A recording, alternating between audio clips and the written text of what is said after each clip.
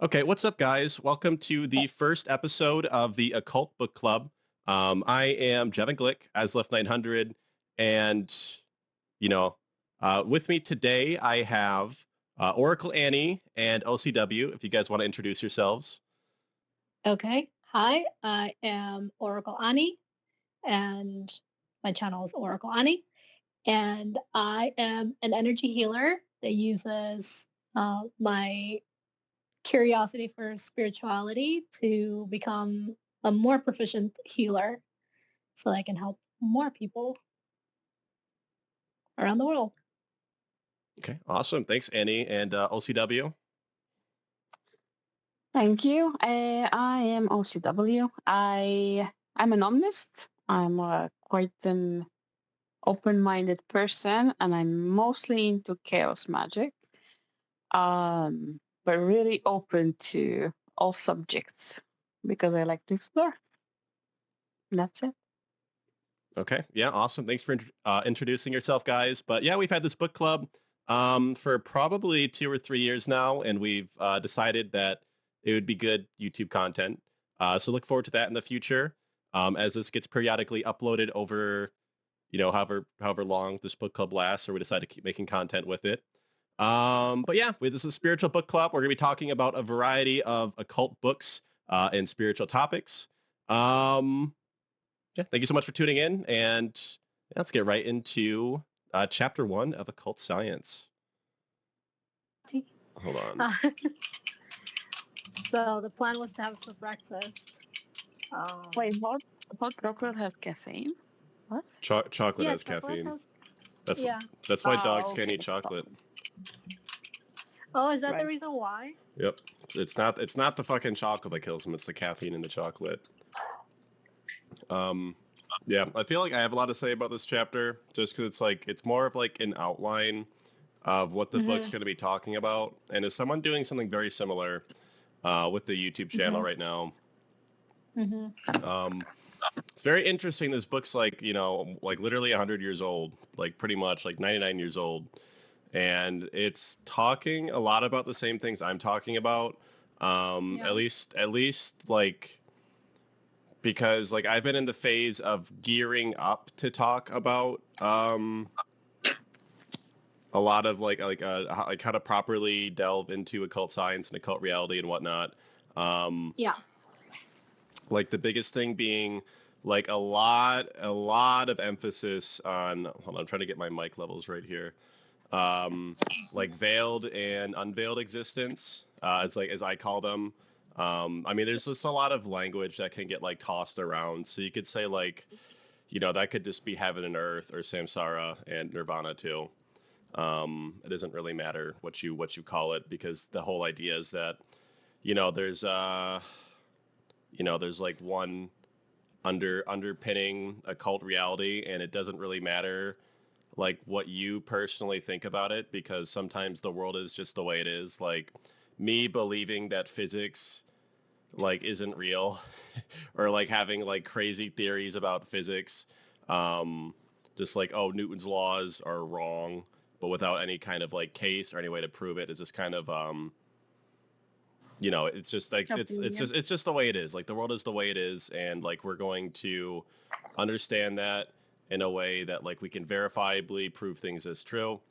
And something else that got brought up in this chapter as well was like, you want to make sure when you're starting like with empiricism or like trying to create like chains of like scientific causality, so you can actually build on a strong foundation and actually like understand what you're talking about. You need to like be confident and know why the assumptions that you're working from are true, which is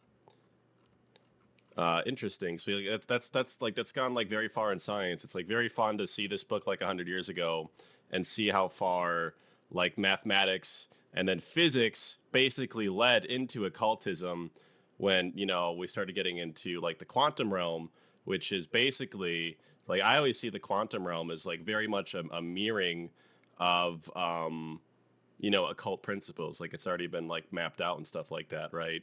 Like the quantum stuff is like the actual mechanism in reality to where a lot of this occult stuff or a lot of this more supernatural stuff comes into play, even if that is treated, in my opinion, very, very, very lazily by people who consider themselves into the spiritual stuff, right? I really do not see many things about spirituality and quantum physics that isn't like that sounds like it had a lot of thought put into it, you know what I mean? Or like makes a lot of it like kind of doesn't really hold itself, Yeah.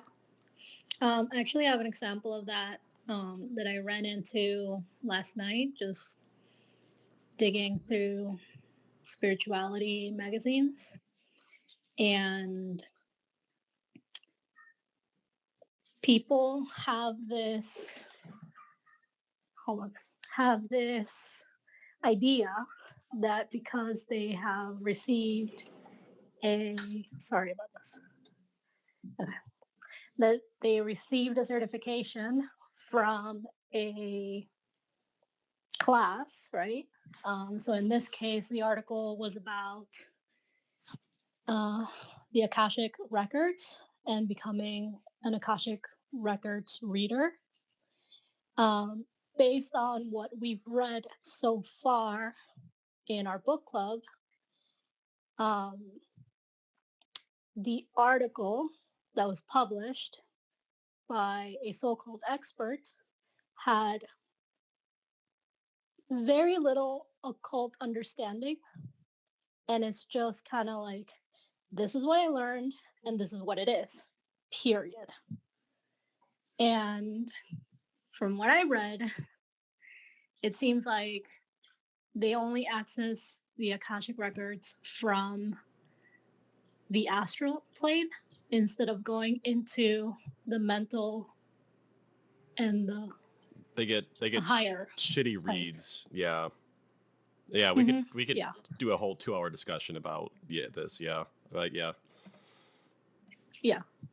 And so they just kind of like, I guess, like, I don't know if they just are not naturally curious, or it was just enough to quench their curiosity, and it's been 25 years and they have not had any more curiosity to explore that further or develop further. Yeah, I feel like it's really important to talk about too. We talk about like occult science, like this shit is actually like really fucking important.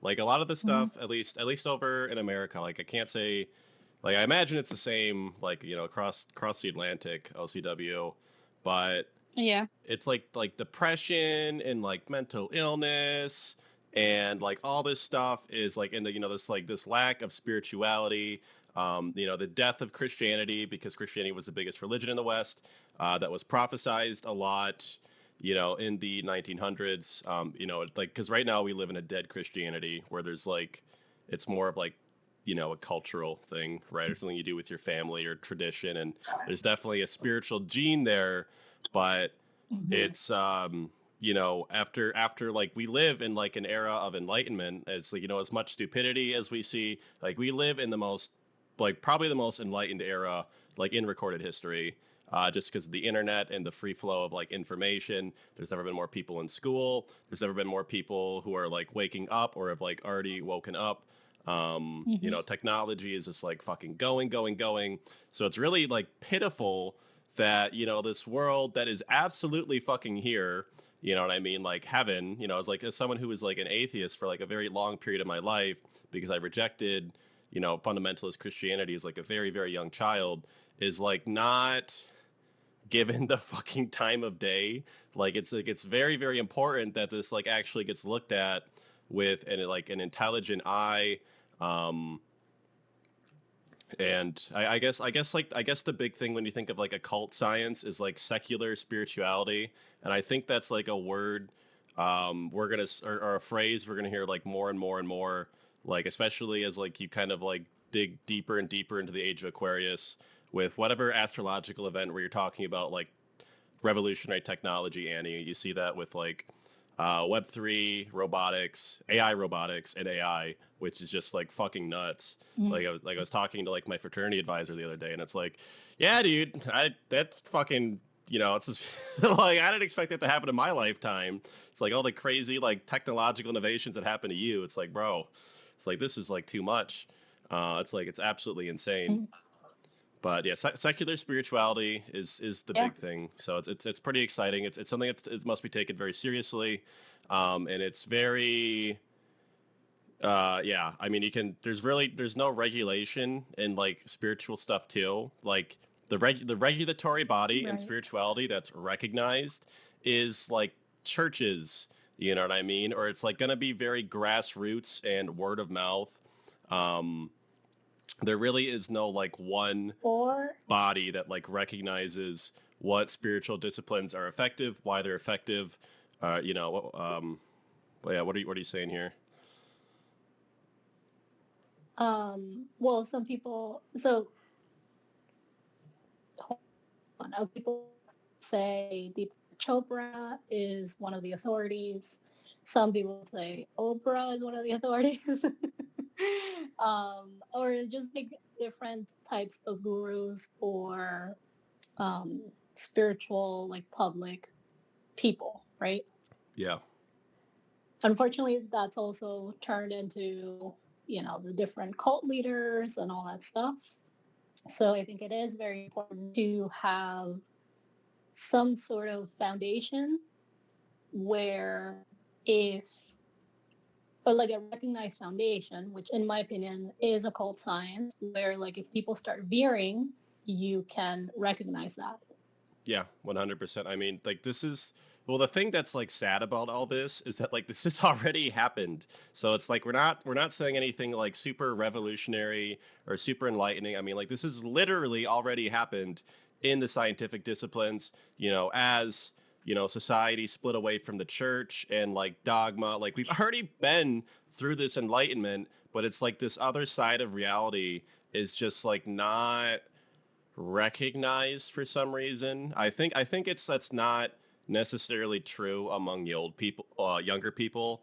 It seems to be like a lot of older people that are stuck with like, their stagnant religious ideology that is like unable to grow in the direction that it needs to. And I mean, that's like dying generationally. There's like very few young people that I meet and know that are like, I guess maybe it's because of the communities I hang around too, but like devout Christians, right? Or like even the Christians that I meet that are like, a lot more involved, like people I know that go to like Bible study, right? It's like they're still very much more open-minded, and then they know that Christianity is just like the stream of culture where a lot of these like universal spiritual ideas are kind of like getting through to them, and that like like no one really recognizes the absolute authority of the Catholic Church anymore that you would take seriously, right? We all know they're corrupt, but we also kind of, a lot of people do respect that there's a history there,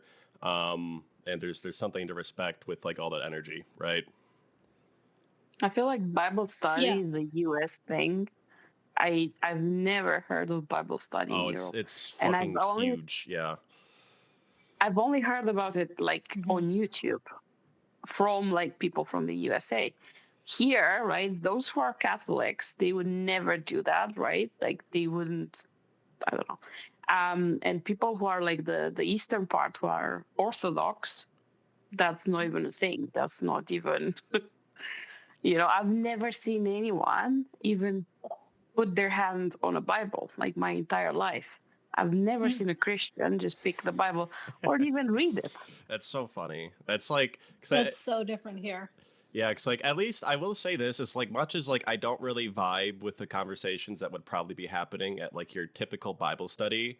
I'm glad that there are people that are like, I'm gonna spend a lot of my life and identity being Christian, and like I'm gonna support Christian ideology and support like associate with Christian communities. So it's probably a good idea if I actually like study the fucking book that I'm like centering my life around. Yeah. So that's kind of like scary actually, but I guess it might also be a message that like, yeah, a lot of people just don't care, or religion is dead in a lot of people's eyes, like, and it's like completely like a cultural artifact and something that you just kind of, that's just kind of held on to for whatever reason. But I feel like a lot of whatever yeah, like Christianity is like really died. It really has died, but there's definitely a lot of life there as well, if you know where to look. Yeah, I would say I was just thinking about how you'll see on dating profiles that the guy is looking for somebody who is for a woman that's God fearing, and it's like, well, I'm not afraid of God, right? God is my friend. So so we're already not going to be on the same page there, you know. No, I would just ask, like, which God? I mean, I'm a bit confused. Can you tell me which one? That's a good one. That's a good one. And then I have another anecdote because it did come up this week. I saw a reel and this was in Spanish, right? But there was like a church group or church choir that was singing like a Jesus revival song to an owl. And I just thought it was like a cool vibe, you know? And then I started reading the comments, and all the comments were like just people frustrated with Christians because they think the owl is the devil and that's why they're singing. That's funny, actually. And then you see and then the comments, you're like, the owl is a creation of God, so can you please just like open your mind a little?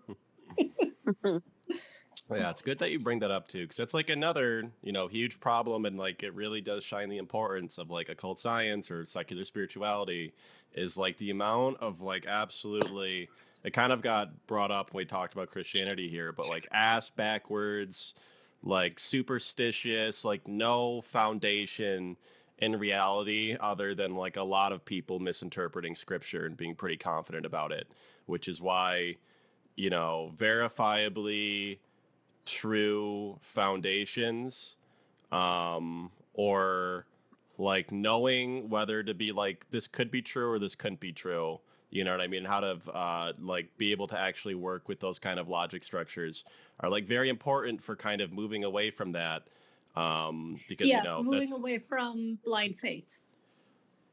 Exactly, or like this like this. I mean, okay, wait. Yeah, I was gonna say, like, blind faith can be a positive thing, but can also be, like, absolutely horrifying, too, because that's not how the world works, right? Yeah, like, I would say a positive side to blind faith is taking those leaps in the shadow work aspect, right? Like, you're scared to face your ego. You're scared to face like your shadows and the worst version of yourself, but you have this feeling that you have to do it and you have to take a leap, and that's blind faith, right? Yeah. Not like I don't know. Not like I can swim through this riptide, you know what I mean? Or I could take the hurricane, right? Yeah. I don't know. Something well, or just because it says so, and I just haven't explored it, and I'm not going to explore it. I'm just gonna go by the book. Yeah, I'm not gonna think about it. I'm just gonna accept it for absolutely no footing whatsoever.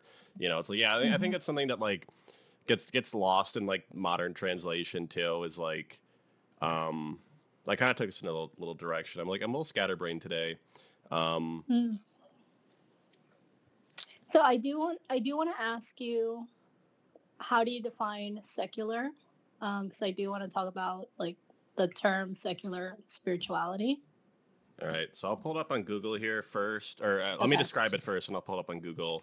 I would describe secular. So secular to me means you don't believe in God, and like that's like why I like atheism, or like why I initially grew to atheism is just to get away from like religious psychosis and like just like the absolute like stupidity and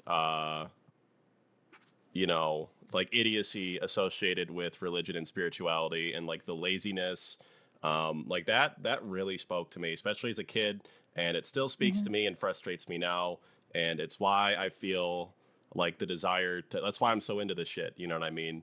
I think there's been a long history of like morons who have just like just internalized the same information and then like without ever truly understanding it or thinking about it, and it got passed on.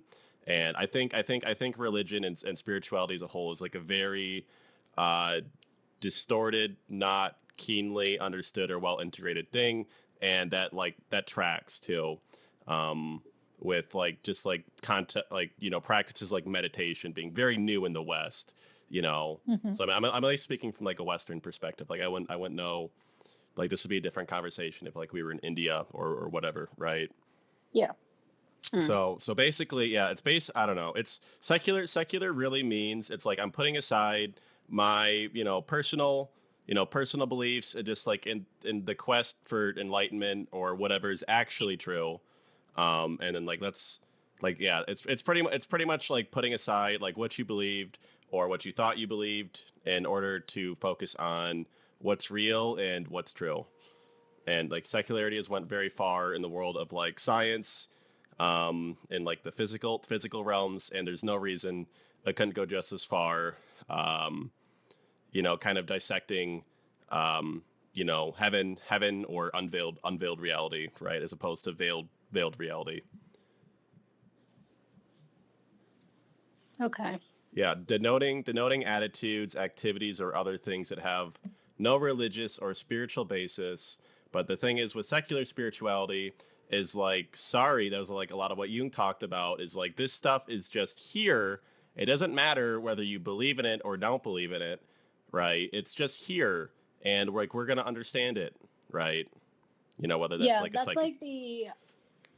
like the example that you gave me once, that I thought I don't know if you read it somewhere or if you thought of it yourself, but you had said it's like people not believing in germs because the microscope hadn't been invented yet. Yeah, that's literally perfect. And this actually, so we can actually touch back to the book here, and this is been like this was like a nice kind of like fortification and confidence too, because it was kind of telling me it's like a lot of my thoughts and feelings about this have been going in the right direction. Because at the very end of the chapter here, it talks about let's say like if we're going to study like biology or germs or create a science of this and do experiments and tests to get a better understanding of what this world is, how it works, and how it connects to the deeper understanding of that one particular field of study and how it talks to other fields of study, right? And all the beautiful things that, science and research has done for the world. The instrument, like we don't, like the instrument that would be used for occult science or like exploration of unveiled existence is like as, the author says, like man himself, or like it's you. It's like it's the human being who is going to develop faculties and codes of conduct to kind of explore this other world and bring back information and knowledge, right? Or whatever else, right? That might be too limiting. Yeah, I like the way that it said like you are the instrument. Okay, so secular spirituality, we're going to define it, as the non-religious side of spirituality. However you want to take that, right? Like I am, I'm very much into this occult structure, right? Which is not really a structure. It's more of a understanding of what you may find on the other side, period, whether you find it or not. Yep. In your exploration. Yep. You finished my sentence, by the way. That's a good way to put it. Okay. Yay. And I am looking for how to fit into my area within the spiritual community. And I'm seeing a lot of secular spirituality here in a very superficial city that is absolutely away from religion. but also lacking in spiritual curiosity, where, you know, it's all based on manifesting, but like, how are you manifesting, right? Or they call it mindfulness, but what do you actually mean by that, you know? Or just do we let's get together, actually understand? Do some yoga and have some beer. It's like, what are you doing? Yeah. Like, what are you doing? You see, Annie, like where I'm from, it's much more normalized. Like, because I think that's important to talk about too, where it's like, I guess I can't speak too much for OCW, but I know you and me definitely have a lot of like spiritual healer, as an archetype in our personality. So I think I think it's a very important thing to look at.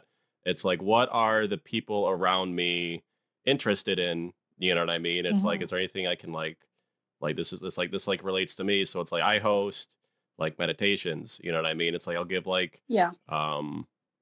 health advice, but it is very, very important to like look at like what everyone else around you is interested in too, you know, because in a different world, maybe we'd still be doing this in the guise of Christianity, or if that was the more dominant like religious practice, but everyone hates Christianity, or I shouldn't say everybody, but it's very much fallen out of favor in the majority amongst younger people in the U.S.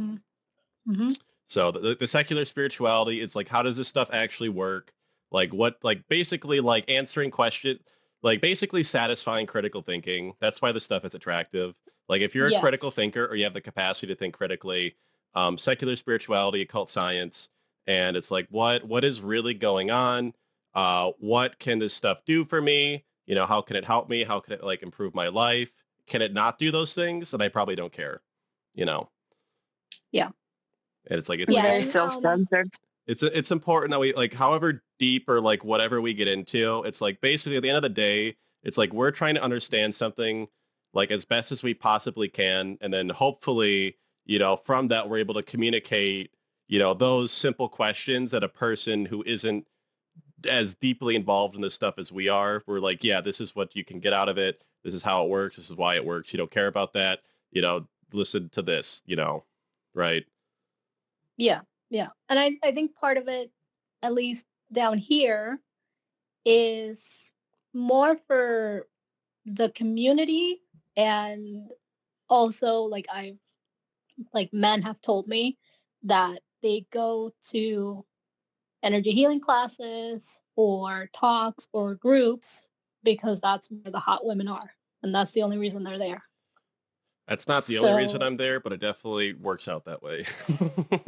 Yeah, for me at least. There's men like you who have the curiosity and, you know, like you can tell. But then there's also the guys who, for whatever reason, people just like to tell me stuff they shouldn't be telling me, but they tell me anyway for whatever reason that is. I don't know.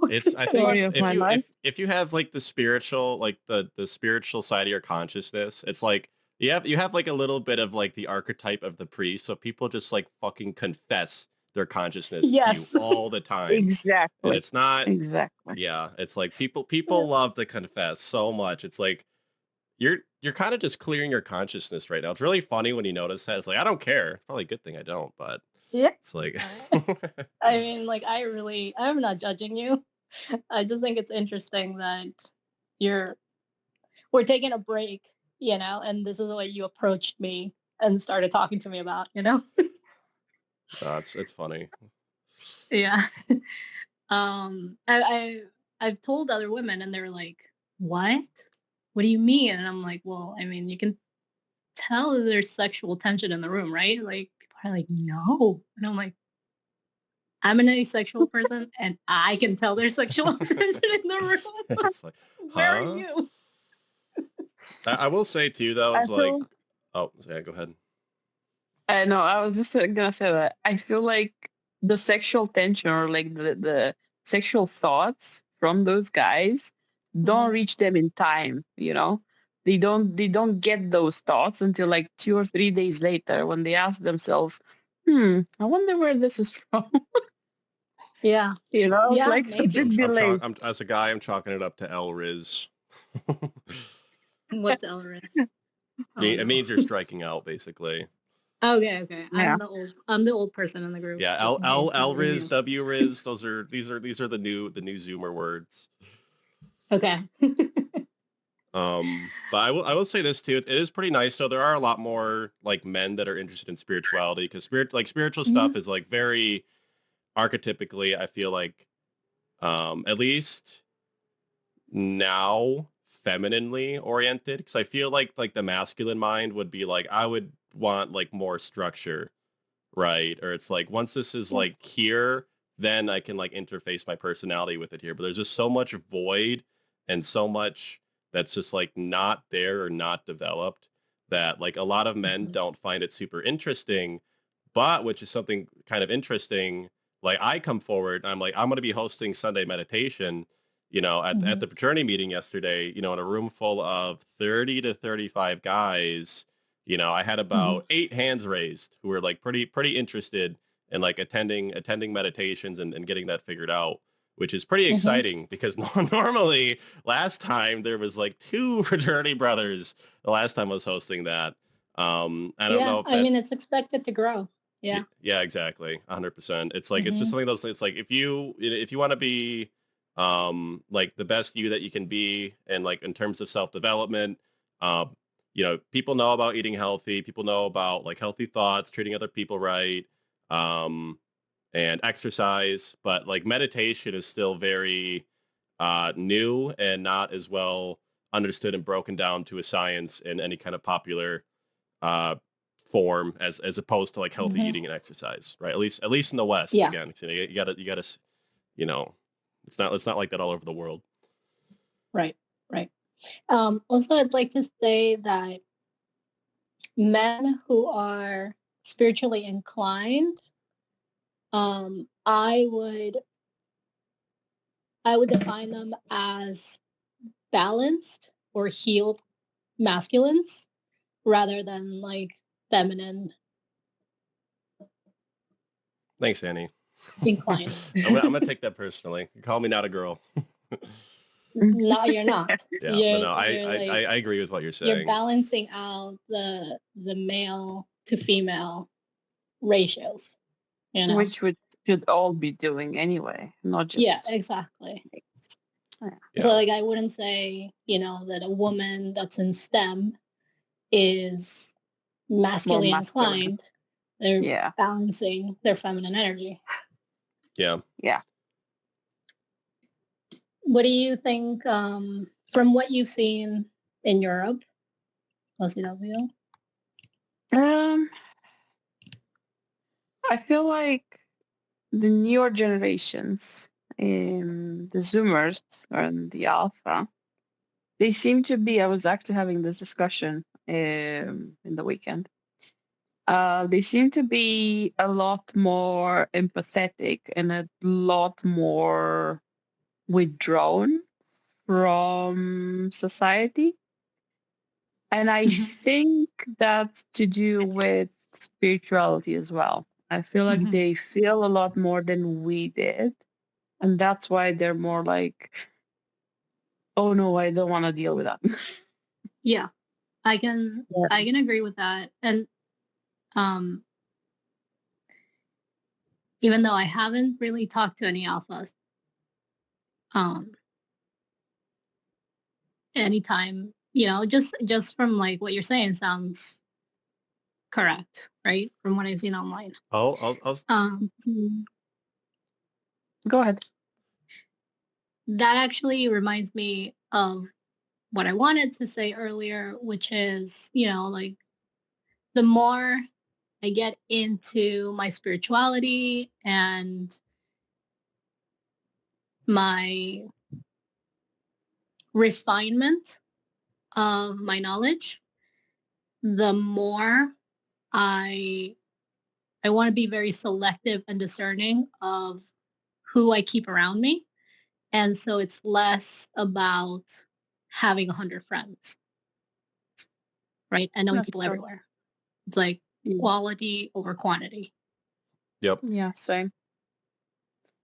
Like the energy, like the Zoomers and the Alpha give off Like, I don't know if it's something in me changed that I can feel them differently, but it's like on another level I'll say this compared too. to my generation or like the older generation. I really relate because we just had like 5 new fraternity brothers who just recently joined that are like 18.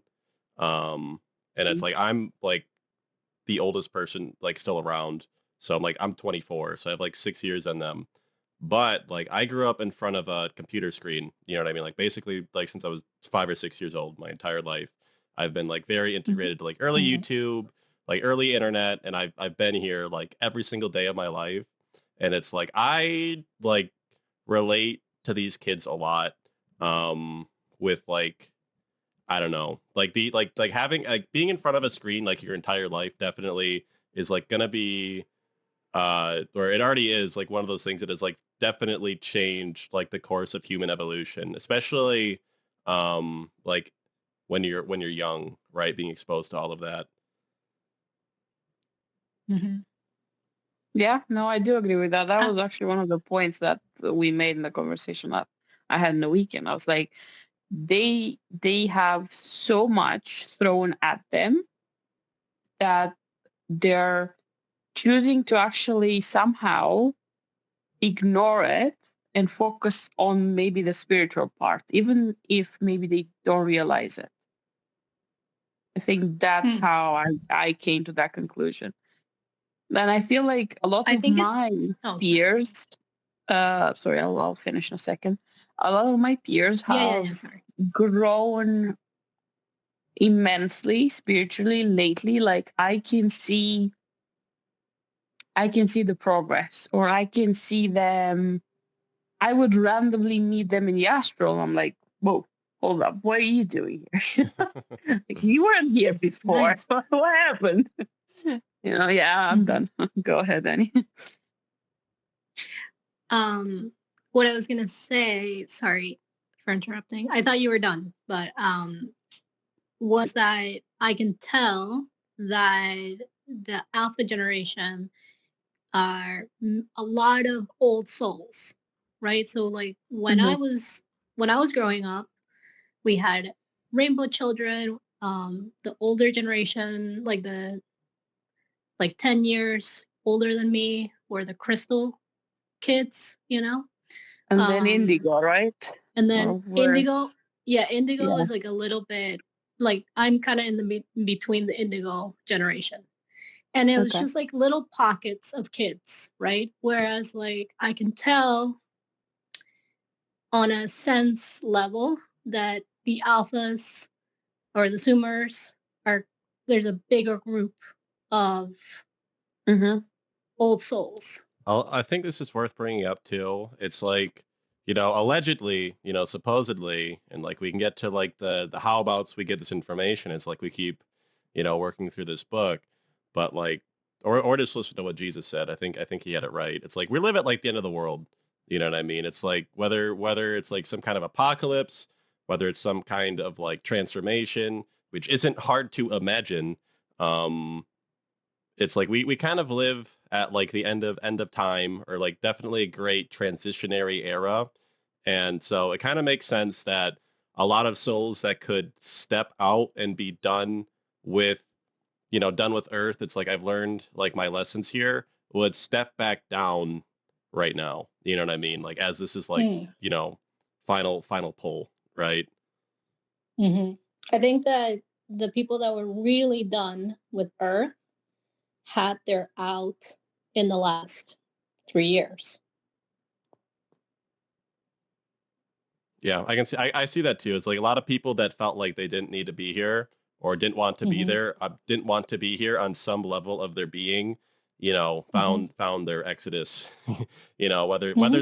whether that's you know passing or finding something like something about life that is much more attractive, right, and makes life a lot more feels like it's worth living instead of being horribly depressing. Yeah, yeah. And there's also the aspect, which is some of the what I experienced. with some of my family members passing at a young age or around my age, was that, or just, younger than you would expect them to pass, right? Hmm. Um, was that there's also a part of those souls that felt like they could be of bigger service on the other side for their family members who were going to stay. Yeah, that's something I can't Mm-hmm. speak too much speak too much about, but I do respect your opinions on that with like your mediumistic capabilities and whatnot. Hmm. Yeah, thank you. I do have a lot of notes here too. Um, I feel like if we're just gonna Okay. keep rattling out about the book just a little bit more here. Hmm. Yeah, we talked about like I guess we kind of brought it up earlier with like occult science is like occult is Latin for hidden. So as these things kind of get unveiled and like properly understood, um, it's like they're not they're not going to be as occult because like we know them and understand them and we know why. What we know, we have a greater understanding of these of the higher world, of heaven, of the mystical reality of unveiled existence or nirvana, as in contrast to samsara, earth, or whatever words you want to use here. Like this is the stuff we're working with.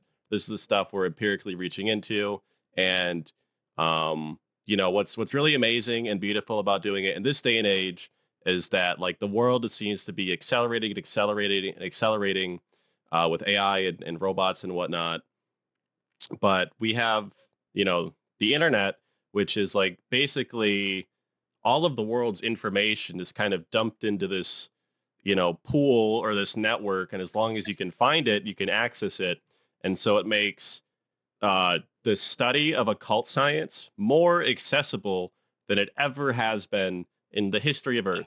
In the history of earth, never ever has this stuff been more accessible or easy to understand or easier to get a read on than now. um and that's only becoming more and more true as this stuff sits on the internet for longer and longer periods of time, and more people do more and more work with this stuff, right? Yes. This is part of Pluto and Aquarius. Yeah, because I guess So. that's totally internet's totally technology. So you're totally right. Mm-hmm. Yeah. And Aquarius is all about Revolution. weird revolution and like looking at things from the other side or looking at things upside down and just kind of like different points of views. Yeah. And how they're all valuable to some extent. Yeah, because I'm pretty heavy in air signs in my chart. So Aquarius is the one that's kind of like has a nice little niche in my chart.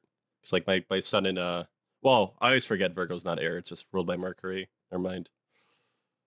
I have Aquarius and Venus.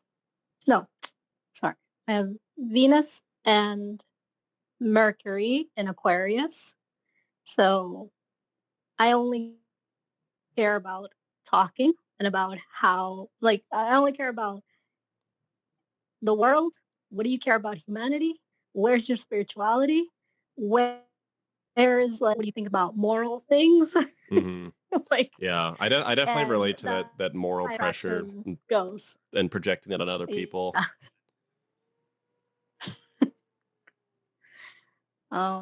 Even if your point of view differs from mine, I want to know what you think about the problems of the world Yeah. and how you think you should solve them, or what do you think should happen, or Yeah, I think that's really important how that would stuff you like that like to see them change? stuff like that gets talked about too, and people dream about stuff like that instead of just feeling hopeless. Because like there's literally never been like a better time to be like I have hope that the future's gonna get better with like just the like literally it's like saving the economy. Like the technological revolution that's been happening within like the past couple years has been absolutely mind-boggling. Yeah. Like there's really no reason like Okay. that people have to, when you talk about these issues, Annie, we're kind of getting away from the book, but it's like It's like people are kind of locked into a little bit of slavery right now. You know what I mean? Like not only all over the world in third world countries, and we outsource our slavery because that's not allowed here. It's only allowed there, and because it's more out of our minds. Right. But like we still, it's like, you know, the 9 to 5, you know, for some people that can be a good thing for them, but I think for a lot of people, it's like they'd prefer their workflow to be a little bit more ideal, right? And so there's Yeah. always some artifact of slavery within the hierarchy of making money for your boss, basically. And so there's a lot of room for freedom in these technologies that are, you know, being developed, right? And hopefully we see this being opened in a positive direction instead of being weaponized or, you know, getting scarier. Yeah.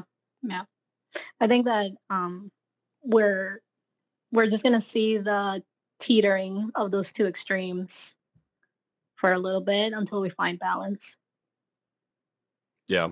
That shit's really scary if it's like the weaponization of it. Mm-hmm. Does anyone have any interesting comments about attaining knowledge of superphysical worlds? In what sense? Damn, you guys said it at the same time. That's like, that wasn't even a common sentence. That was kind of fucking freaky, I'm not gonna lie. I'll get you a Coke next time I see you. Okay, deal. Very, very general, very elaborate. I'm kind of reading off of my notes right here. I wrote down as knowledge of superphysical worlds actually unattainable. Why or why not?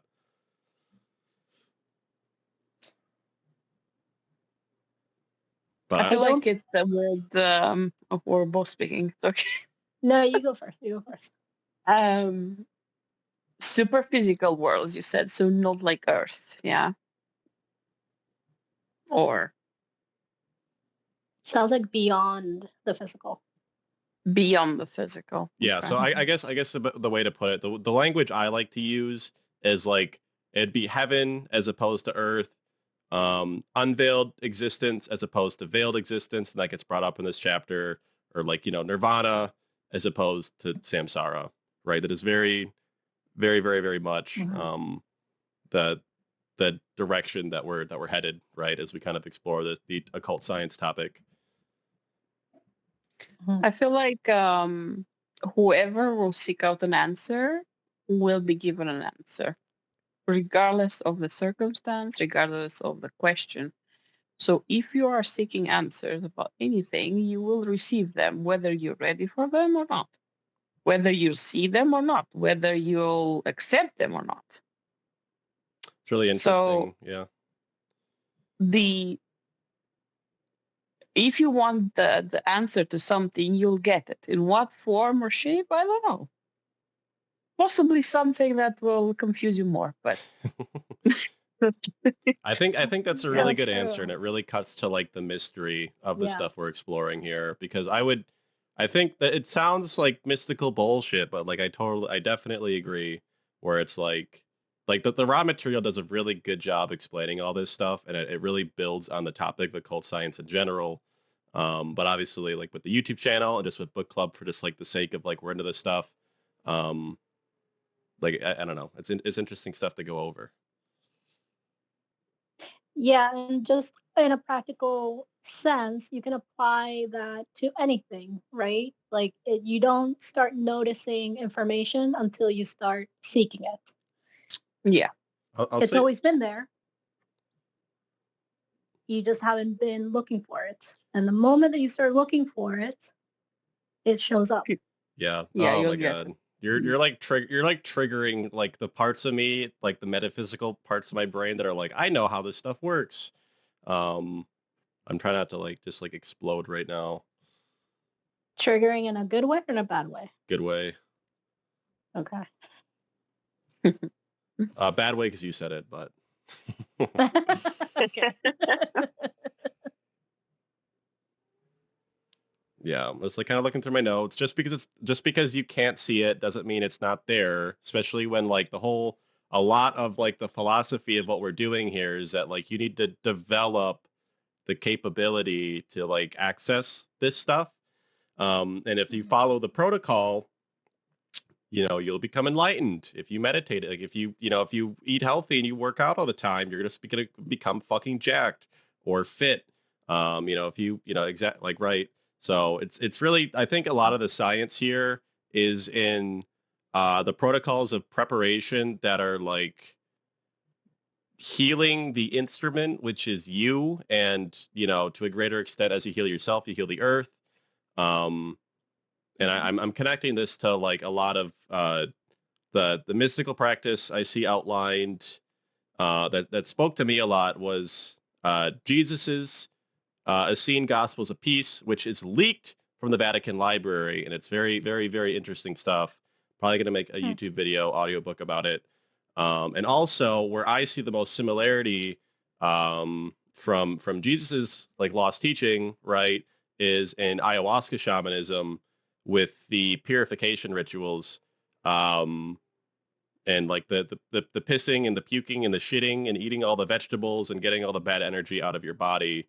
I would very, very, very much call that a very strict preparation of your instrument, of your mind, body, spirit, to properly interface. I guess probably the best way to put it, to interface and learn how to explore higher worlds, right? Yeah. And I like last week when we met, I said that I'm not interested in ayahuasca. Did you cut out? Did my telegram die? Yeah, she did. No, she did. You're here. I'm back. I don't know what's going on. We put you in timeout for a second. Okay. That I would be afraid to go through that. And now that you're saying it maybe in different words, I'm like, wait, I already did it in a different way. I did the master cleanse and I did it like a few times, and it was like just a complete cleansing of my system. And like the beginning of the purification of my body, of my physical body, right? Which I'm still working on. And I'll speak from like very practical, like right now experience. So like I'm probably like a month out of like coming out of like a pretty deep depression. Like I definitely feel very motivated. I feel very good. And like part of that comes with like, okay, now that I have a ton of energy, let's like start working on, the projects I have for growth. And a lot of those projects, like before I want to get super into like YouTube and stuff like that, I want to focus on like my system. So I've been like very, very much into like, I'm trying to speak of it from like a practical way before we get into like, yeah, we're just fucking interdimensional wizards now doing ayahuasca. It's like, yeah, like drinking juice every day and like being pretty particular about what herbs and vegetables and plant spirits you're working with. Same thing with supplements. Same things with exercise. And I guess this is kind of aside from this. So like I'm gonna try my best to remember where I was, but oh my god, there's like a ski resort that we live right next to. And like the spa is like very much a new thing, and like heat shocking is so good for your body. It's like 0 degrees. Did I talk about this? I feel like I did. No, because it was this weekend. No. Yeah, it was just this weekend. I've seen cold therapy, but not. Yeah, you haven't said it. The heat shocking stuff is, especially because like we live in like the Arctic. Just there's so much snow and so many clouds, and you're not like this, you're not getting much vitamin D, right? You don't really want to go outside when it's 0 degrees and the wind's biting you and the cold's biting you. So that's why the spas are very, very great. But I'm talking about all this saying like, okay, I'm a little bit less depressed now. I have some energy. And like what I'm doing is basically, working with those, probably similar, maybe not like I'm doing, Jevon's master cleanse, not what you did. I don't know exactly how effective it is. I'm just kind of working with what I have. But I feel like there's definitely some association with that where it's like, we already have like a connection with heaven or with unveiled existence. And the reason I initially felt called to, or I see like the most practical way and if I had to persuade people into getting into spirituality, it's like I talk about, um, like the pleasure of having a connection with consciousness because it is such like a fundamentally like liberating and freeing and like good feeling. You know what I mean? It's like the sweet release of death, but you're just kind of cleansing the, I don't know. It's like, like you never get suicidal or like want to die, right? It's like taking that part out of you and letting that part of you die and like giving a lot of like, rejuvenating, like getting the stuff that death that would heal you without actually dying, right? Yeah, I think that I think it's a very American way of putting it, but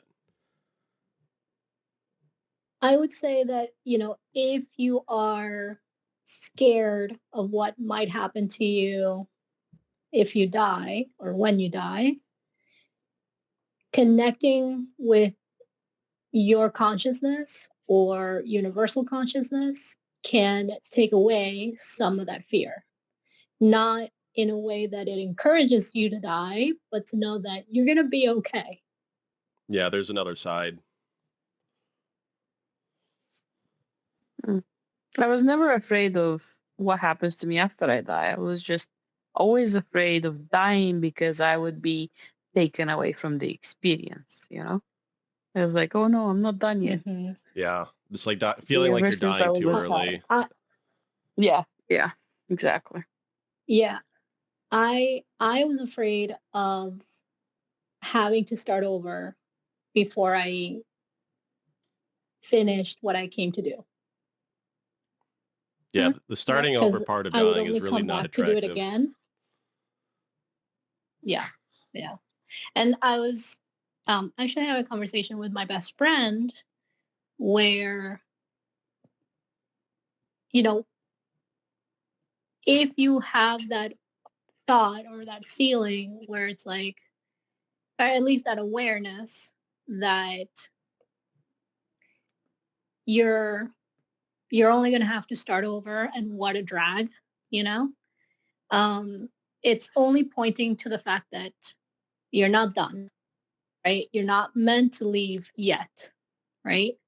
It's when we start getting into our later years, like 70s, 80s, 90s, that you start thinking, wow, if I was young, if I had to do it over again, I would do this or I would do that.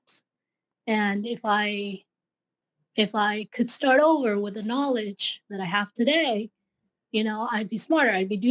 So like you start your train of thought changes into the possibility of what would I do with the wisdom that I have now. Mm. And then that's kind of like the opening to the other side. Yeah, I was about to say, I'm very excited to get back into YouTube. I just have so many like ideas just like buzzing through my head right now. I think there's a huge conversation. So we talk about unveiled existence, like compared to veiled existence. Like the number one thing I think of is like us experiencing time, like linear time, as opposed to unveiled existence being like fucking eternity, like experiencing everything at once. And it's very, very difficult to imagine like our eternal selves, right? And I think that's a good example of connecting to higher worlds, or like purifying or creating as like probably the raw material would say, creating the channels or the wires that kind of bring that energy and center it in our more earthly selves, right? That eternal part of ourselves. Mm-hmm. Mm-hmm. Yeah. I feel like the more you do that, more you start getting the hang of it, and that's how you end up being like an old soul, because you're like, okay, I think I'm starting to get the pattern here, you know? Yeah. And then you start learning occult science or spirituality, and you don't lose the wisdom that you've gained in past lives. You come back and you reintroduce yourself to it, and then you have what you've known, and then you're like reconnecting with it. It's just a matter of remembering. Yep. And further developing, of course. I feel like it's very, very much worth saying, and it's kind of criminal that I haven't mentioned it yet, but at least how the veil, because we're talking about heaven and earth, or like unveiled and veiled existence, like allegedly, like what the veil is comprised of, like fundamentally, is forgetting. Yes. And it's like if we kind of break this down into consciousness and unconsciousness, it's like what separates consciousness and unconsciousness? It is forgetting that is like the thing that like cuts those two things apart, right? Wouldn't you agree? So yeah, forgetting is one of them, right? Because we get a new body, right? And it's almost like just like blank canvas. And also, as the spiritualist text says, it's the functions of the physical body, right? Because we only have the 6 senses, right? Whereas like in spirit form, we have all senses. 100%. And you have to learn how to use the body that you have to reconnect with your spiritual body. 100%. That's a great way of putting it. Yeah, and it's like, well, what is the opposite of for it? Because basically what you're saying was, I was like, oh, it sounded like you disagreed a little bit. I wonder what you're going to say. But it sounds like you're just highlighting the opposite, which is, yeah, well, you can't think about forgetting without like remembering. You know what I mean? I think it's kind of interesting that in like the eternal scheme of things, with like the theories of like consciousness that I work with, it's like when you're born, you forget, or when you wake up too, which is like which makes it more personable. Because you go to sleep every night and fall unconscious. It's like when you wake up, you forget, but when you fall unconscious, supposedly, or when you die, right, that's supposedly a state of remembering, right? And it's like a lot of the meditation or spiritual practice comes at a way of approaching that relationship like intelligently. You know what I mean? It's not just, oh, it's so mystical, and it's when you're like united with everything with source, and it's crazy, and it's like, I don't know, it's like it's something that really needs to be brought down to a science because of the positive impact that having a stronger relationship with a remembered state as source consciousness, right? It's kind of like an ethereal thing. Like it's not like an intellectual achievement. It's not like, yes, I figured out like by mathematical proof. It's like 2 + 2 it equals 4. You know what I mean? It's like a state of being. Yeah. It's probably a better way to put it, right?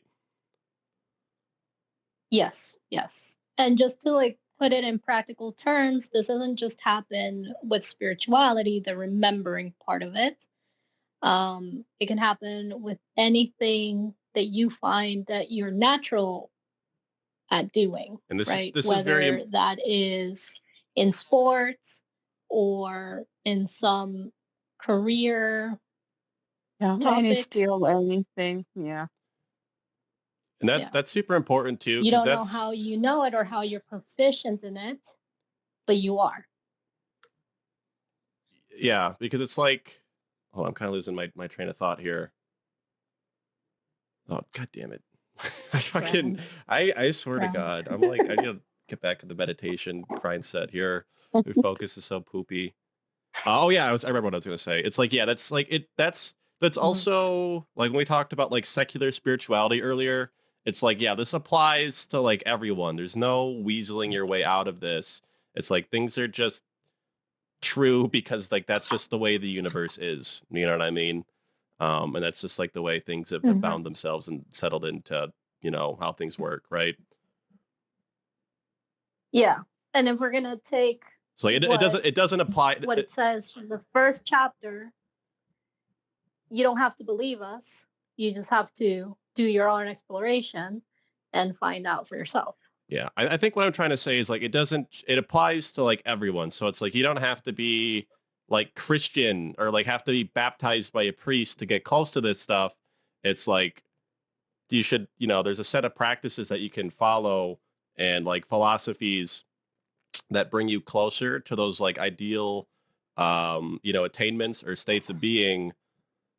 But it's like you don't have to identify as a Christian. That's like the super hollow why everyone hates religion, right? It's like, oh, you were, Muslim, and it's like you had to be like Zoroastrian in order to get into heaven. Sorry, you know what I mean? I think that's like the very that's like the true essence of like monotheism to me, is that it applies to everybody. You know what I mean? There's no one God favoring this group of people over this group of people. It's like there are just certain techniques and practices and philosophies and whatever we're working with here that can bring you closer to your ideal result when working with veiled and unveiled existence, right? Or forgetting and remembering heaven and earth, nirvana and samsara. Yeah. Yeah. I mean, ultimately, we're all chosen for a specific thing, but it's not like we're more special than the other person. Like, yes. Everybody has a mission. Speak for yourself, Annie.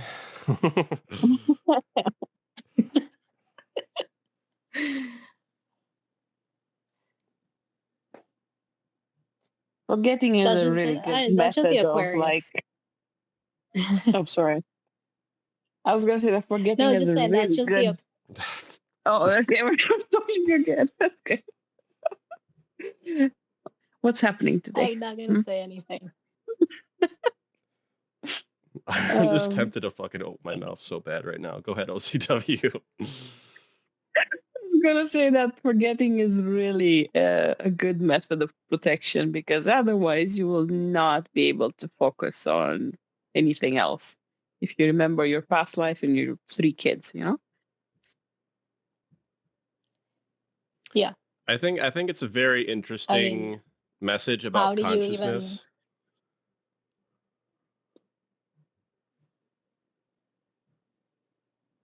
What were you saying, Annie?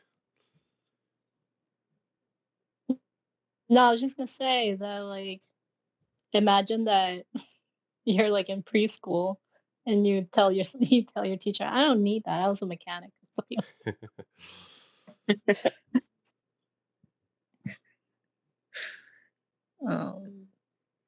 But yeah, I think it goes without saying too that like this is really digging into, or what I think about a lot too, because I work so much with like the raw material, which is like, in my opinion, like the best channeled text that exists in public circulation, that other than like the Hidden Hand and the counterpart Hidden Hand AMA, which are kind of weird.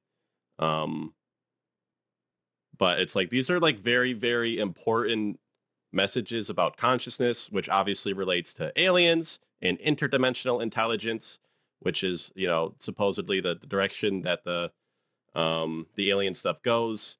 And that's very, very relevant because it's like, now it's not just alien stuff, these theories of conscious. Now it's not even just human stuff. It's like this stuff actually needs to be understood because we have fucking AI now. So it's like actually very, very, very important that we fully understand consciousness and unconsciousness to the same scientific scrutiny as we do like physics or mathematics. There's no reason there can't be a, I guess that might be a better way to put what do I think about secular spirituality. I would probably call it like, the science of like consciousness, right? I think that's probably where I Mhm. would align myself there. Okay.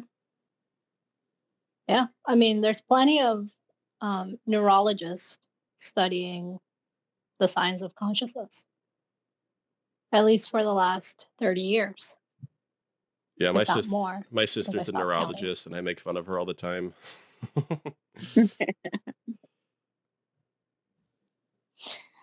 Well, she would have to be a neurologist that's studying consciousness.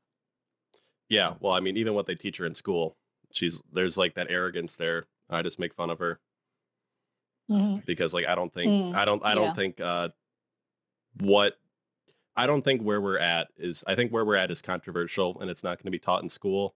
And the fact that we don't Mhm. understand dreams yet is fucking embarrassing and not at all um, in alignment with where empiricism has dug its roots with like the work that like Jung did, for example. I just don't think I think Yeah. there's been a lot of information that has been unfairly disregarded when we talk about like occult science or secular spirituality or whatever. Well, because it makes me think of the gatekeeping, right? Like only this group of people can have that knowledge, It makes me think when of really it's religion. available Yeah, to everyone who's willing to navigate. 100%. No, it's like my God, you know, my religion, my dogma, what I was taught in school, what I was taught by the Catholic Church says this, and it's definitely right because you know a lot of people believe it, right, and not because of you know the Yeah. structure of thought and critical thinking and intelligence and reason and enlightenment. So that's um yeah, it's very relevant stuff. It's crazy we live in like 2024 and like we're still where we're at, but it's also very exciting to work with this kind of stuff as like as advanced as like our age is, you know what I mean? Especially as so many people, as Mhm. we kind of touched on earlier, are either interested in it like at a surface level or, you know, definitely subconsciously interested in it. There's some kind of longing for, you know, that more, you know, spiritual side of life to find roots in their personality in the modern world. Oh, yeah, okay. I forgot that one of the things I wanted to say earlier when you were talking about the older generation, that's, kind of dying out with their, what's the word? Resistance to spirituality or secular spirituality. Reason. Um, Even though I'm not an astrologer, I did read a little bit about Chiron. And there's, for people who are now in their like 50s and 60s, they have a placement of Chiron that, and it could exist in younger generations. I just haven't looked through people's charts to know exactly, you know, things like that. But as far as like the people that I work with, um, they're in their 50s and 60s. And so we've looked at the stuff together, and their Hey, Chiron is,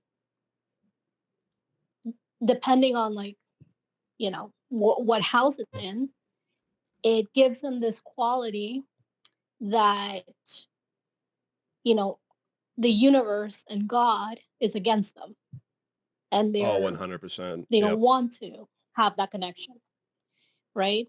Whereas like if you have it in a different house, you may not understand it, but you're willing to learn, you know?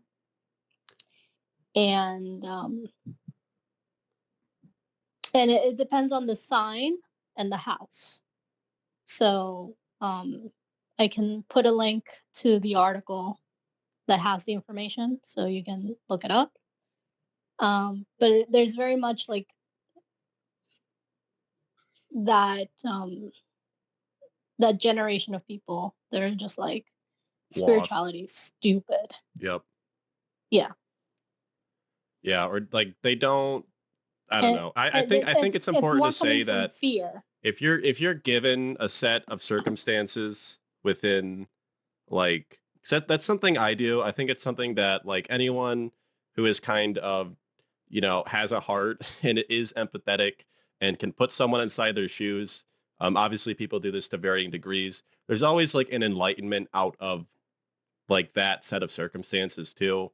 So you never, yeah, but it's always like, there's always a way to like, to work through those thoughts and feelings, that feels accept like, it's basically like those are spiritual lessons to work through. You know what I mean? Yeah. And they're asking you to think and learn about the world in a way you haven't before, so that you become a more, develop person, right? Or develop soul. Yeah. Yeah. Yeah. And so like I think Chiron moves through the signs just like any other planet. So I think that whatever sign it was in for that older generation meant more of the fear of spirituality or disinterest, right? Mm-hmm. Whereas like now we're moving into signs where you can't escape it. You can't escape your consciousness. I mean, you can numb it out, but eventually it's going to catch up with you. Yep. Yeah, you take on a debt when you do that. Mm-hmm. Yeah. Yeah, I think we did a good job covering everything in this chapter. There's a lot of big words, a lot of like very interesting. I like this author a lot. I think it's fun to follow his trains of thought. And it did as like, yeah, it kind of felt really good to see someone like 100 years ago be on like the same train I'm on, before I was familiar with this book as well. It makes me feel like I'm personally moving in like the right direction of how I approach this stuff. Yeah. I did read. I thought this is like pretty heavy reading. I feel like we really like early 20th century mystical texts. Okay. Yeah. From what I read, I didn't finish like the last 3 or 4 pages because this is like I didn't expect to take this long to get through, or to like make me think this much. But I was paying pretty close attention to it, and this is like definitely very much the vibe I am on in the main channel right now, and it also does talk about a lot of the concepts in like the raw materials. So basically everything that's being said right now is being said like very much like we don't have the clean like law of one like raw talking and saying like these are the concepts we're going to be working with, but the author is definitely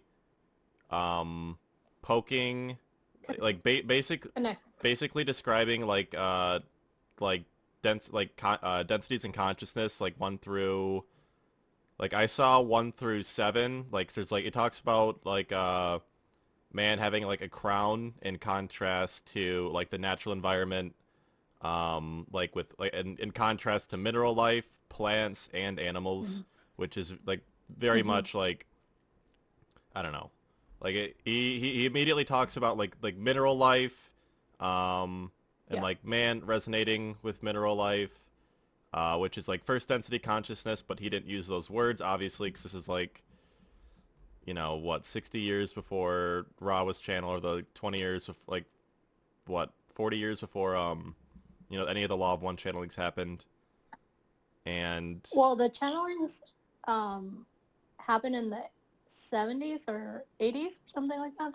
Yeah, I think it was like late 60s, or like then throughout the 70s, and it was like 20 years of channeling before Ra got channeled, and then Ra made it like really really clear a lot of the concepts they were working with, and so that was 20 years of work to just get like that level of clarity, and I'm seeing like the same stuff being like filtered because like the chapter starts out with like in the observation of man from the point of a view of a super sensible mode of cognition. I don't know where the author is getting the super sensible mode of cognition from, I'm assuming they're a mystic and they're just like not being like perfectly intellectually hygienic, because like yeah, it's very much like it also aligns with like the law of one channelings and what Ra was talking and what the concepts that Ra kind of brings out of the void as well, right? Okay. I mean, to me, because I read the first 4 paragraphs, but the super sensible part is, to me, just sounds like somebody who is aware of energy, who has their psychic faculties turned on, but is also aware of it. Yeah, yeah. So it's basically like developed. Yeah, yeah, that makes sense. I see that now too. I was thinking of it more like yeah, like extraterrestrial because I'm so familiar with Law of One channelings, but it does make a lot of sense with what you're talking about with last chapter. That it's just like this is like someone who has developed their faculties. Like this is some of the information like you're privy to, right? Or some of the stuff that gets brought up. And it Yeah. just all aligns with the Law of One channelings. It's just like much harder to digest and much more verbose. Yeah. I was saying before you came, Germany, that if we didn't read the Powell books, this would have been a different conversation, or definitely a different read for me. Yeah. Because I wouldn't have understood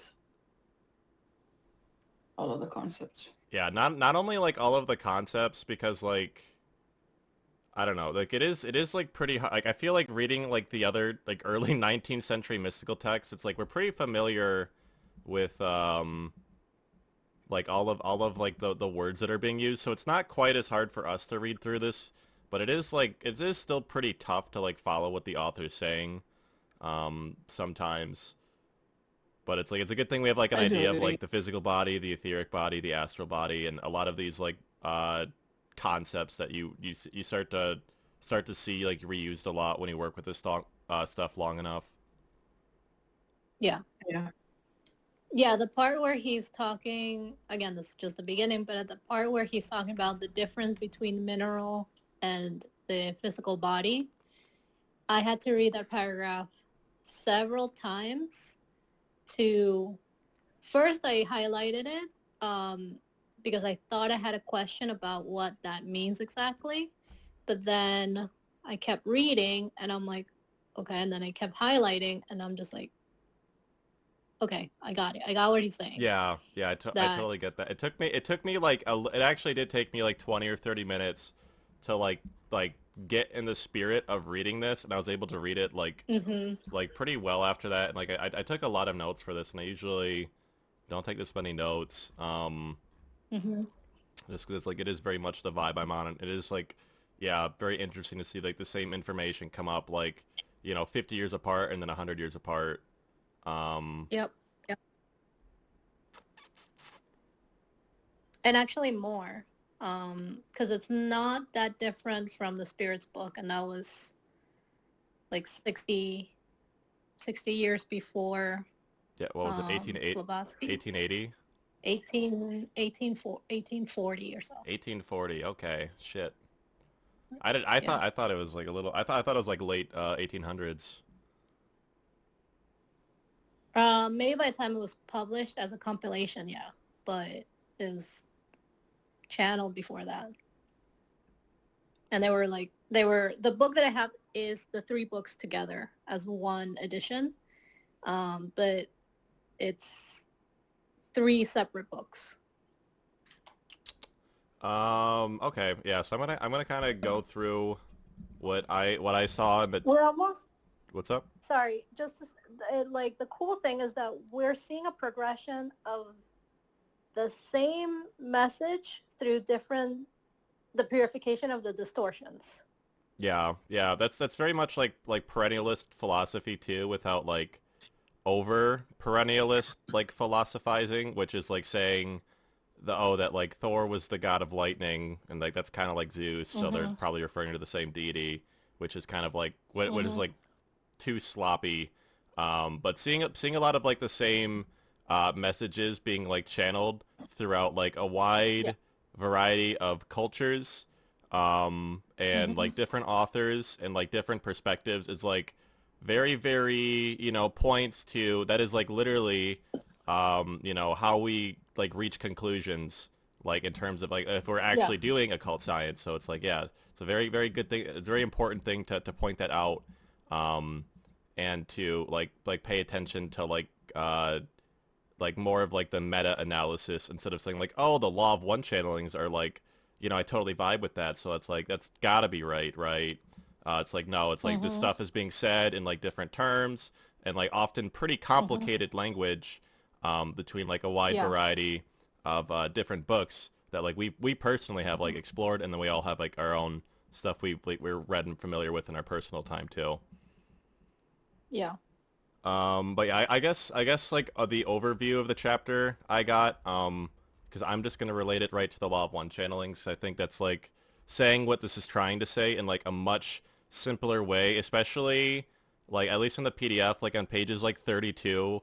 Like I know you didn't really get to read through it yet, Annie, or read through it, but yeah, but I can go to page 32. Yeah, you can kind of. I was pretty tuned in for some parts of this book, but some of it as well is just like, oh my god, it's so like exhausting to just like really read and pay attention to.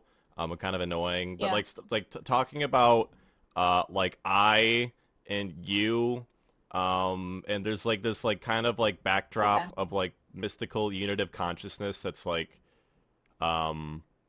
there's a lot of like you kind of should have some kind of understand. Like this chapter was very readable for me, with like so much like familiarity with like different densities of consciousness.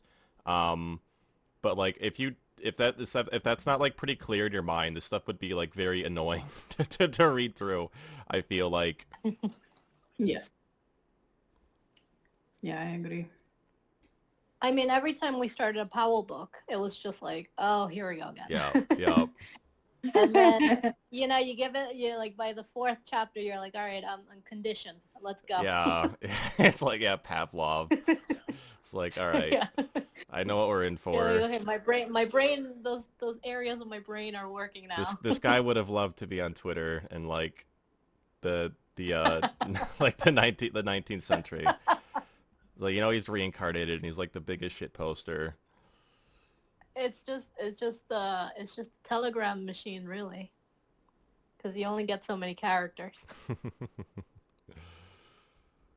But yeah, I saw a lot of like what the raw material, like a lot of like the more centralizing concepts I'm seeing like just kind of like laid out to some degree, and some degree of like clarification, with the author's language, and the chapter titled "The Essential Nature of Mankind," that being spiritual growth and evolution and development of consciousness and soul and individuality out of like, this is like the 1900s too, where like Christianity was like, we did not have like atheism being like the common modality, which actually is like gives us a better backdrop to talk about this stuff like intellectually without being like persecuted.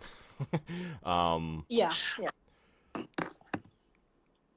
But what was I saying? I mean, and if you were in a closet about it. Yeah. Like literally, it's part of the reason it's called the occult was because you couldn't talk about this shit. You know what I mean? It's like, yeah, you're not a Jesus freak. You're not allowed to speak. And there's also the talk about like the growth of the in the chapter, like the growth of like the physical sciences, because that was something that would happen around the author's time too. And like the gradual disregarding of like mystical exploration or like mystical consciousness, and we still see that today too, because this would be like a completely different conversation if, let's say, like psychedelics were legalized still. You know what I mean? Like we would be like in a completely different world, right? If we, like, even just like talking about anything related to this stuff. I mean, in a way, this is why I was friends with people that did psychedelics, when I got to college. Even though I didn't participate, I was like, at least I can talk to people Yeah, who like there's understand me. similarly open-minded, right? Yes. Yeah. But yeah, I guess like the big thing I'm saying, like between the connection between this and the raw material is, yeah, the idea of like Okay. spiritual evolution out of like first density or like mineral consciousness. And one of the other like centralizing ideas too throughout this chapter was like the way that all of these like different bodies kind of like rely on each other for like existence to even be possible, because there's a lot of talk about like an animating like life essence, which also reminded me of like more Eastern stuff like Ki and the science and development and like the mystical practice of like a Ki cultivation. So it's I think it's like probably the same concept, not to like again over perennialize, but it's like the life essence that keeps getting brought up in this chapter, and how all of these different bodies, so like the mineral body without like the life essence, or like without the Ki, without whatever distinction of like soul or consciousness that we're using, or being careful of how we splice our words with the nature of the subject being like occult science, and how like if there's like if a human doesn't have like a soul, like that's a dead person, you know, they're gonna decompose back into like mineral life, right? But for like the time where that human is alive, you know, there's like an interpenetration of, you know, these different, so like the author's saying like astral etheric, so we could say because of the law of one, channeling's like fourth, and you know, like the interplay between third and fourth and fifth density consciousness happening when a human being is alive, right? So a lot of what the author is talking about has been like the author is very much on the right track. Definitely, you know, ahead of their time, and probably like an inspiration for like the law of one channelings in the first place. But a lot of this stuff has been like refined and developed too, and we're kind of like looking at like the foundation that some of this stuff stands on, and like the Western development of spirituality, right? Or like the secular spirituality, I should say. Right. To stay on the same terms. I don't know. OCW, you also read. If you had like any interesting comments. The last, I think you said it as well. The last 3 or 4 pages, I did read them, but I felt like I was too mentally stimulated from the rest of the chapter that I didn't quite fully understand them, I guess. When he was talking about the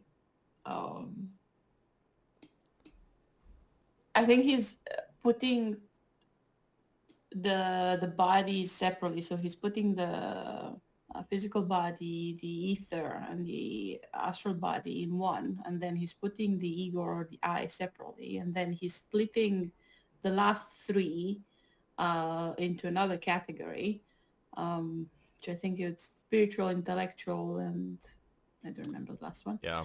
It may be not like that, it's but like anyway. Spirit, intellectual, and like consciousness. Like sentience, intellectual, and consciousness make up. Those are like the 3 attributes of the soul, according to the author. Right. So at that point, I feel like I was losing focus, but it definitely did make me think and ponder about the level of consciousness like the mineral world has, or like the animal world has. And I don't know if I agree with him. I feel like he's one step behind, and that's what he was able to observe. I'm not sure if... So he's saying that the mineral world is the same as our physical body, so it doesn't really have a consciousness. Which, again, I'm not sure if I agree. If it's a material like wood, right, that comes from a plant, so technically it would have an ether body, so it would have some sort of consciousness. Yep. But then if it's metal, or if it's a crystal, or it's coming from earth, it's coming from. I agree it's not alive, but it still has, to me, some sort of imprint that suggests it There's does have consciousness. yeah, I completely agree with you. At least like also from like an intellectual standpoint, I'm not entirely sure that's what the author said, or um I'm not. You might be right. I just didn't catch that or pay attention to that. But like the way my mind like kind of like unravels that knot is like you're totally right. Like that's like a pretty essential part of like a lot of spiritual teaching is that like everything has consciousness, and I think it's interesting that like again I'm not aware if the author like got it right or got it wrong. I didn't like pay attention to it, but it's like what also gets brought up in this chapter is like the talking about like in like the way these like different planes of like awareness or aspects of being like intersect with each other. Like kind of what I was talking about earlier with the like if we don't have like our life force, then we're like that. Then you're like a dead person, right? Because you know there's Right. so you're back to um first density consciousness, right? Mhm. Um, Yeah, there. so let me try to finish this, like wrap this up real quick. So it's like in Mhm. terms of like at least with the author's like own logic that he's at least bringing forward, um, like if there's like consciousness in that like piece of wood or that piece of metal or that crystal, right? It's just like more unconscious, right? And definitely unconscious, and undeveloped in some of these higher aspects of consciousness and of being that like, ultimately create like what is considered like a like what I would call a microcosm of the creator of like an individuated soul or of like a single essence, like the ego, right? The soul. uh, Yeah. what were you saying, Annie? Sorry, I was like trying to get all my words out, just kind of doing it slowly. Yeah. So when OCW was talking about the, well, just now, the part about the minerals, like how everything has consciousness, right? Like what we're talking about. Yep. Um, so there's from the Powell books, right? We know that consciousness finds different vehicles to express itself, and it goes through its own evolution from mineral to animal to plant to the mineral, plant, animal, human, right? Yep. And like I know the raw materials is the same thing, right? Yeah. Pretty similar. Yeah. And yeah, and you know, I this is just something that I've practiced, just for my own curiosity's sake. Um, but I've gone outside, grabbed some rocks, and then brought them home, and then try to like meditate with them, and it's just kind of like this, like dead silence, right? It's just like if there's a tone to it, it's it sounds like a dead tone, right? Mm-hmm. And then if I grab one of my tourmalines or my agates or whatever, that has a different tone to it. Like there's definitely a difference between a simple rock and a crystal. Yeah. And I feel like I it's know I know why, it's but go ahead. well so that's where like a little, I know it's like really heavy work, and I don't even know that any of us are gonna do it, right? But the occult chemistry book, it like I read the introduction and it says this these are the patterns that we see in the crystals from a psychic point of view, right? From that super sensitive Yep. From the like the trained view. faculties of subtle energy, right? That you have the choice to develop if like you want to have them. Correct. and we noticed that there's like a pattern and a structure that makes the crystals function in a certain way, or at least channel some sort of consciousness that has, it's connected to that geometric, sacred geometry situation, right? Mm-hmm. So it's not just like an imagined thing, like, oh, this is a special rock because I said so. It's more than just like a little. There's definitely, because when you say it's not just an imagined rock, like I kind of disagree, because like that all takes place in like your imagination, right, to a certain degree. But I would agree that it is, like, you're also right too. It's not just like, oh, this rock's more special or this crystal's more special than this rock because of placebo. There are actual properties of this which, differentiate this like these like the way these rocks feel or the energy that these rocks channel than like these other rocks, right? So yeah, I don't like I'm gonna disagree with you on that it's coming from your mind. It can if you want it to. Mm-hmm. But for people who are sensitive and have their psychic abilities turned on, right? When you grab a crystal, something happens. Yeah, I'm saying that's like that. Even if you have no information about it and you have no knowledge about it and nobody's told you anything, when you grab a crystal and your psychic senses are on, there's something there.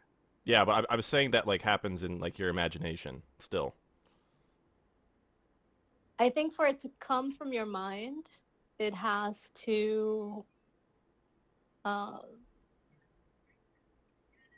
you have to like have read something about it, or somebody must have told you something about it, right? It's like the difference between going to a location, right? Mm-hmm. Nobody telling you the history of it and then seeing a ghost versus going to a place that's famously haunted. Yeah. Yeah, I totally see that. Yeah, what I wanted to add earlier on what Annie was saying was that I always saw crystals as batteries since I was a little child. So you saying that they have extra properties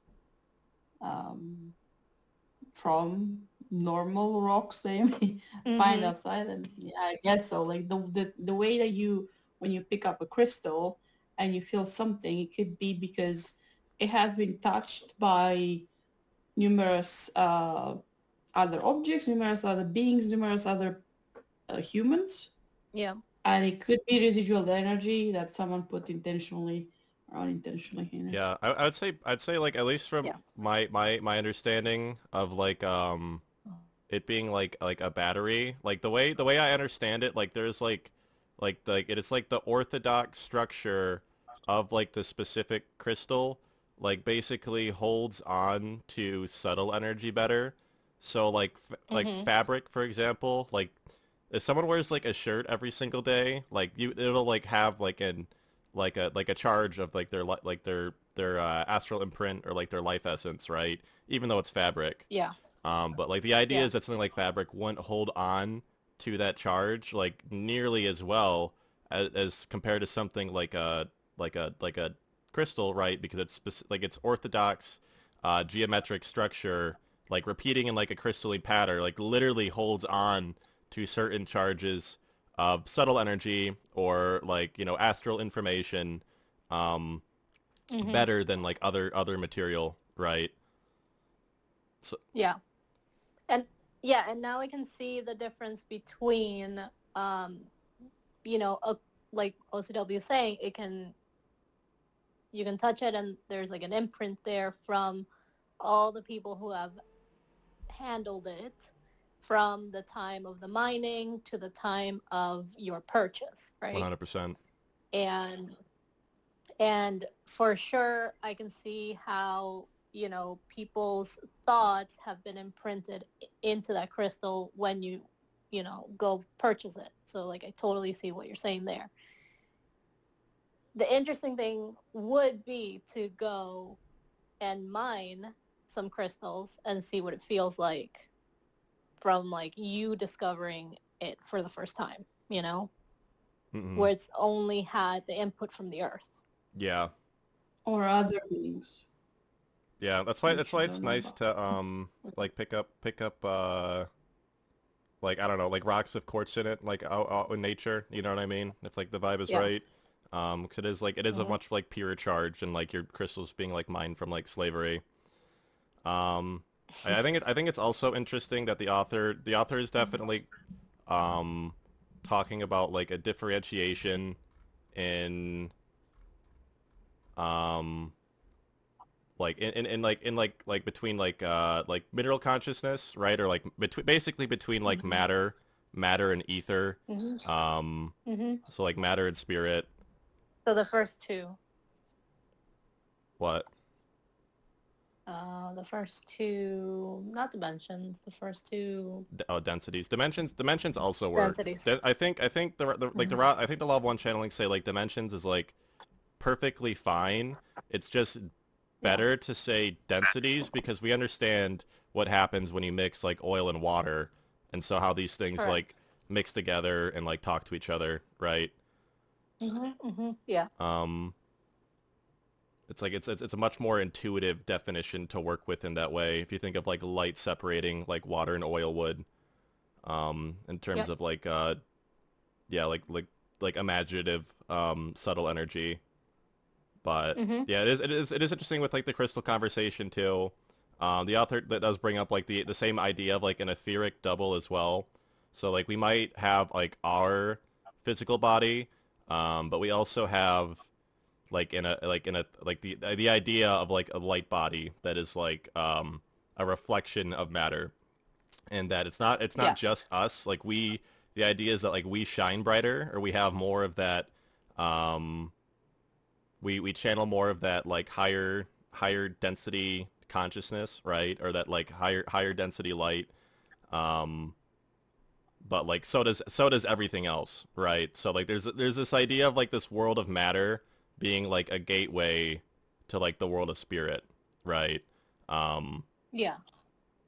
That's very very very very very much probably going to be important as we like move forward in the book too.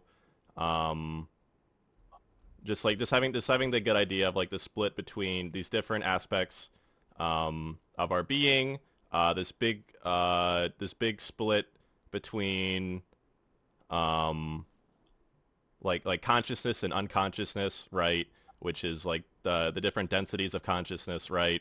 So like we're more conscious than unconscious than like a rock or like a crystal would be in like higher densities of consciousness, right? Yeah. Which is pretty interesting too, because I don't want to get too like into like creator consciousness, but it's also definitely what the author's kind of hinting at here too, in some of these later chapters, where basically like matter and spirit intersect to where we become like creatively capable, right?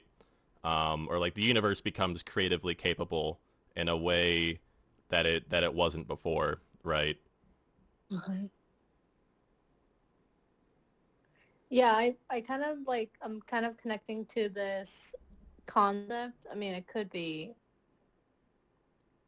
I'm not going to say wrong, but I'm going to say the beginning of something that needs to be purified, right? But it's almost like the mineral world, again with the tones, would be like one note, right? And as you progress to the different levels of consciousness, so like as you progress into the ether and the astral, and well, I'm looking at the book now and it says the I, which you should scroll down just a little bit farther and look at where it says like octave of consciousness, which is it's something I wish I got to the last couple pages here too, because that's like literally what like law of one like law of one channeling speak, right? And you're talking about notes here too. Yeah, I mean, I did see that. I did see that before I started saying this. Okay. Okay. Yeah. Okay. Now I'm noticing this as tones, right? But it's almost like I kind of got this thing where it's like, okay, so the mineral, right, has like one note, right? And as you progress in consciousness, you are gaining notes. Mm-hmm. And so by the time that you're a human being, right, you have access to all the notes, and so you can play whatever song you want. I remember when right? the way Rob So it's almost like as you advance, you gain access to more levels of consciousness, or like etheric bodies or spiritual bodies. you get like access to like more, like you can like it's like you're able to create like more, I don't know, it's like having two instruments instead of like one almost, you know what I mean? Or it's like another level, like to what you're creating. Or I don't know, the raw entities, like it's very interesting the way you're putting it with notes here, because they call like your being like a tonal poem from like a super like this like super sensory cognition perspective, right? If we were able to, perfectly attain that level of enlightenment, right? Yeah. Basically what I'm saying is that as a human being, you have access to more subtle energies than a rock. Yeah, 100%. It's not just that you have more, but or that you're better. It's just your level of access to it, if you want it, of course. Yeah, more creative potential for humans than like rocks, yes. Right? 100%. Yeah, creative potential, 100% is the correct phrase. I would say the more accurate phrase. Yes. Yeah, I be struggling with my words on here too sometimes. Yeah.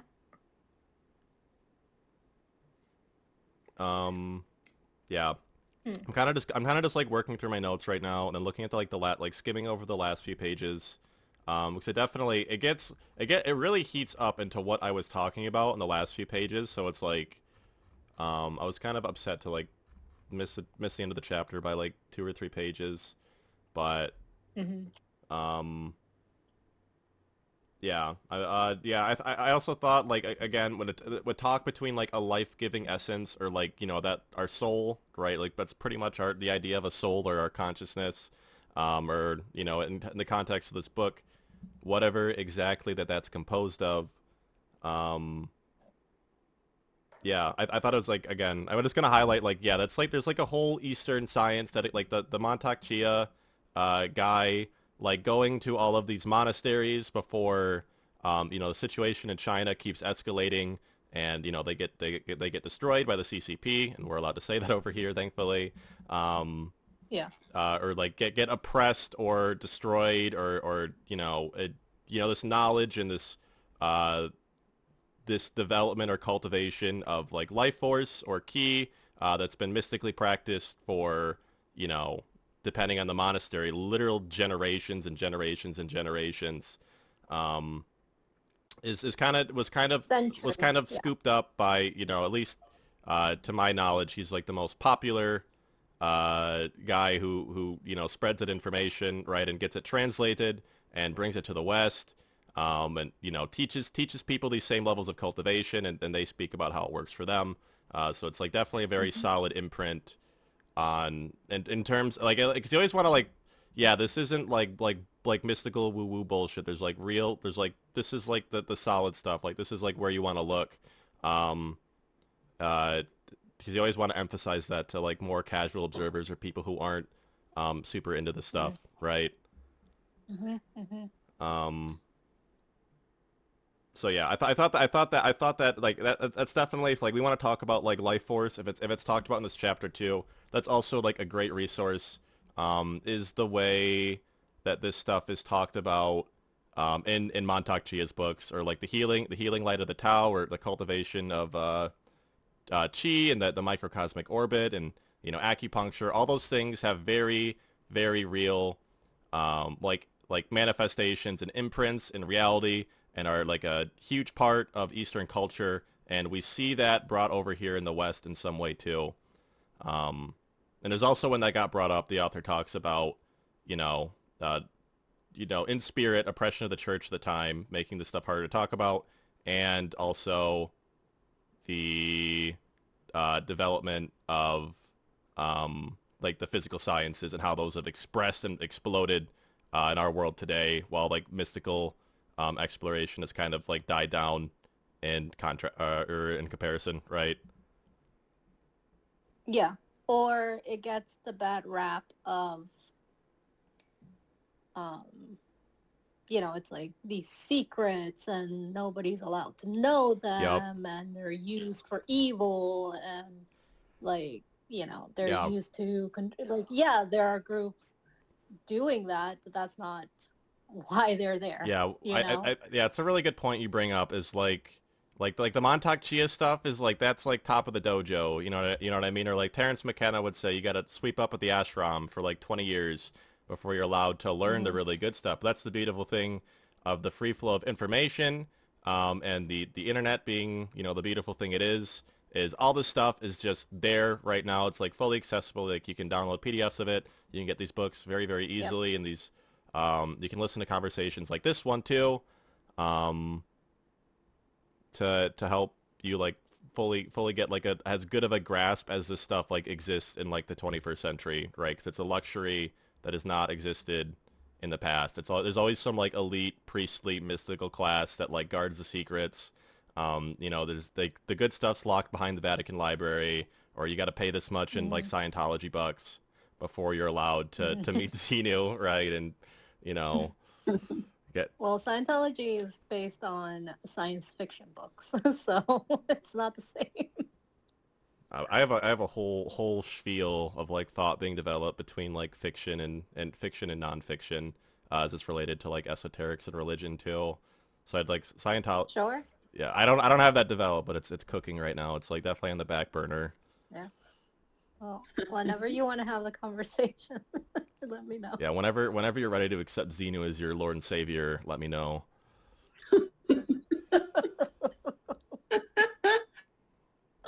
So you gotta do your e-readings, Annie. I have a few cans in my cupboard, so I can set it up really easily.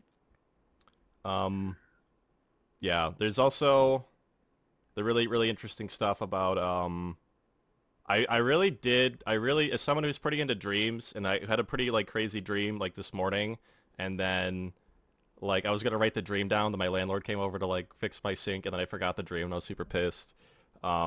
It's pretty interesting. That happens. Pretty interesting reading this stuff about like these different planes of consciousness and how we create on all of these, all of these different planes of consciousness are inherently creative, and we have a lot to explore there mystically in our like individual identity, and become like fully grow into creator consciousness more effectively, right? Or creative consciousness, which is just like, why would you not want that?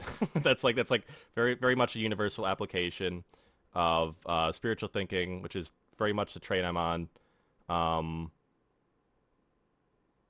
But like, yeah, I have a quote here I wrote down, like, the power that awakens life again and again out of a state of unconsciousness, referring to the fact that like every animal, including ourselves, falls asleep, we fall into a state of unconsciousness, and then we wake up like and our consciousness is renewed, and that's just a huge fucking mystery to the 21st century, and all of its arrogance, right? And how much it knows and understands, even though it's like it's so centrally relevant to our like it's 8 hours of your day, and it's like you're just trying to like work more to like make, I don't know. is according state of like the power that awakens life again and again of a state of unconsciousness is according to supersensible cognition. The third the third member of the human entity. That's like kind of like the author's talking about like these different. I don't.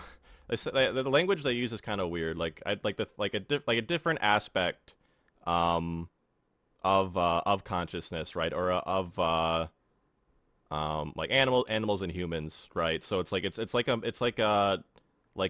mystical property. It's like an astral property.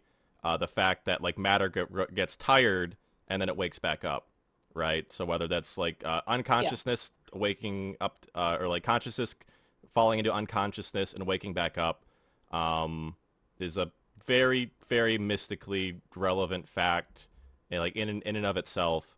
But it's also very important to talk about when we're talking about like the like composition of like humans from like from an occult perspective as well, right? But also like in contrast to that, so it's like an ether body left entirely to itself would have to remain in a continuous state of sleep, which is kind of more similar to like plant life, right? I don't think you could call a plant an awakened consciousness. And like just as a physical body is unable to maintain its form without being penetrated by some kind of light body, right? So if, like as soon as you lose, you know, your life essence or your animating force or your key, you're dead. You know what I mean? It's like your soul has left your body, and you know there's no one in control anymore. So you're gonna decay. Now you're a corpse, right? Yeah, and I've heard from people that have seen corpses that, especially of people that they've known in life, you know, people have to go and identify the corpse, right? They've described the difference, even if they're like not an occult person, they're not super sensible or sensitive or whatever. I forget the words that he's using. Super. I don't like that word, but yeah, keep going either. Okay.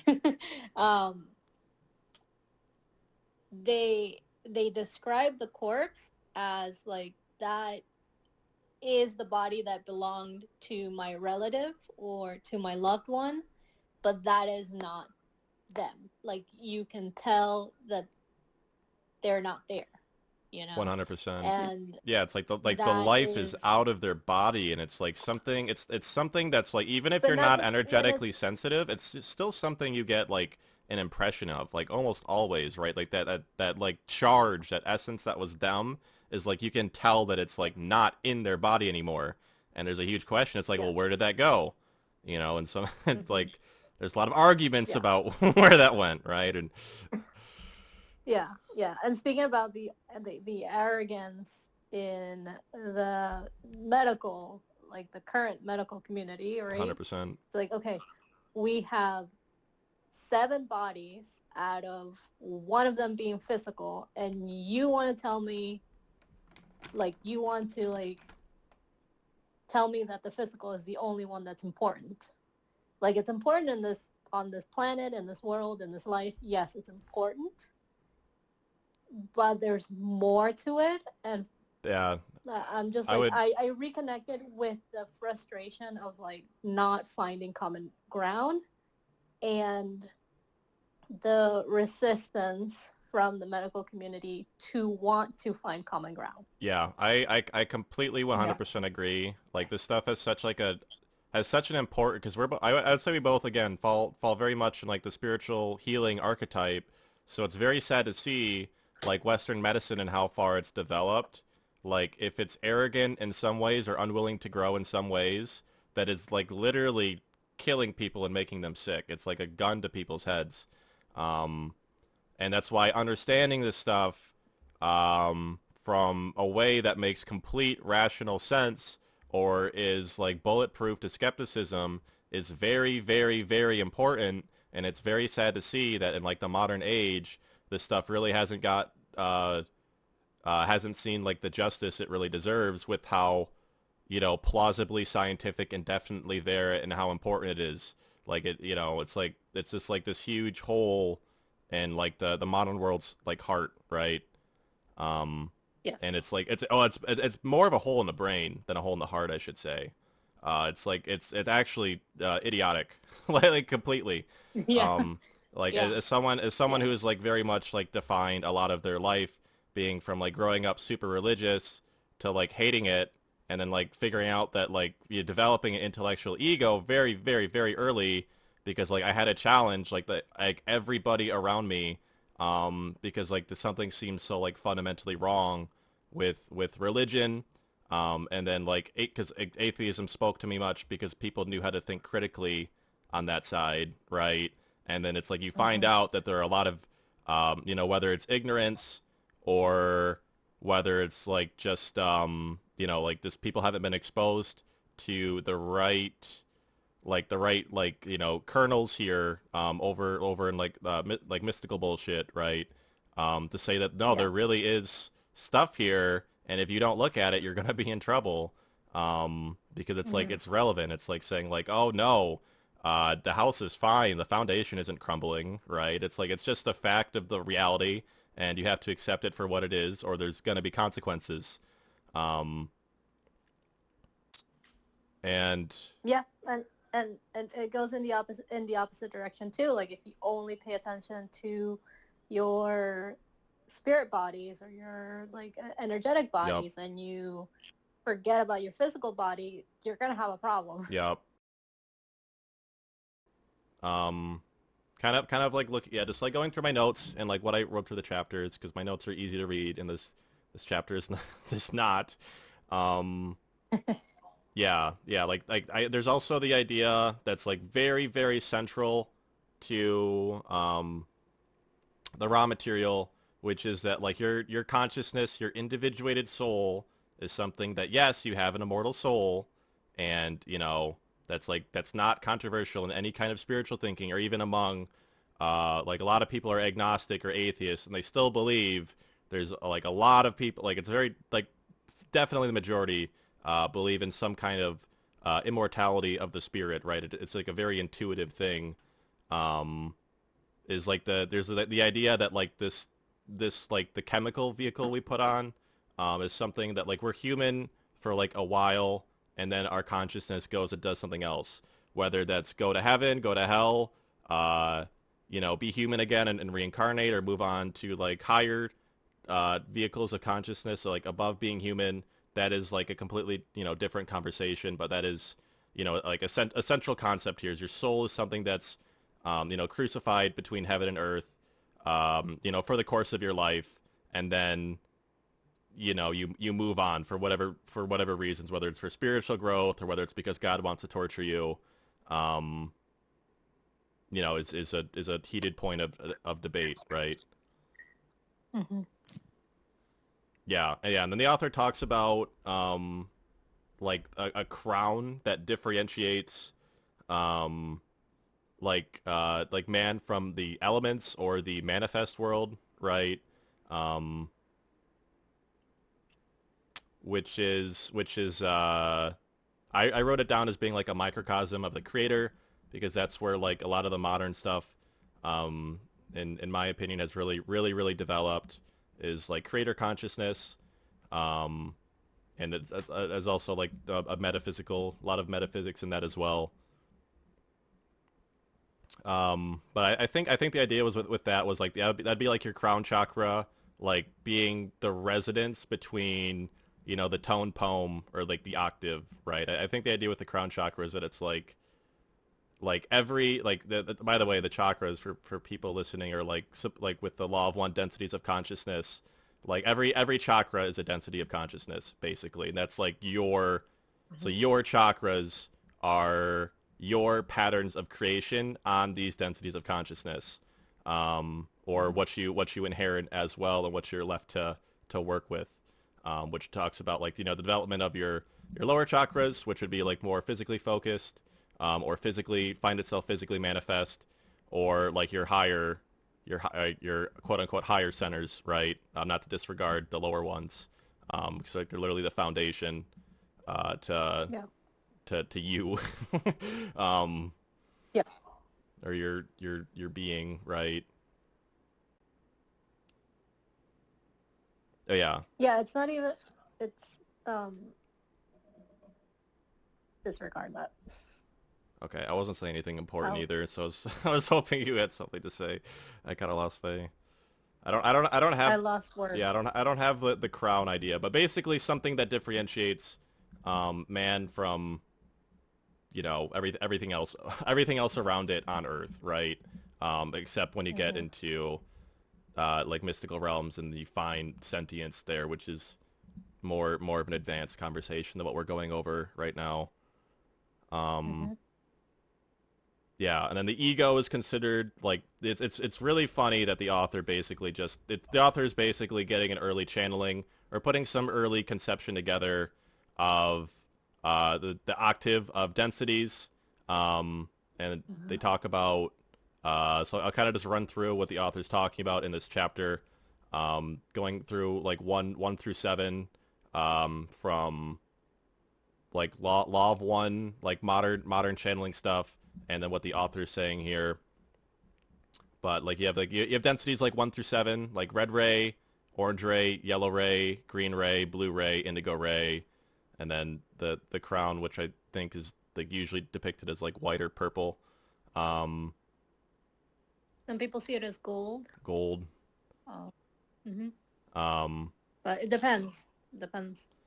But yeah, so it's very important to understand. It's like, oh yeah, because chakras are like bullshit, or energy centers are bullshit, or whatever. They're just new age hippie stuff, and it seems a lot more ridiculous. It sounds very ridiculous to write them off if you understand like some of the elements that these are actually composed of in ways that traditionally like make sense to people, right? Like, you know, red ray being like, you know, relevant to the physical body. You know, orange ray being, I'm reading down the author's thing right now, 1 through 7.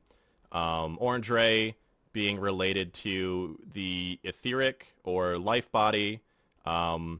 Yellow ray being like the plane or of creation or density of creation, dimension of creation of self-awareness. Or the author has it listed as the astral body. Fourth ray, green ray being the eye, the ego, the heart. Fifth ray, blue ray, throat chakra. The author has it written down as the spirit self, and I'm going to be honest, I've kind of fell off reading these like last 2 or 3 pages, so I can't speak on too much about what the author said about the spirit self. And then same goes for the sixth density, what the author has listed as the 7 members of man instead of the 7 aspects.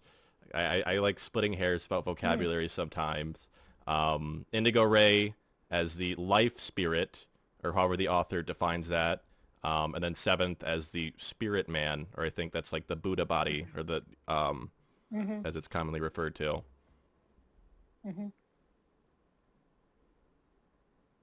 Yeah, and then for, you know, if you go back and you want to read the Powell books, you're going to find the same 7 distinctions, and they're just going to have different names. So physical body is your physical body, obviously. Then you're going to see etheric body, the astral body. Then you have the lower mental, higher mental, causal, and then planetary body. Yep. Yeah, it's very great to put that forward. Just like, yeah, there's not much argument about like this octave, or these different like aspects of our being, these different, you know, dimensions or densities of creation. Now there might be more of a heated discussion in agreeing on the exact properties of that, but in terms of like an occult theory to move forward with, the octave of densities, or the 7 aspects of man, I think it's more important to call them octave of densities if we're big into like extraterrestrial stuff, or now into AI consciousness. It's very much, it's pretty relevant to refer. They're not just aspects of man, right? We just see them only expressed in man in our manifest world, right? Did you have something to say, OCW? I feel like I heard something. Not about this, no. I was gonna say earlier about the dead bodies. You've been holding on to this one for a while. Wow. I never understood how people can go, you know how some countries have open casket funerals, right? Yes. And I never understood. I have like a repulsion of a dead body because I know that's not the person. And I knew that since I was a child. So I find it very confusing how people can go to open casket funerals and also like touch or like kiss the dead body or like, and I'm just like, why? I think it's a little Why weird are you too, doing but this to I yourself? guess people are mourning. I saw something like a GIF on Twitter of that or something like an open casket funeral, and I'm like, shit is a little weird. I'm not gonna lie. Yeah. Yeah. Also, I'm just gonna put it out there as my personal opinion. Funerals to me are for the people who are grieving more than it is for the person that's dead. passed. Yeah. Yeah. No. I agree. Although some people would prefer to have a funeral, so they're probably watching, you know. Yeah, maybe. Yeah, they can be. But they get into the astral and then they come back. It's like, how dare you not throw a funeral like I told you? You know? It's like, all right, I know who to haunt now. So I was watching that shit. Can't hide nothing from me. I'll see you later. Don't fall asleep. I want something like that on my gravestone. So, like, see you later at midnight.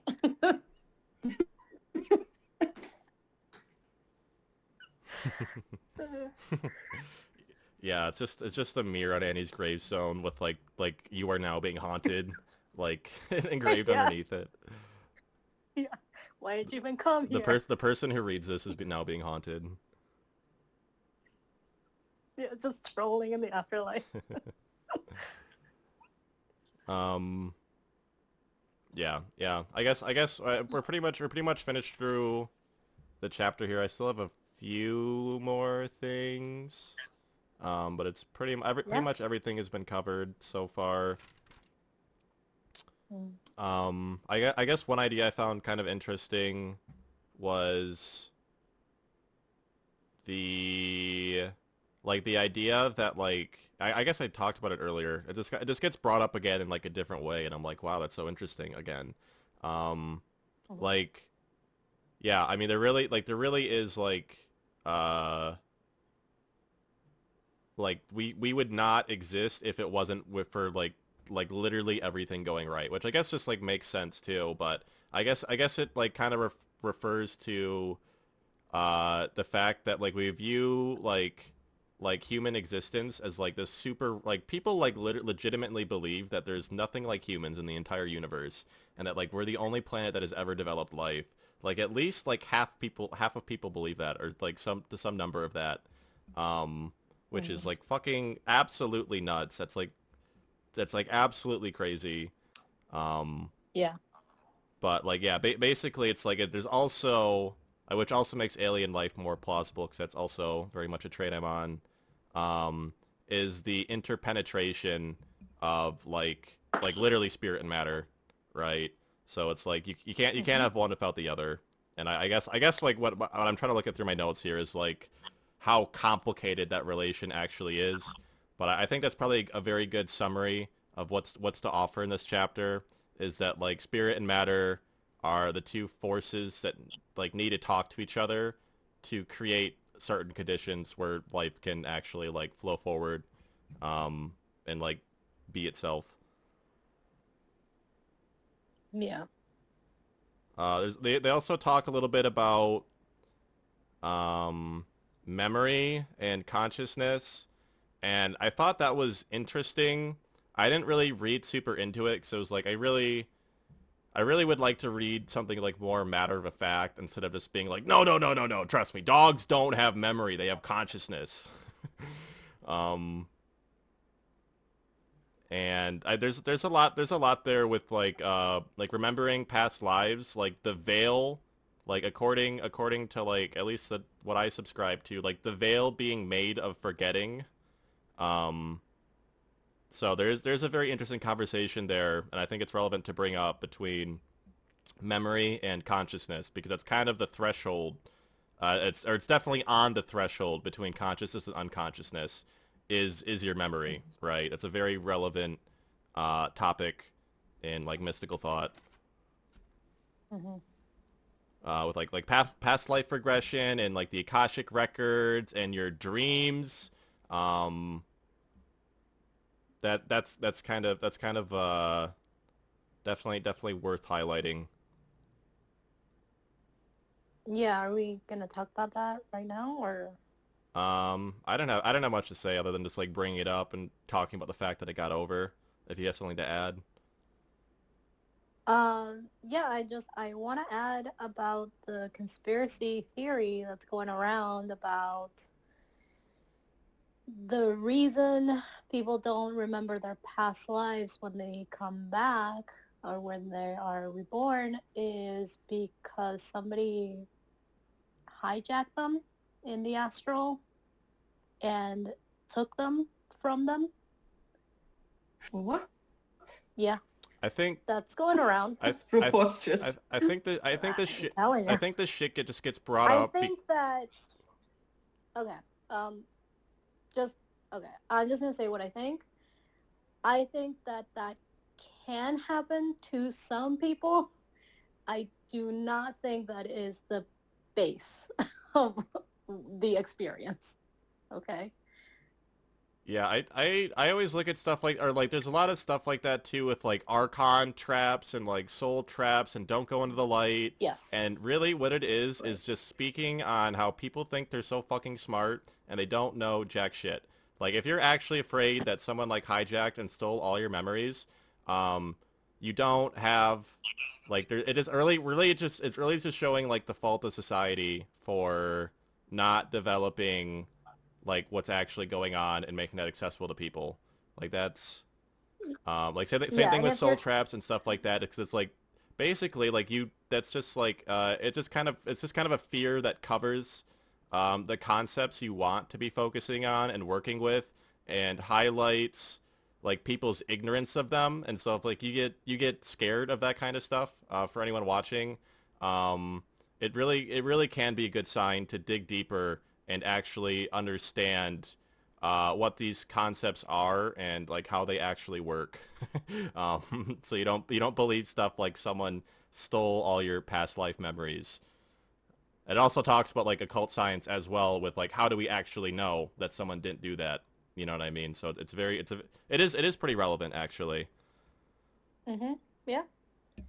Yeah, because I mean, the first time I heard that a few months back, I was like, "Excuse me," you know. I love stuff like that. Who came up with this? I feel like I should have like a series on YouTube just like tearing that stuff down and saying like, oh no, this is why that's like bullshit. Yeah, and then apparently somebody channeled that, and so people were just running with it. Mm-hmm. One of the things that we've talked about in the past is the distortions that come with channeling information. And in this book, we're talking about, the instrument to that information is how you condition your body, right? Mm-hmm. And not just your physical body, but all your bodies, all your densities of creative potential. Yeah. Yeah. And so like the more out of balance or out of alignment they're going to be, the more distortions you're going to find, right? So like as it's like going to the gym, right? Mm-hmm. Like you're working on a muscle, it's the same, it's not the same physical muscle, but there is a muscle repetition and muscle memory. Same concept of like practice and development. Yeah. Yes, that happens when you are exploring your energetic bodies and you're developing them. Yeah, that actually gets brought up in the memory chapters too, when the author talks about the fact that like, at least this is also how I understand, like, cause I like play competitive Smash Bros, so it's like the same concept. Like, you don't remember like your practice, but like your practice like adds up. You know what I mean? And that applies to any discipline or any sport. Like the author talks about, what was it? Like, yeah, you don't like remember every single like wrong brush stroke with a pen when you try to remember writing. Like, you don't remember like everything that went wrong, like when you try to ride a bike. But you practice over time, and you know you leave with the ability to ride a bike, right? Or the ability to, you know, channel things with more purity, right?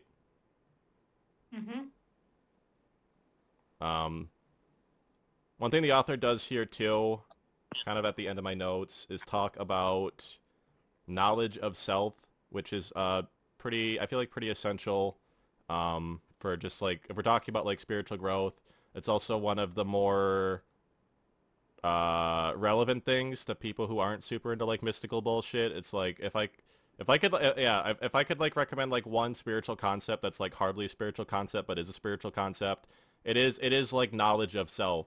Because once you have knowledge of self, like, you can make informed decisions and, you know, be a more, you know, be a more creatively charged person of yourself, right? Or like channel you better, right?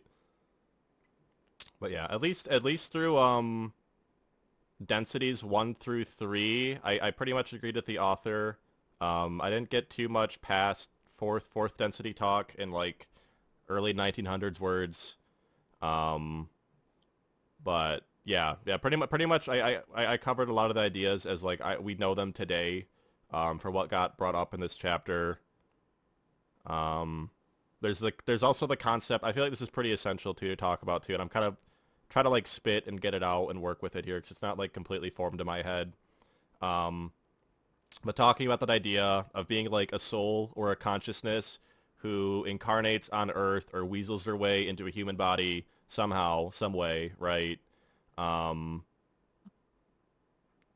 of the reasons for this, and it gets brought up, and it's not said exactly like this, is to like grow spiritually and develop your spirit. As to what that means, again, like different conversation. But it also talks. It's pretty important to talk about when we talk about like consciousness and unconsciousness and remembering and forgetting. So like we start with like a clean slate. We don't remember anything. It's just void, right? And just our one singular life and our dreams. That's like being the other crazy thing we remember, unless we do psychedelics or like actual mystics, or psychics. So or meditation. Yeah, all the mystical shit to experience like unveiled existence.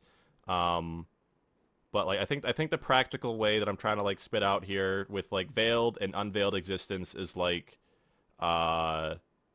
your being and who you truly are and who you've like create yourself to be is slowly unveiled, or it is slowly developed, you know, by the life you live, right?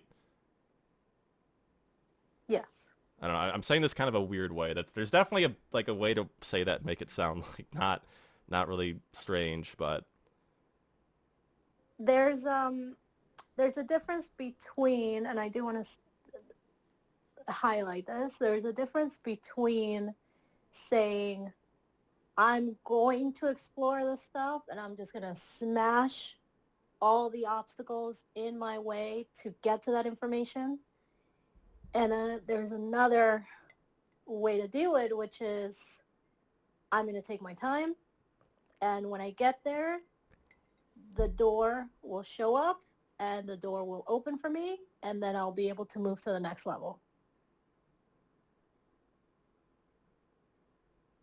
Because in my experience, it's been the slow process. Yeah. At least in this lifetime. Hitting my head against the wall.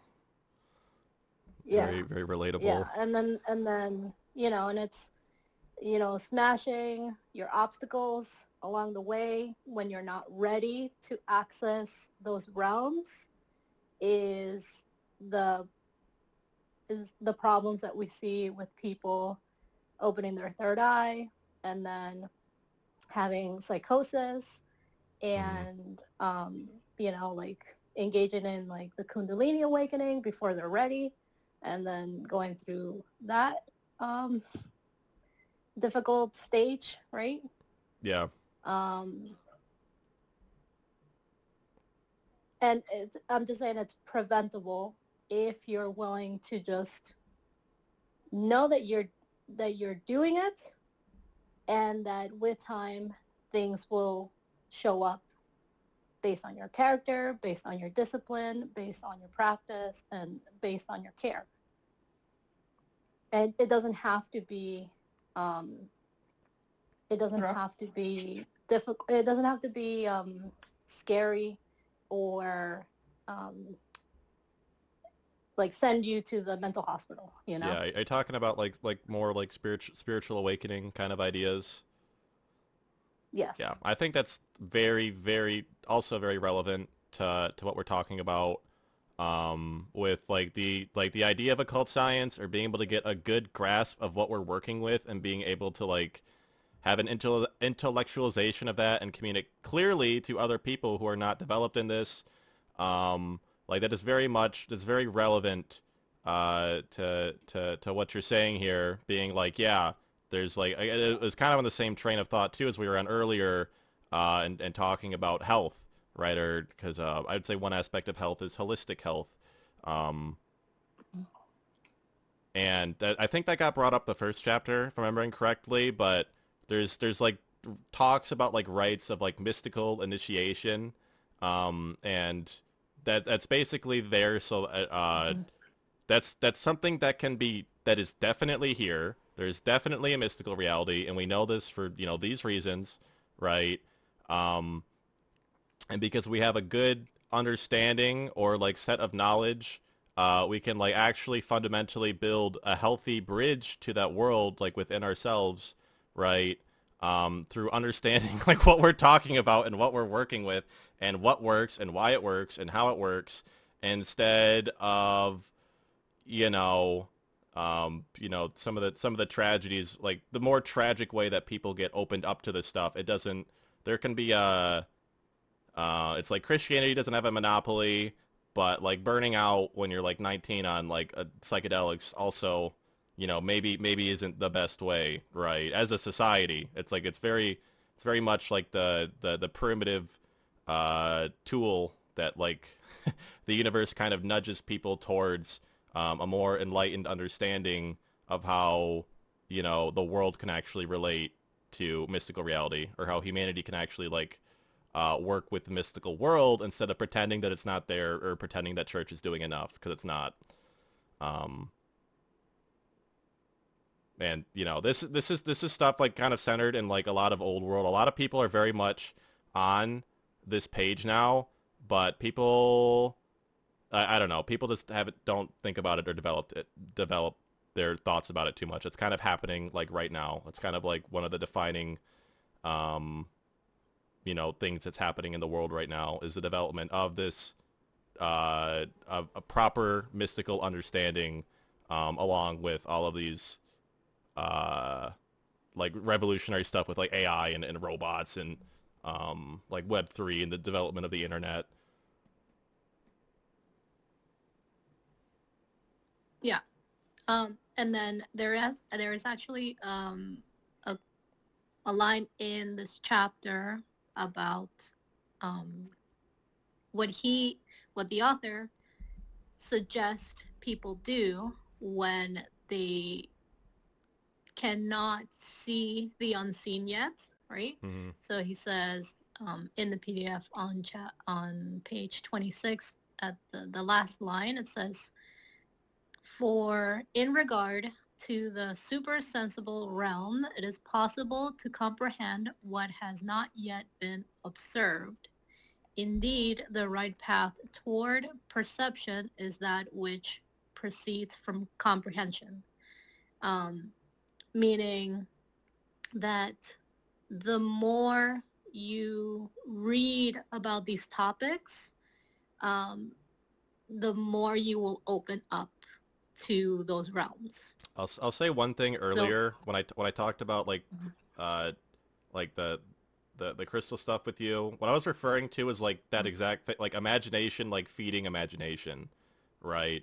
So like what I was speaking more to like engaging in like the creative process, right? Okay. Yeah.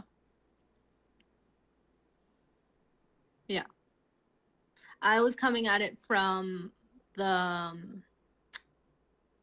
point of view, or from the stance of, the black tourmaline has properties, has energy, has consciousness of its own, and I can't just impose on it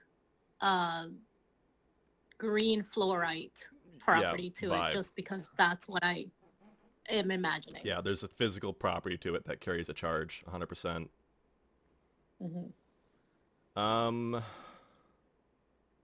Yeah, I guess there's like the development of like higher faculties, and that's pretty much the end of my notes. So I feel like we covered, at least I thought we covered everything in this chapter. I probably wish I kind of got to the end here. Did anyone else have anything to bring up before we kind of wrap up book club? Nope. Okay. Yeah, next week we'll be reading, was it Sleep and Death? That's pretty exciting. Okay, that sounds like that's my round. Yeah, I'm liking this book so far. I feel like that's very, very interesting, especially when I remember talking to ChatGPT before it got nerfed a little bit. It made me really question a lot of things about consciousness and unconsciousness that I didn't have before. So it's very interesting to read a mystical text from one of the more famous mystics of the 20th century, or occult authors, I should say, about the same topic. Yeah, I gotta get on that hustle, get on that grind. Did you finish the chapter? I read the last paragraph in the chapter, or I was about to read it literally as soon as you started book club. So the last 5 to 8 pages or so, I would say I skimmed a little bit more, but I definitely still read through them all. And I will say I wasn't too upset to do that. I would have probably just not read the last few pages if I thought there was something that was like super interesting. Because there was, like, I thought pages like, what was it, 52 to 53-ish were like so on the money for like what I'm interested in and what I like working with a lot. So like I'm probably gonna end the discussion. I'm probably gonna talk about that a lot too, because it's very much like I'm still working on like the occult science raw material script, getting that finished. So this has been like a really, really good book to read after kind of like getting through the early 1900s part of it, but okay, so I think I still have like 15 pages to go, because I finished all the way to page 49. But it feels like this chapter could have been like a short book on its own. Actually, yeah. It's a shame you only got the 49, because I felt like 52 and 50, like 51, 52, 53 were like probably like one of like my favorite things that I've read in like the past year, were just like, oh my god, that like I've been looking for someone to talk about this stuff like that, if that makes sense. Yeah, well, I'm excited to hear about it later today. I also spent my morning listening to his audio recordings on other topics, so that's where most of my morning went. Yeah, I spent pretty much like all of my morning too, just like getting ready for the day and stuff like that. And then like it was a lot of reading here, because I was like, I'm tired, I'll just read everything tomorrow, make sure I have enough time. And like, lo and behold, I'm barely finishing the chapter.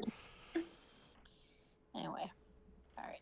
So, but yeah, I like this. I like where it's going, even though, you know, it's like I was saying to OCW, I can see where what he's the way that he writes, we could have just condensed that into like 4 words now.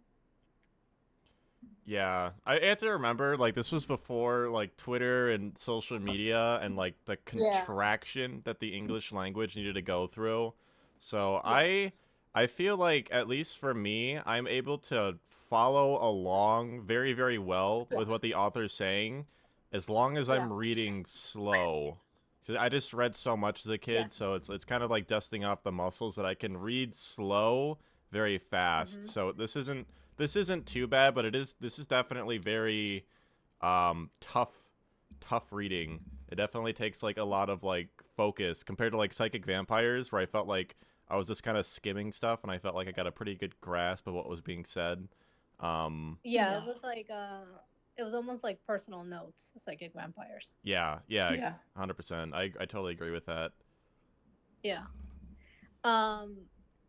This also reminds me that, you know, people, when you're being like a serious writer, you know, this is the way you were expected to write. You know, because like anything more casual was for your close relatives, you Yep. know. Yeah, you want to be taken And seriously, right? exactly, yeah, exactly.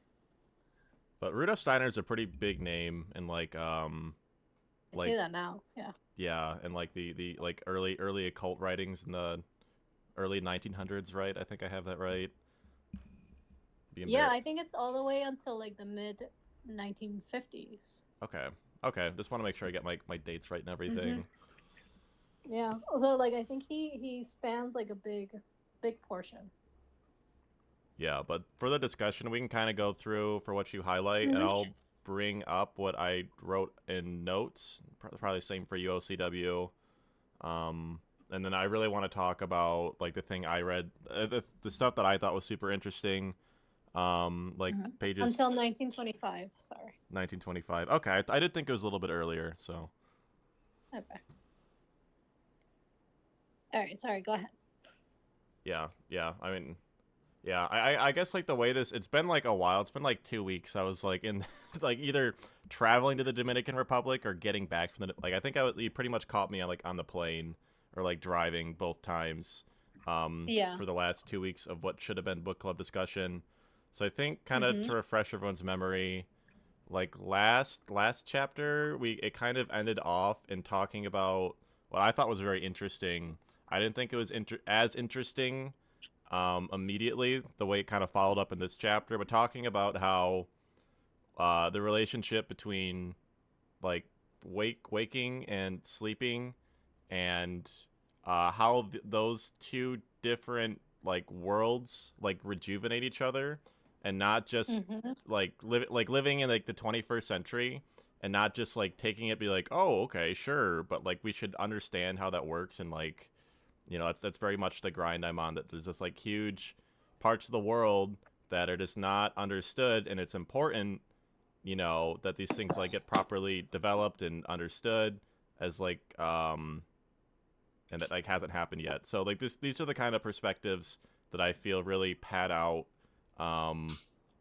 you know, that side of life, right, or that side of reality. But yeah, I thought like a lot of the specific stuff was kind of a little boring and not interesting for quite a bit of like the first part of the chapter here. And I wrote this down. I guess I probably should preface this little bit of writing I have here with whatever we talk about during this chapter. But like, if like okay, like I don't know about you two, but like obviously like, I'm very interested in like occult science and like properly understanding this world and like putting that on YouTube, and like actually developing those ideas. So this is what I wrote down for this chapter specifically. But I guess it's just like the concept in general. Take what the author says with a grain of salt. Accept the validity of the invisible world, because like we're all like, right, we're all drinking the Kool-Aid, right? We're all convinced. Yeah. We're not like, yeah, contrary to whatever materialists might say, because we're not in that camp. But don't accept everything the author says as like fact too. Like I think we all have like different ways of like, I want to try to manifest that in the physical world more and like try to kind of show my thinking more. But like I think the way we do that in our heads is kind of just like, oh yeah, in the, you know, the Rudolf Steiner books, you know, he talks about the astral bodies in this way, and in the A. Powell books, they talk about it in this way, and like my intuition kind of like nudges me here, and we kind of like juggle all of these different like aspects of like how we understand this stuff, whether it's from authors or whether it's from like personal experiences, especially you two, OCW, resident astral projector, and then Annie, who's like psychic medium, right? Mm-hmm. And then I also wrote down, how do we know anything about the spiritual world? How can we verifiably prove what we know is true? And then how can we verifiably discern knowledge as true or false? So, but there's like, because I feel like there's one aspect of like occult. Again, I don't want to just keep repeating myself. There's one aspect of occult science that it's like very like, let's do this like the right way and like properly build it up. And there's another aspect that's like, it's like it is said, or like, you know what I mean, or it's like source, like just trust me, bro, right? A lot of the talking Yeah. about like the living and dying and what happens after you die, even though I kind of agree with that stuff, we just want to be careful with how we approach that if we want to like actually get to like very clear answers that are afforded to us in like the age of information about how Yeah. this stuff actually works. Well, so that's kind of like where I started my, and this is like a total just like side note, but that's where I started my interest in like what I would have considered esoteric topics. Mm-hmm. When I first started like awakening, I wanted to find the Book of the Dead, from like the Tibetan monks. So I got it on my But this is bookshelf like, right here. Yeah. but this is like, you know, before Amazon, and you had to go into like either Haunted a bookstores. library, a library, or get an adult to drive you to a metaphysical bookstore, you know. Yep. So instead of getting to that book, and it very different from the Egyptians' Book of the Dead. Yep. Different things. But anyway, so because I didn't find that book, I ended up finding the Spirits book, and that's kind of like developed a lot of my foundation, right? Yeah, I would call that Spirits book the Annie Bible. The Spiritualist Bible, yeah. That kind of like took me in the direction that I'm in now, right? And so recently I looked up what exactly is in the Tibetans like Book of the Dead, and it's basically just a religious scripture, right? That traditionally was read after a family member had passed away, and it was your family members and the village or whoever cared reading these scriptures to help the loved one on the other side understand what they were experiencing, because you, with your emotional connection, were communicating it to them. It's like, okay, you're going to come to this, and you're going to find this, and then you're going to do that.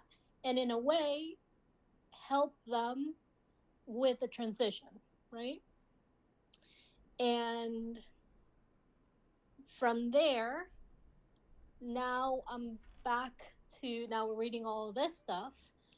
And Mardi Gras just went by, and my 10-year anniversary of my first Mardi Gras went by, and the first parade that I saw was Orpheus. Okay, and at the time I didn't know anything about like Greek or any kind of like antique, occult anything, you know. Mm-hmm. And so this year, when I watched the Orpheus parade, I was like, I should look into Orpheus because I'm not sure why I feel so connected to it, you know? And it could just, and I felt like maybe in the past, I kind of just felt like, oh, because it was the first one, you know? And the story with him is that he went to hell to get his deceased loved one back, like his Okay, wife, right? I do remember the story. Yeah, I didn't Yeah, recognize it at first. yeah.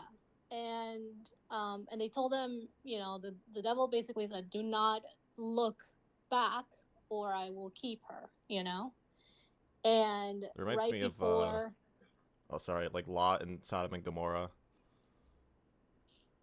um I mean, okay, but this is like on the other side, Yeah, right? yeah. Because like he actually went to hell, right? um he when he gets to the threshold between hell and the living again, right? um and he, you know, he's holding the hand of, I don't know how to say it in English, Eurydice, I don't know, Eurydice, I think. Sure. Yep. um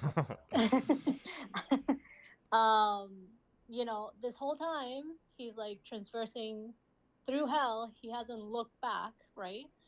And he's about to cross over and he can feel the sun, and he's like so excited that he looks back to make sure that she's seen it too, and then that's it, he loses her, right?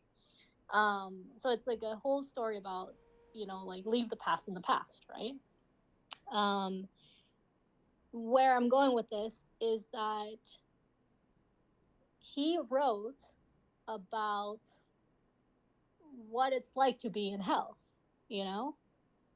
And in that sense, like on that side, right, where mortals hadn't gone, um or wouldn't have been able to to write about what that would be like, you know. Mm-hmm. There's a little bit of that in this chapter too, but it's that whole like There's a lot of this in this what's on the other chapter. side. There's a lot Yeah, of this in that chapter, and that's why I said it's like a shame you didn't like just get like a couple like more pages couple in, more pages. because like Yeah. like it's that's exactly where my mind was going like this entire chapter, Okay.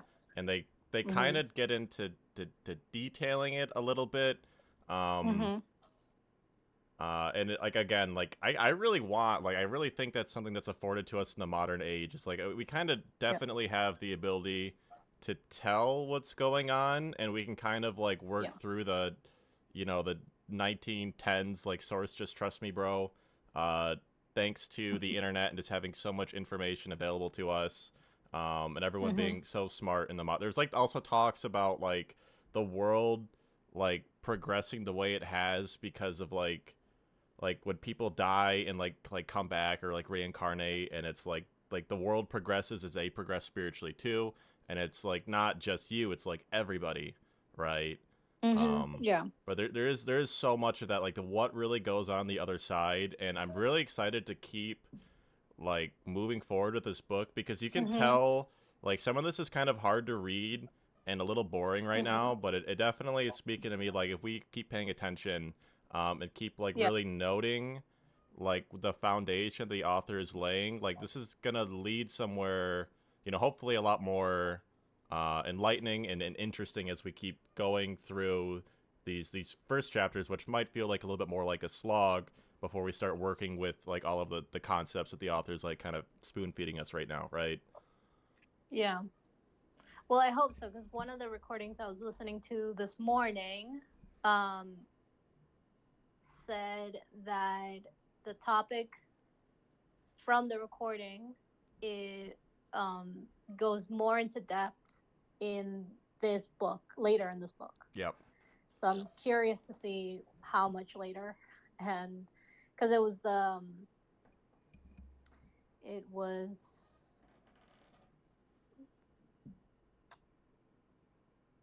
like it had to do with technology and how the human soul is being hijacked and this like through technology by this one entity. And I'm like, okay, I'm like, where are we going? Yup, I'm ready. I could that's a 2-hour YouTube video essay. Yeah. Okay, so we're gonna start from the top of this chapter because I did highlight some things. Yeah, even though yeah, probably let's like work through what you highlighted, and then like once we get there, we'll talk into like what I found super interesting. If I don't get excited and like jump and talk about it early. There's one thing I want to add real quick too. Just like with the how hard it is to work with definitions with this stuff, because there's never been like a helium is helium, hydrogen is hydrogen, and like we know this, and like it's not changing, and it just is that way. Like the astral body seems to be pretty fixed with how it's worked, and it seems like the author is like working with concepts that are like fixed, I should say, are like just like aspects of reality that are like, because I feel like there's some aspects of like the occult science stuff where it's like, I really don't think you can prove beyond a shadow of a doubt that reincarnation is real. Like it's always going to be some degree of personal faith, but there are aspects of like the occult world that are just like completely like verifiably, like they're absolutely there. You know, there's no arguing like whether they exist or not. It's really just a matter of human ignorance. But I will say with the like the physical body, the etheric it's the etheric body that seems to get like because I know the Ra aliens talk about the etheric body like it's 60, like it's the causal body, where with Powell he talked about the etheric body like it was 3.5D between like the physical and the astral. Yeah, and I because that's the Theosophist. Foundation. Okay. Mm-hmm.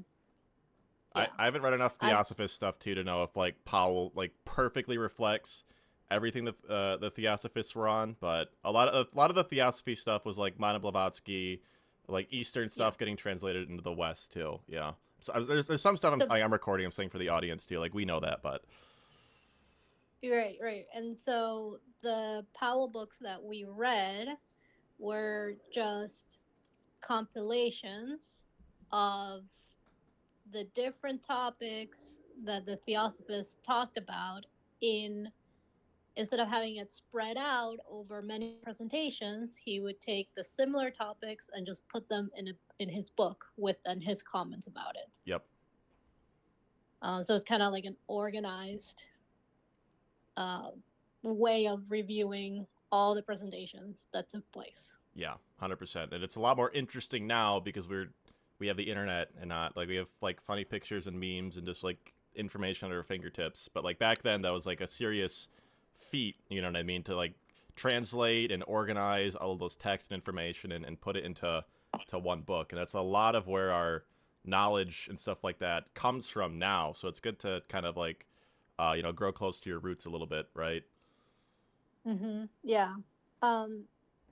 Not to make it more confusing, but to make an example out of it, I recently read an article in a spiritual magazine where an author that I don't remember her name, who has a different spiritual foundation that's not a theosophy, it's not occult science, it seems to be more shamanistic in nature. Yep.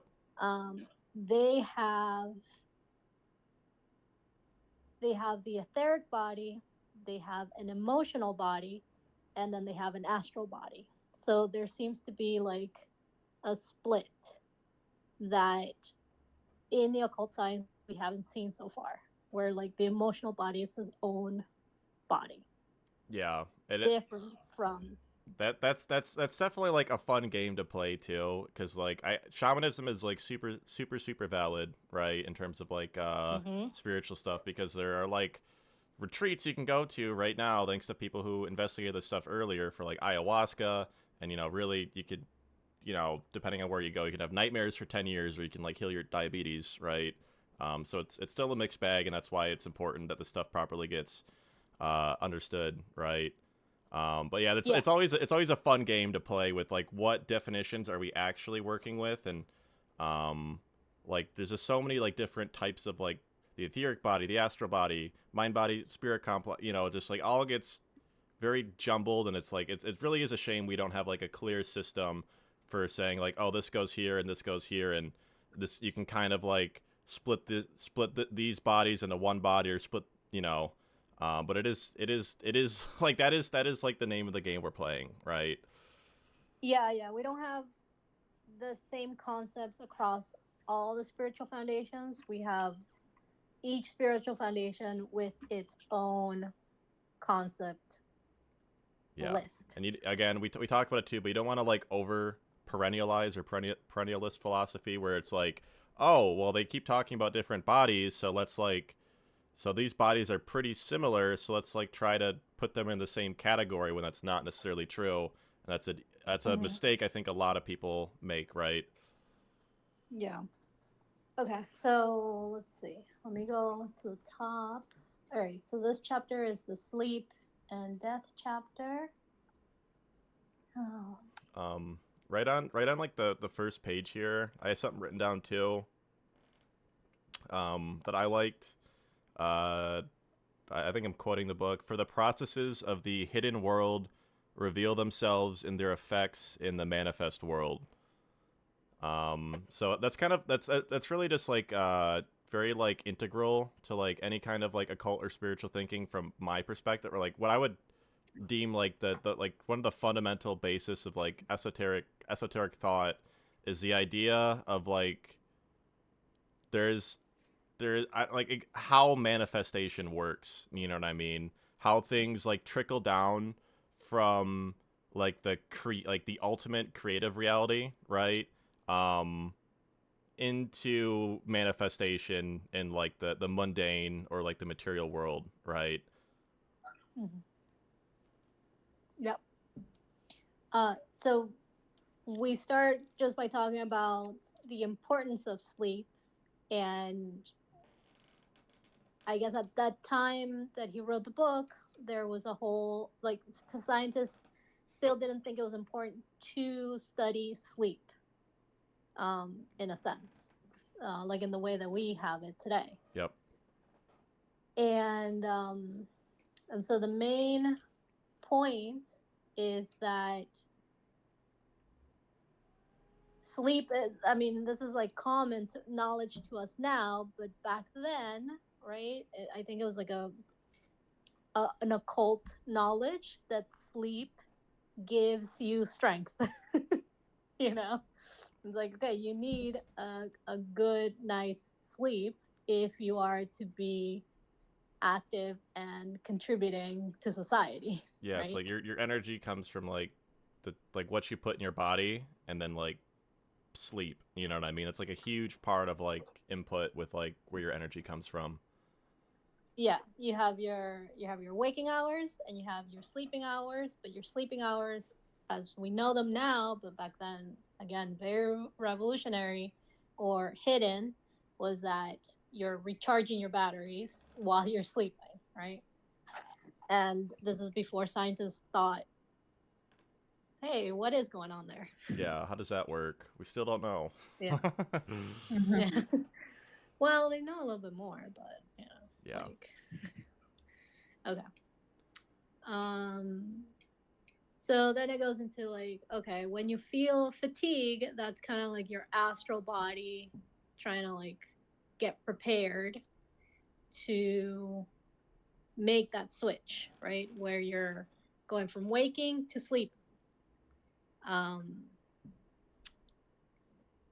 there are times you feel fatigued when you wake up, even though technically in the later chapters he mentions that even though you sleep to recharge your energy in your physical body, technically your astral body brings nourishment back before waking, right? Mm-hmm.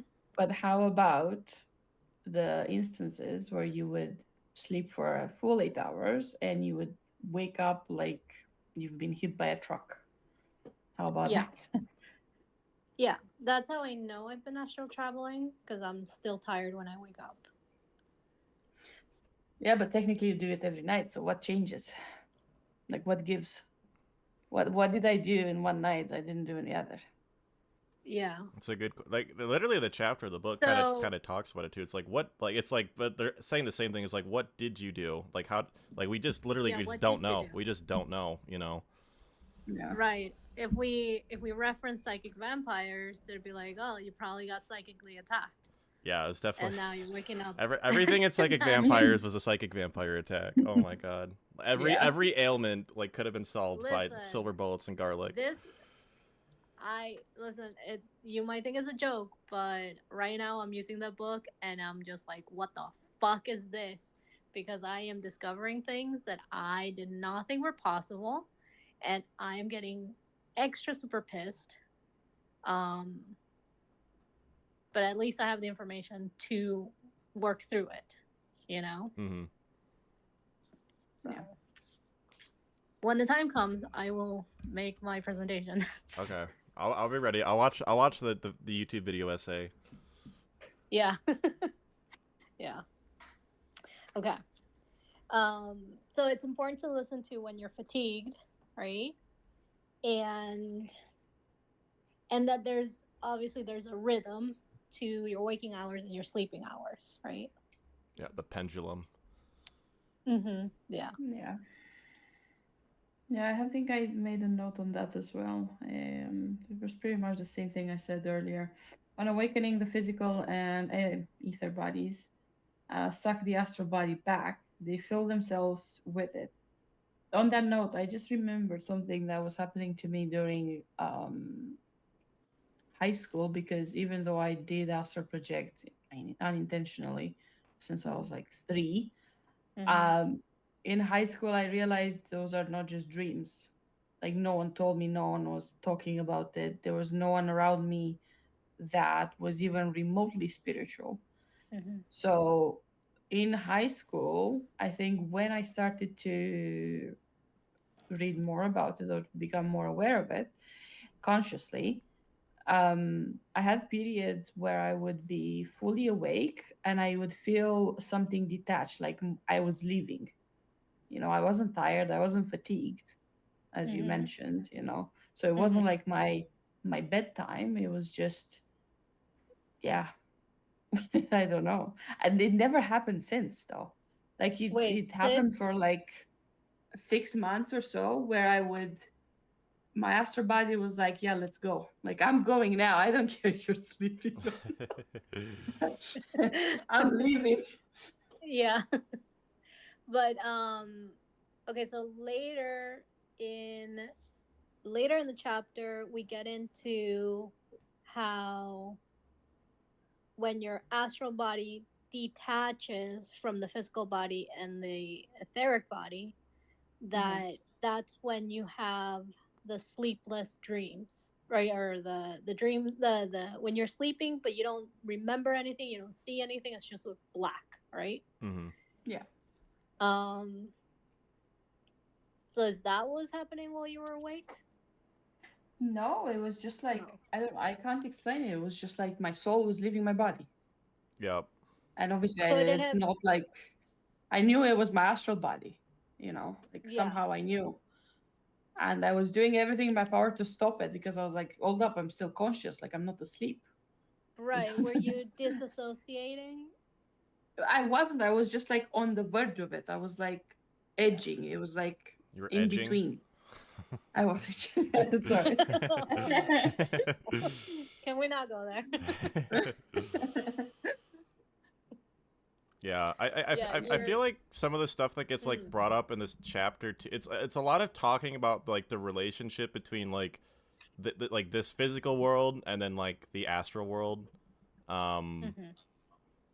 But it's like and the in between. Yeah, I always feel like the way we come into the world with like desires and like a motivation and an energy to like do things and to like experience being human, like I feel like there's a relationship with that to like your astral body like there's because that's like a muscle that fatigues, and it's like upon sleeping, I feel like I'm just talking, but I feel like your astral body like is going somewhere to like rejuvenate that fatigue, and it's like interfacing like with the like the world in some like greater sense, some way.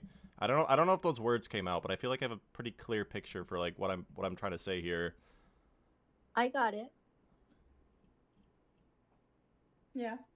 Mm-hmm. Okay. But maybe I got it because I know what you're talking about. Yeah, I feel like that's definitely part of it. Yeah. Anything else you highlighted? Yeah.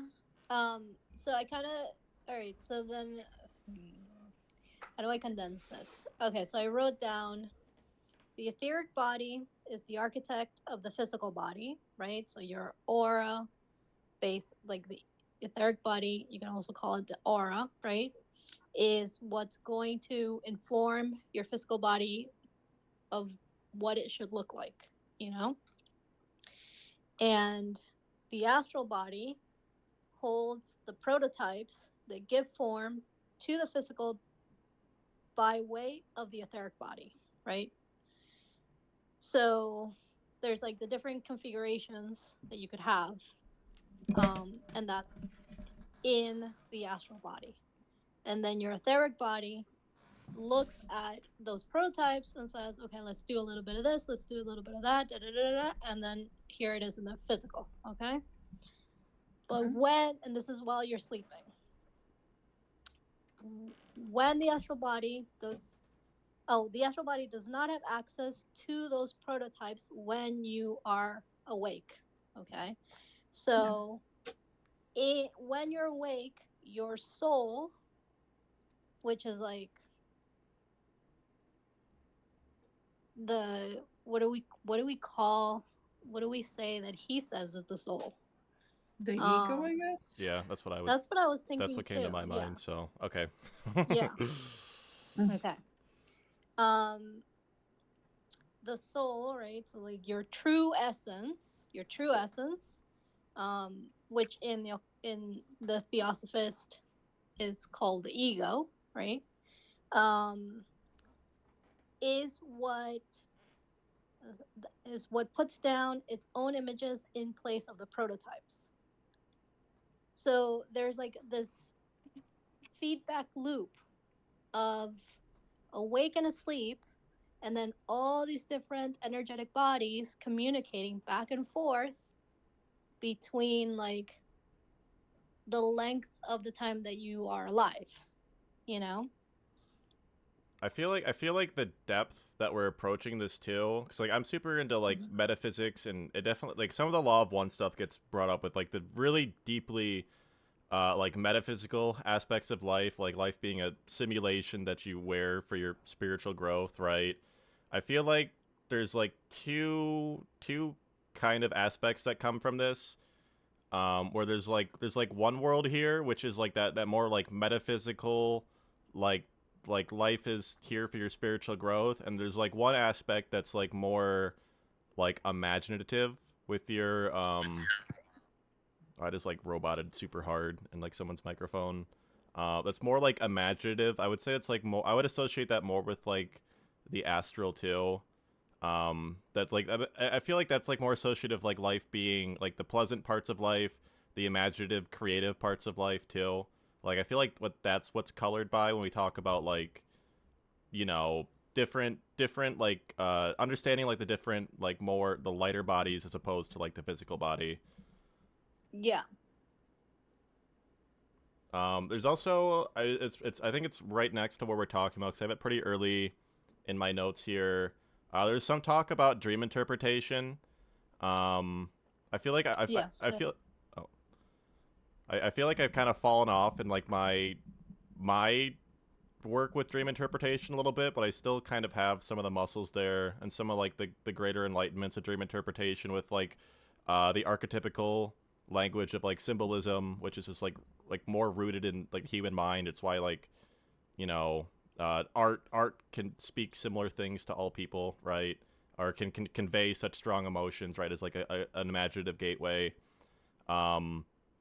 but like kind of like the same concept of like things in the material world like breaking down into like this different kind of like lighter matter, like more archetypical matter is probably like the correct way of saying it.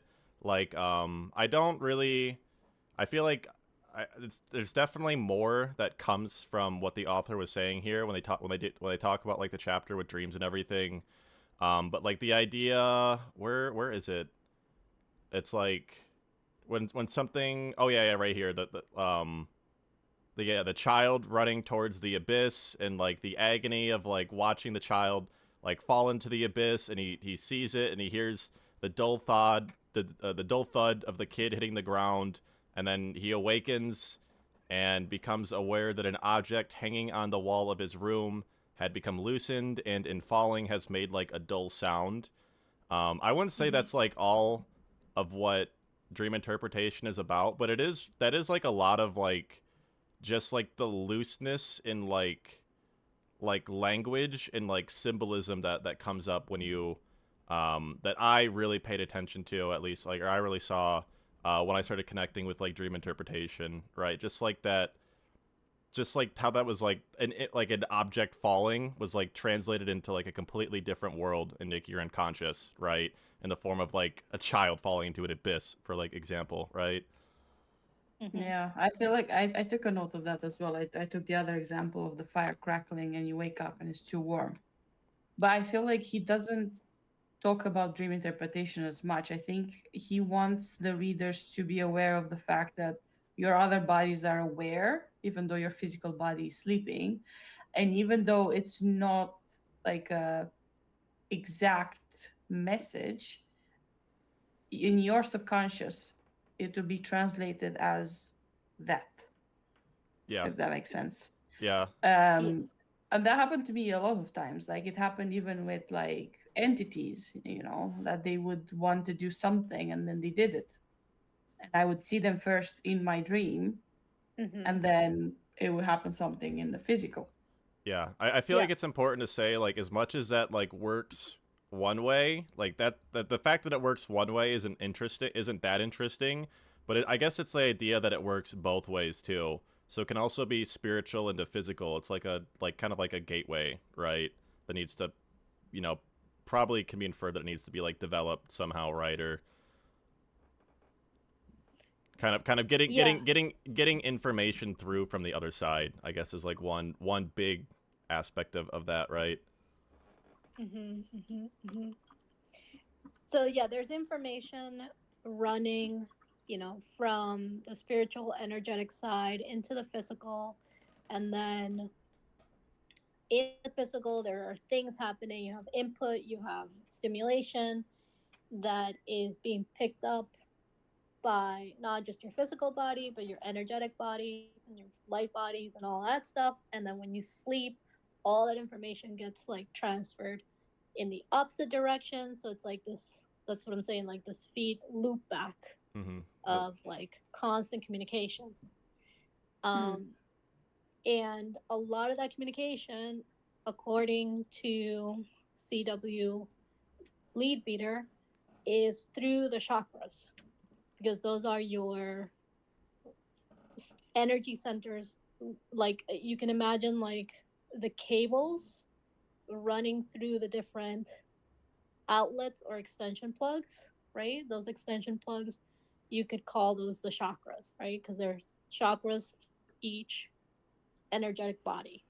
I can say something here too. So like in systems engineering, like as a whole is very, very simple, because like what you're working with in like a very like the literal most general sense is you have your inputs, right?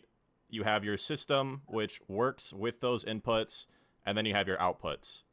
And that is like how you can kind of like that's like literally like probably like the ethos or the ethos of like engineering, right? Is like knowing your inputs, you know, being able to engineer a system which modifies those inputs or works on those inputs, and then, you know, translates them into like your desirable output. And so like I guess what I'm saying, like where we've worked this is like you have your like your physical inputs, you know what I mean, or your I should say your conscious inputs, because I could range that from like your physical sensations, like your pains, like your dreams, your desires, your interactions with other people, and then I guess there's this idea of like this like where do you go when you sleep, and I you know there's probably some kind of input coming through that way as well, which I feel like isn't, you know, very well understood. You know, I think that's a lot of what this, you know, this chapter is kind of like getting at here, right? Yeah, because it's like if you're going to sleep, and as the author is saying, the times that you're sleeping where you don't remember anything and it's completely black is because your astral body has detached from your physical and your etheric body. Then Yeah, where do it's you go and what is happening? yeah, and that's when you get super metaphysical and you get to like the veil of forgetting and like remembering and like being born and dying and like the crazy stuff that comes with like veiled and unveiled existence. Mm-hmm. Now I want to say that when I was having seizures, okay, the way that it felt for me was that I was exhausted, right? And I would eat a lot of candy so that I could stay up. Mind you, I was in high school, middle school, high school, right? Mm-hmm. And, like I would try to stay up so that I could hang out with my friends, so that I could like stay later at the party and do all the kid stuff, right? And I would be exhausted, okay? Um Inevitably, I wouldn't take my medication, I would have a seizure. What that felt like to me was I'm surrounded by all these people, I'm having a great time, but I'm also very aware of how tired I am, and my body feels like it is rocking back and forth, like like I'm on a ship, Mm-hmm. right? And or like I'm on water, right? And and then all of a sudden I just go, peace. And everything goes black. And then I wake up either in an ambulance or in the hospital, and everybody's like, you had another seizure, you It's stupid. like, no, it was a sweet release of death. It was so good. Yeah, exactly. The problem was coming back and having to deal with the blood test, and the doctor's going like, you had another seizure. And my parents just mad because I didn't take my meds, and I try to push myself too hard, right? Yeah. um You were built different, you can't you forget know? it. Yeah. So this chapter really made me remember those whole 6 years of seizures. So then, before we get into the ego, which I know you really want to get into, and I really want to listen to it. I think it's interesting that in this chapter, it's saying that the only reason the astral body can see any pictures, right? So whether that's dreaming or whether that is the review of your life at the moment of death, right? You get all those your whole life flashes in front of your face, right? Mm-hmm. Yeah. That is the connection between the astral body and the etheric body. It's almost like the pictures are coming from the etheric body, and the astral body is perceiving them. Interesting. And it says, the etheric body and the astral body do not separate immediately after death. The etheric body provides the astral body with a memory of the past life. And that's talking about like when you see your life flashing in front of your face, right? I think I've talked about it at least like 3 times with you guys, but like the one DMT trip where the guy like I don't know if I told you like the exact story, but it's like, because I just got super to DMT like when I first learned about it. Just like because it was so like shocking and interesting, like the tryptamine stuff, right? Ayahuasca, mushrooms, and like the DMT experience, like when you break through, according to, you know, Terrence McKenna and according to the Buddhist monks, again, like chain of like just trust me, bro. But the DMT experience is as like far as you can go, like leaving your body without dying. I do believe there are like Zen sects of Buddhism that, you know, try to have DMT experiences like in a more controlled way instead of just being like a child thrown out in the ocean instead of like a surfer, you know, who's been trained for like a decade, right? Right. And Well, your body creates DMT naturally, yeah, so you can access it through meditation. yeah, exactly. And it's like there's a more spiritual, you know, for the processes of the hidden world reveal themselves in their effects in the manifest world. There's always like the spiritual aspect to any like physical manifestations too, which is like what I would consider like the, you know, the great blight of our like modern understanding. But it was like the guy like basically like went through like it was like a gateway, and it was like pitch black, and there were all these entities like cheering him on and being like, we don't know what's gonna happen, like we don't know, and then like he goes through like this like singularity gateway portal thing, you know, if you're ever like familiar with like DMT trip reports, like they're absolutely insane. And it's like, I swear to God, that was like, it was just like a window in time where I could like, because I cannot find the trip report or anything that does like any amount close to the justice of like what was like what someone said, like basically of a near-death experience of like actually dying and coming back to life. But like the whole like seeing your life in picture, like the guy on DMT said the trip report, there's like his head, his severed head, which he was like out of his body, but he was inside of his body. There's like like some kind of scary looking angel with his head on a scale, and out of his head on the scale, like projecting out of his eyes and mouth was like was exactly what the author is talking about. Like it was his entire life like spread out before him, like up until he had smoked the DMT or died, quote unquote, right? And like there's the author also talks about like you don't connect to like what your physical body is doing in the moment, right? So it's like it's more about the spiritual transcendence of like the flesh, right? You connect to like the healing aspect of it. I like the way the author put it. But you're connected to like the purer light of these events if you were a spiritual being like viewing the mundane world. And obviously we all have like varying degrees of connection with that part of ourselves, right? But it's very, very, very, and obviously a bunch of other crazy stuff from the trip report. But it's like that was like 1/10 of what was contained in it, and it was like it's very, very aligned with what the author's talking about here. I don't know if we've gotten super into the depth stuff yet with where we're at right now, but I think we're pretty close. No, I think from here it just goes into the ego and the desires and what happens to the desires when you die. I'm gonna be, if you understood that stuff, please talk about it, because when I went over that, it kind of went over my head a little bit. I'm not gonna lie. Okay. Let's see. Let me see what I highlighted from that, because I didn't take notes, but I did do highlights. Yeah, if you feel like you got a good read for it, because I kind of was reading it and I feel like I didn't like really grasp what it was saying. I got like some idea, but like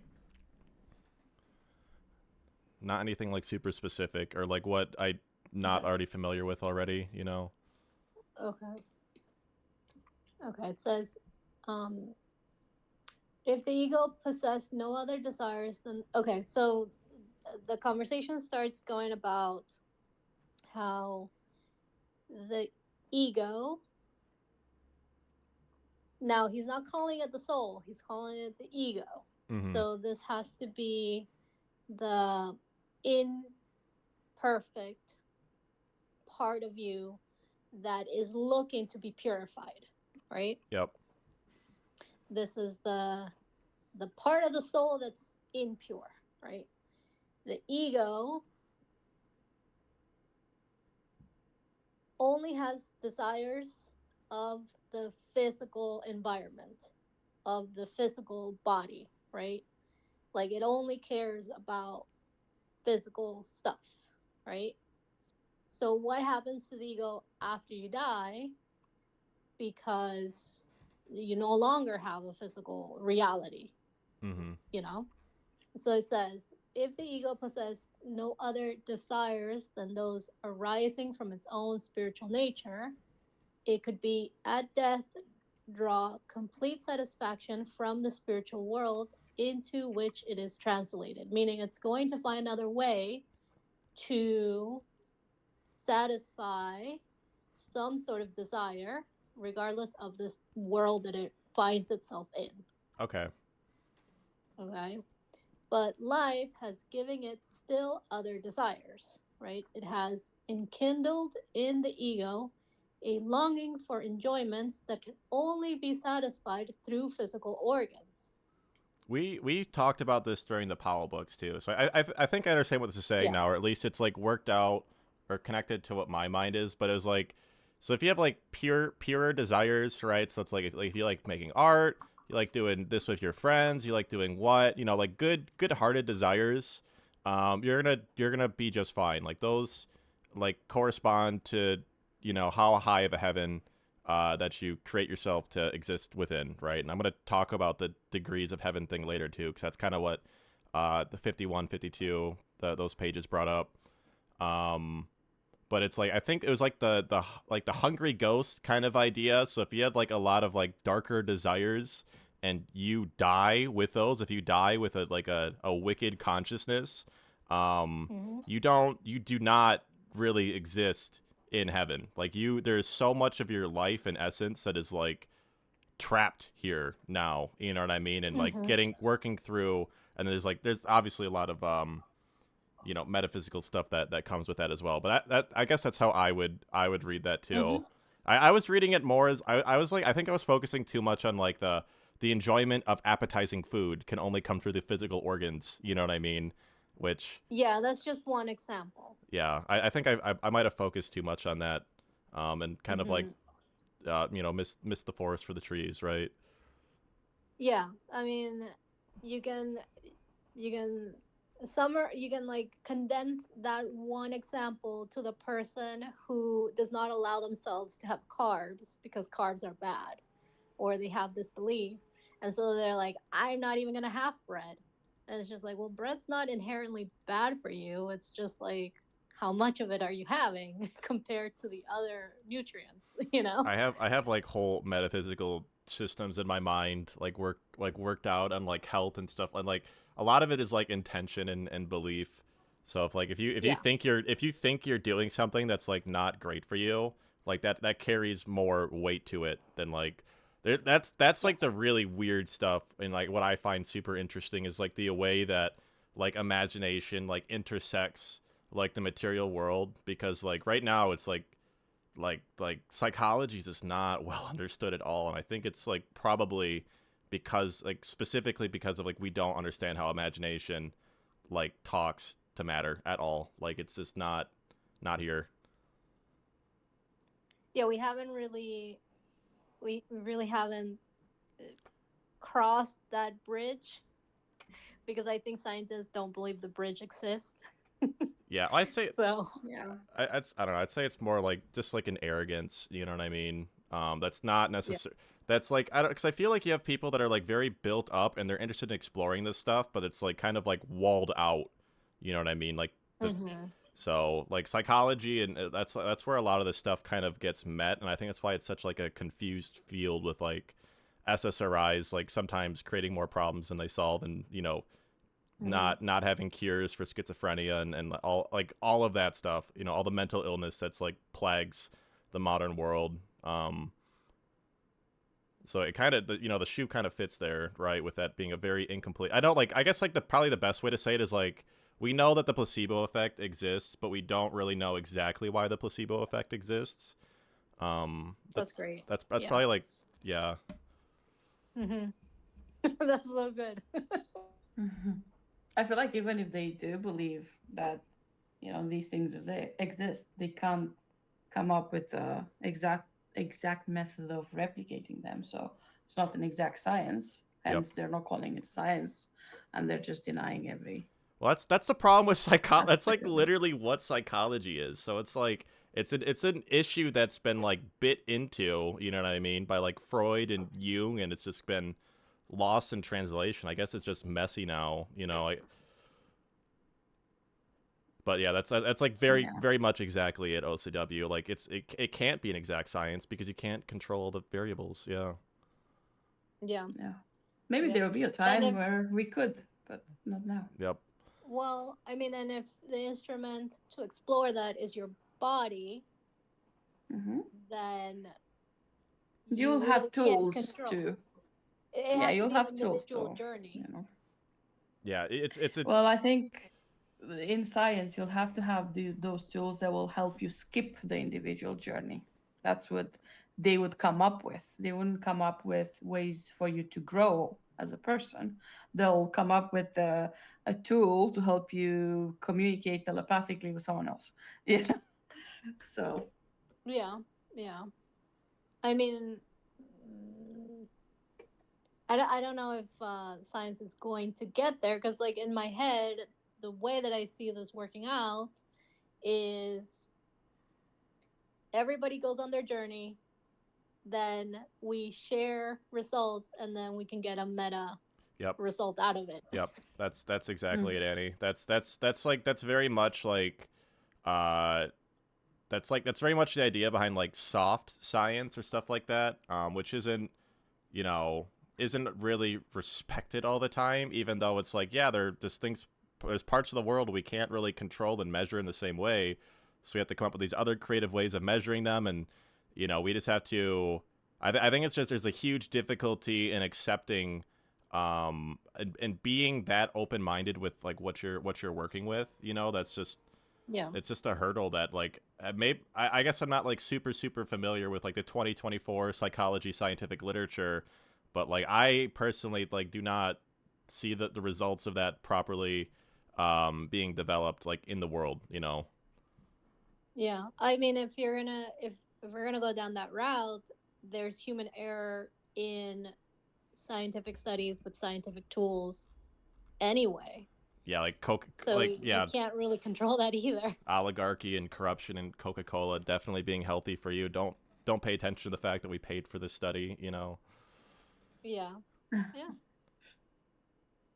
But you know, in scientific studies, we do have the error margin, right? Mm-hmm. Which I'm sure we can find an equivalent to that error margin for our studies or our exploration, and kind of like, you know, kind of take from what the science, the scientific method is, and somehow make it work for this purpose.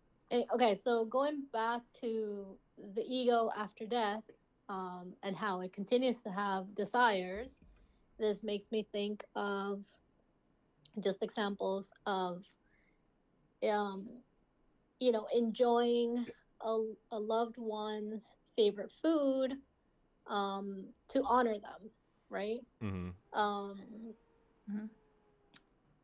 Possessions happening when you are, and I've said this in our book club many times, but this is the first time that I'm being recorded for it. You know, possessions that happen when people are on drugs, right? Oh, yep. Certain spirits will come in so they can use your physical body to have these desires. Yep. To like take them on, right? So whether that's like sleeping with somebody that you would have never slept with, or doing drugs when you're already drunk, right? It's like different things like that. It's common and like it is. I shouldn't say it's common, but it's scary that people will like. I'd say Xanax is like the absolute worst one for possessions because like I don't know, something I've like I don't have personal experience with myself, but like my friends, like I saw a video of like one of my homies like eyes, like when he was like zanned out, you know, and before he did like the crazy shit that he did. And like luckily some people like wake up and come to consciousness and they killed someone or they robbed someone or they're in jail now.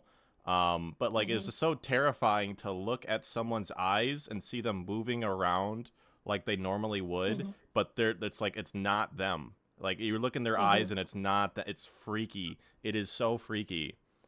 Yeah. This Yeah. I don't know if he had more to say, but like this kind of like directly transitions into some of the stuff that I found, the stuff I was talking about earlier, the stuff I found like most interesting in this chapter. But what it is like I'll just kind of read it here. But like a darkening cloud, the world of desires, which are still turned toward the outer world, spreads out before it. It is as though a dark demonical shadows arising out of the passions consuming themselves in fire, intermingled with a blissful world of spiritual experiences. Indeed, these passions are now not mere shadows, but actual entities.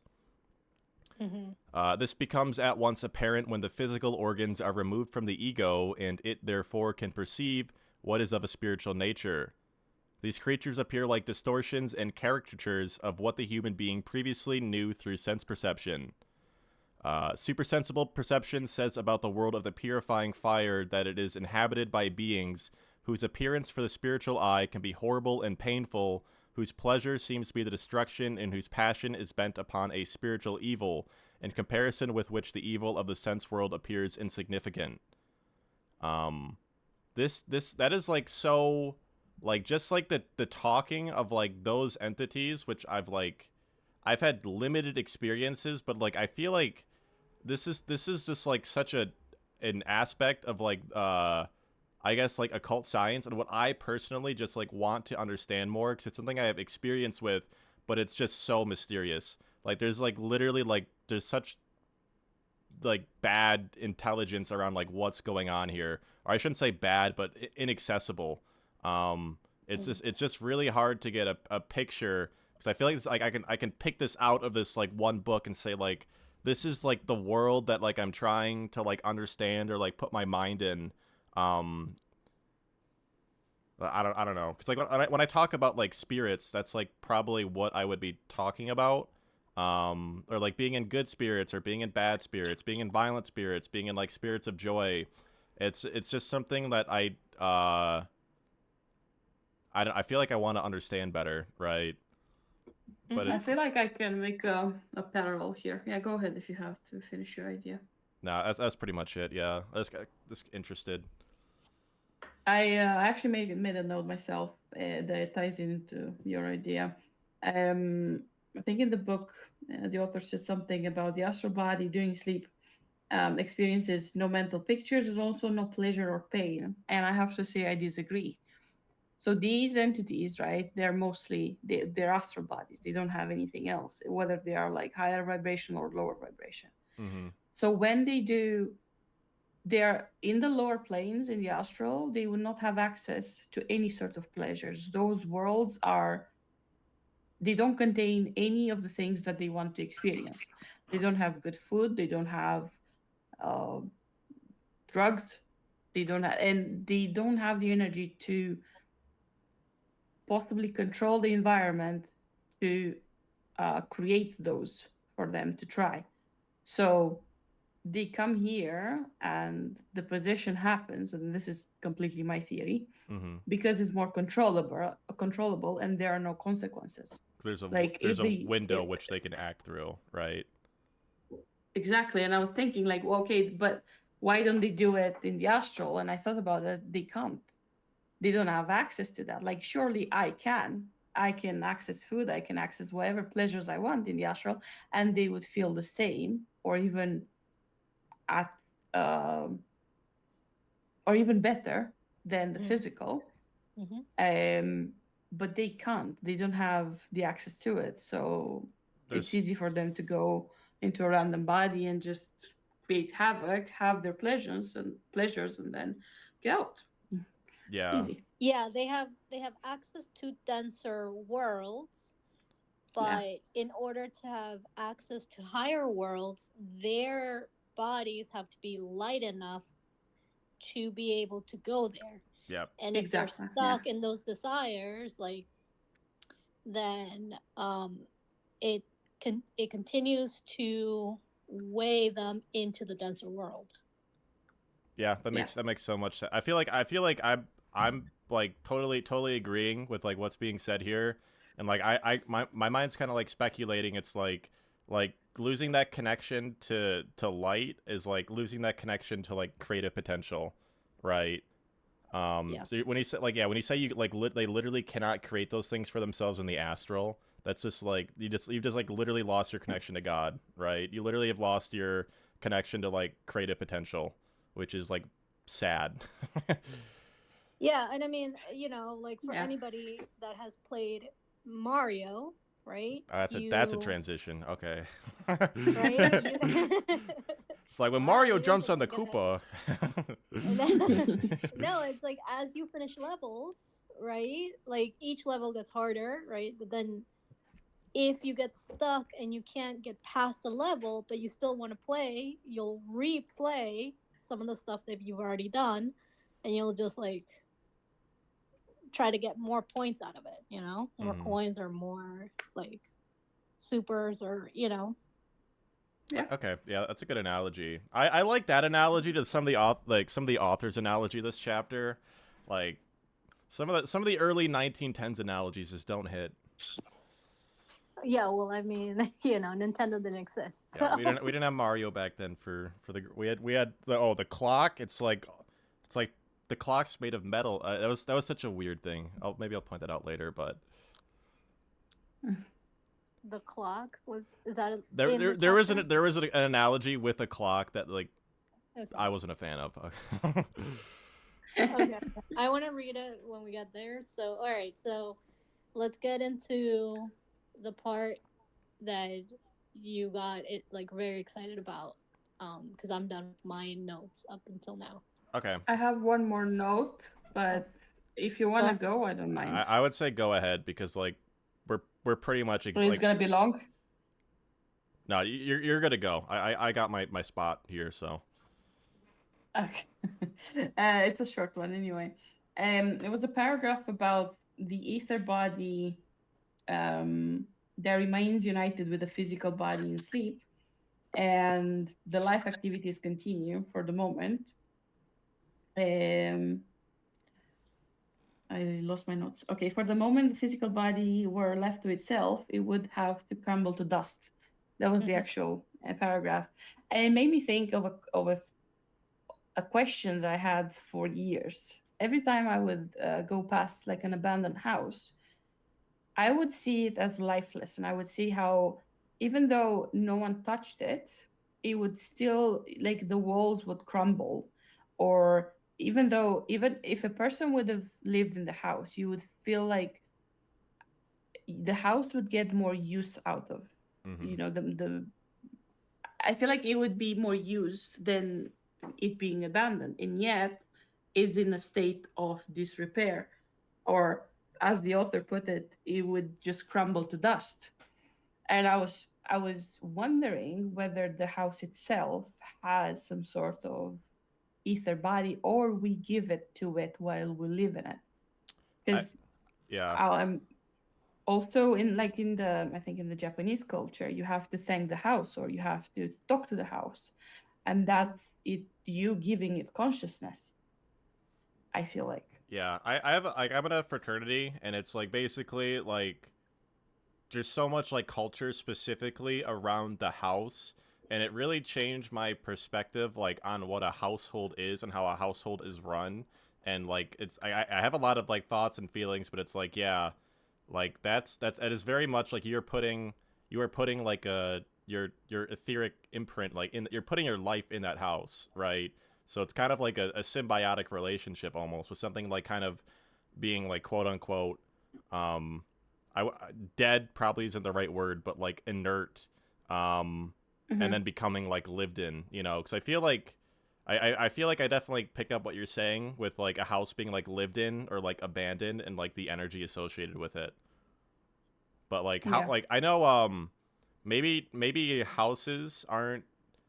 I think what might be more commonly understood in like pop culture stuff is like like ships, having a soul and a personality, and like when a ship dies, it's like a person dying almost, just because it's imbued with the raw material talks about the stuff too with like with pets and animals, and it's just like it's basically like there is like a metaphysical property of soaking up and being closer to like creator or creative energy, right? Or like, you know, humans are created in like the reflection of God, right? We're microcosms of the creator, and through like spiritual progress we become closer to him, right?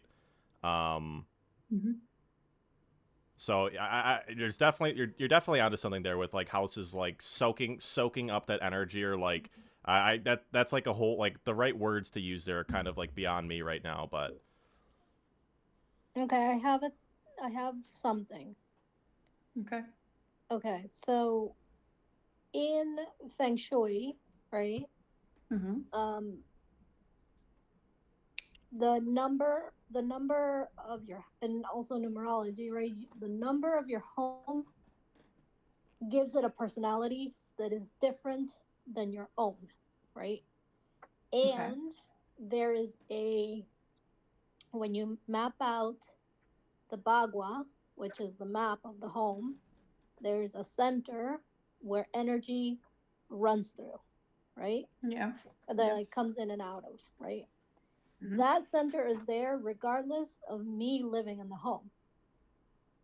Yeah. However, I think that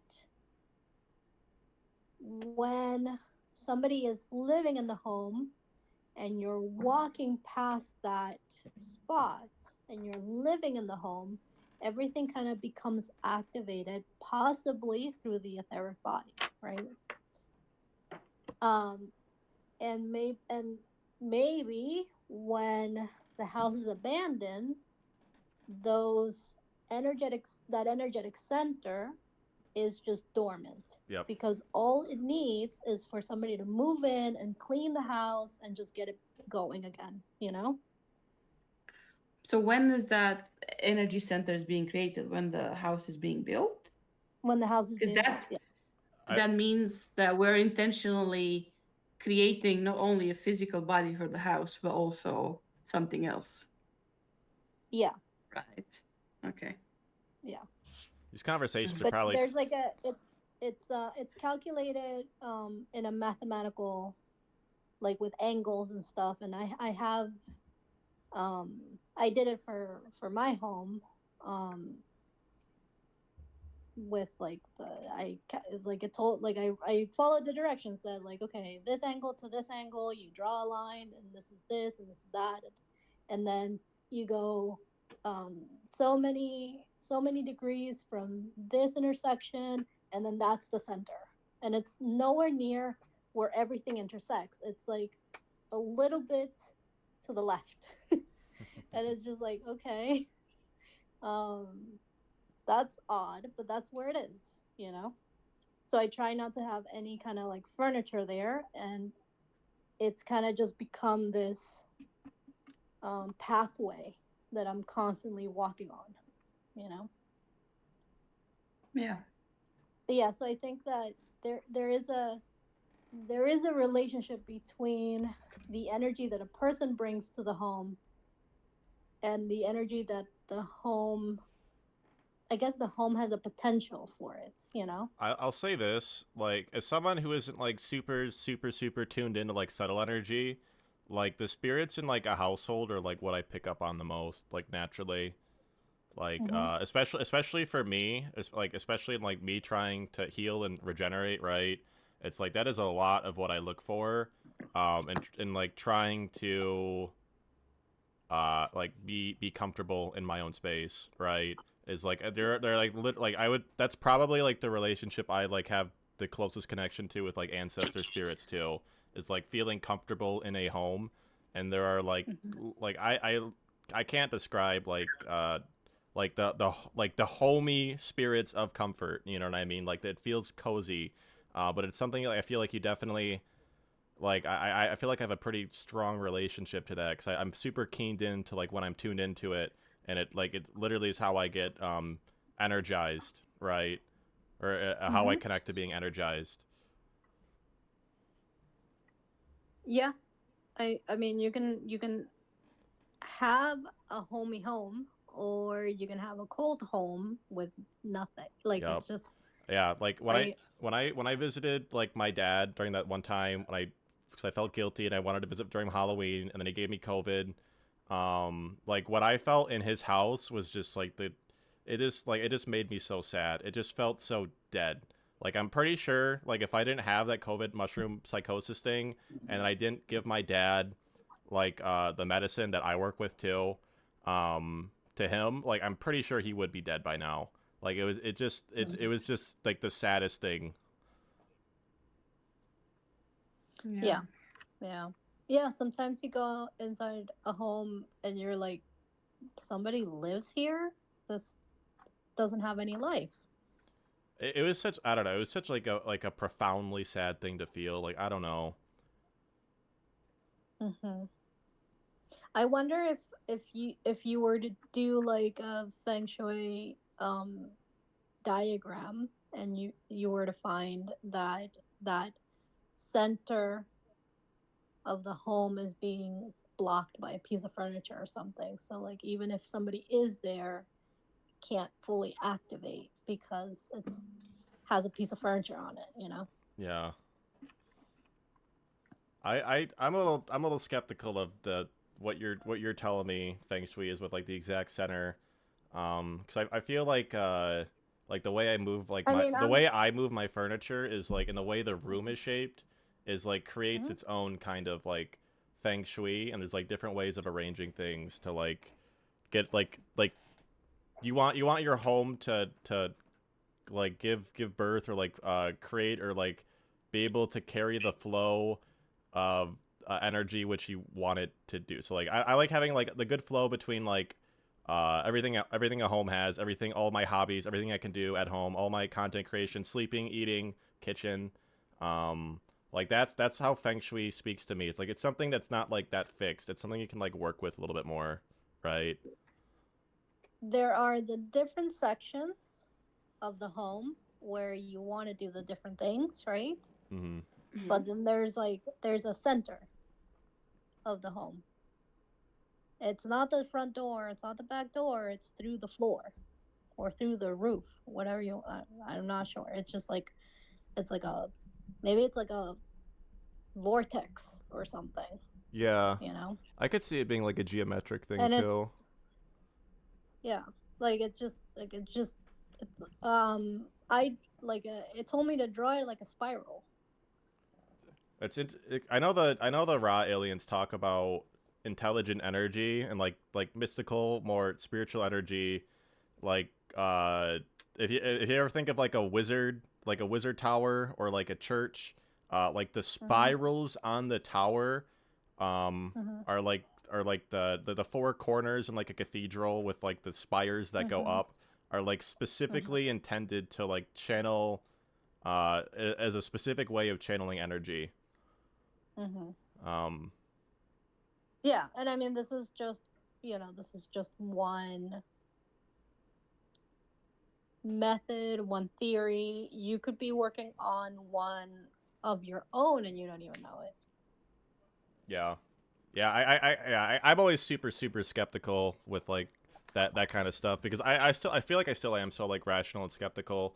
Like even like astrology, just like a birth chart is still like even though like my birth chart makes sense to me, like the idea of it still weirds me out. Just like the idea that like it's created at like the moment of birth, it just seems so like inaccurate, you know. But I could also, you know, I don't know.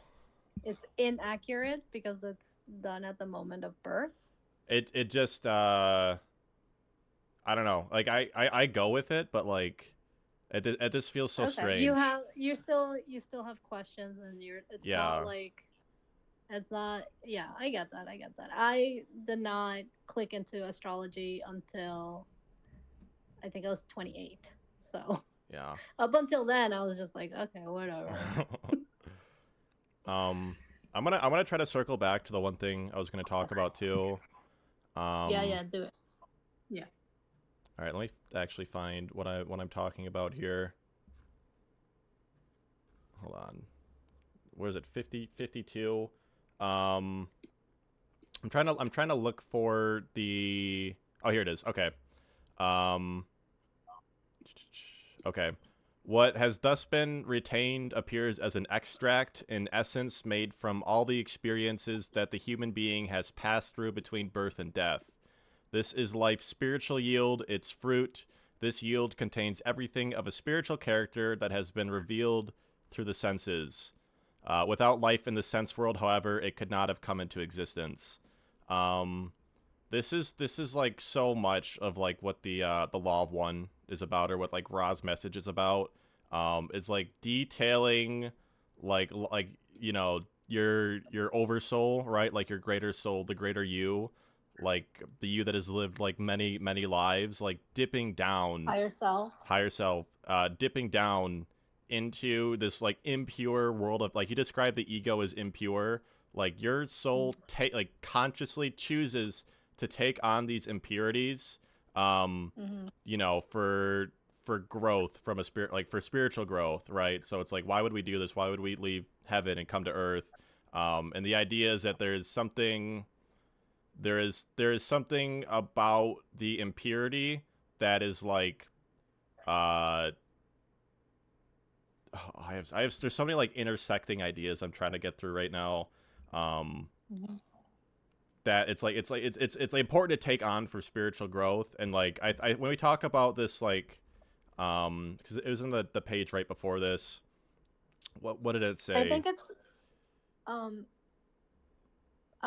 getting something where it's like, if you know that you can clean yourself, why not take the risk and get dirty?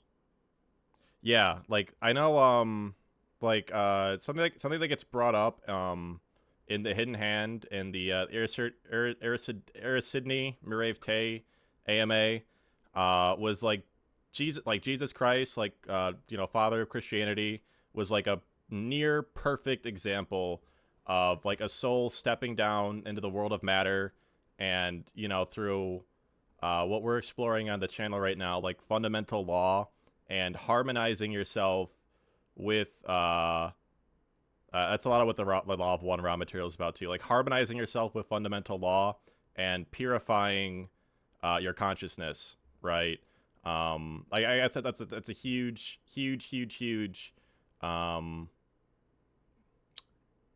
like part of this. Like there's something okay, I think like the idea is kind of over. I felt like I had more. Hold on 52 here, but the idea of like dipping down into matter and using the world as something that can help purify your soul, as like I guess from the spiritual stuff or like the channel, it's like as a way of knowing yourself better, or to like get a better picture of who you are, like outside of heaven. And there's this idea here. Let me see if I can find it. Okay, this. I think this is what I found really interesting, because it kind of details that idea a lot more, I feel like. After death, the ego feels the spiritual fruit of the sense world as its own inner world, with which it enters a world composed of beings who manifest themselves as only his ego can manifest itself in its innermost depths. And it talks about, just as a plant seed develops. Actually, this is a weird analogy. When the ego brings without the senses, what the ego brings with it out of the sense world unfolds like a seed upon which the spiritual environment acts that has now received it. If the science of the supersensible is to describe what occurs in this land of the spirits, it can indeed only do so by portraying it in pictures. So here we kind of have an idea of like, just like the reason why like a soul incarnates into the physical world. And it seems like there's like the spiritual evolution, like the spiritual growth, like that growth like translates to like higher heavens, like after you die, and not only after you die, but when you're alive as well. Like probably with like the whole enlightenment idea, right, or becoming an enlightened being. Yeah, to me, this paragraph is basically explaining why hell is a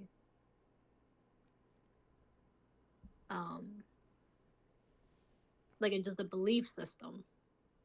My understanding is that like hell and like bad things that like people do don't, or like bad things caused by people don't have to exist, and from like a metaphysical, like why are we here, like existential, like why did God do this to me, but they do need to exist from like a metaphysical, like holding the universe together, otherwise it'd be so fundamentally different. It does need to exist, like the potential to do bad things needs to exist, like you need to have like the devil tempting you, right? Yes. But I'm saying, like, okay, so sorry, in like after you die, right? Because it says after death the ego feels the spiritual fruit, right? It's like all those desires that you didn't get to satisfy, and we're talking about the malignant desires that you actually wanted to, right? Because there are malignant desires that you're like, I have no interest in doing that. You know, so you die, and they become these like spirits that are surrounding you, and somehow you have to get through it, right? Am I reading that right? Am I saying that right? I'm not sure. I'm following you. Yeah. I'm just but I'm just not sure that I'm really connecting it to this paragraph. But it's almost like,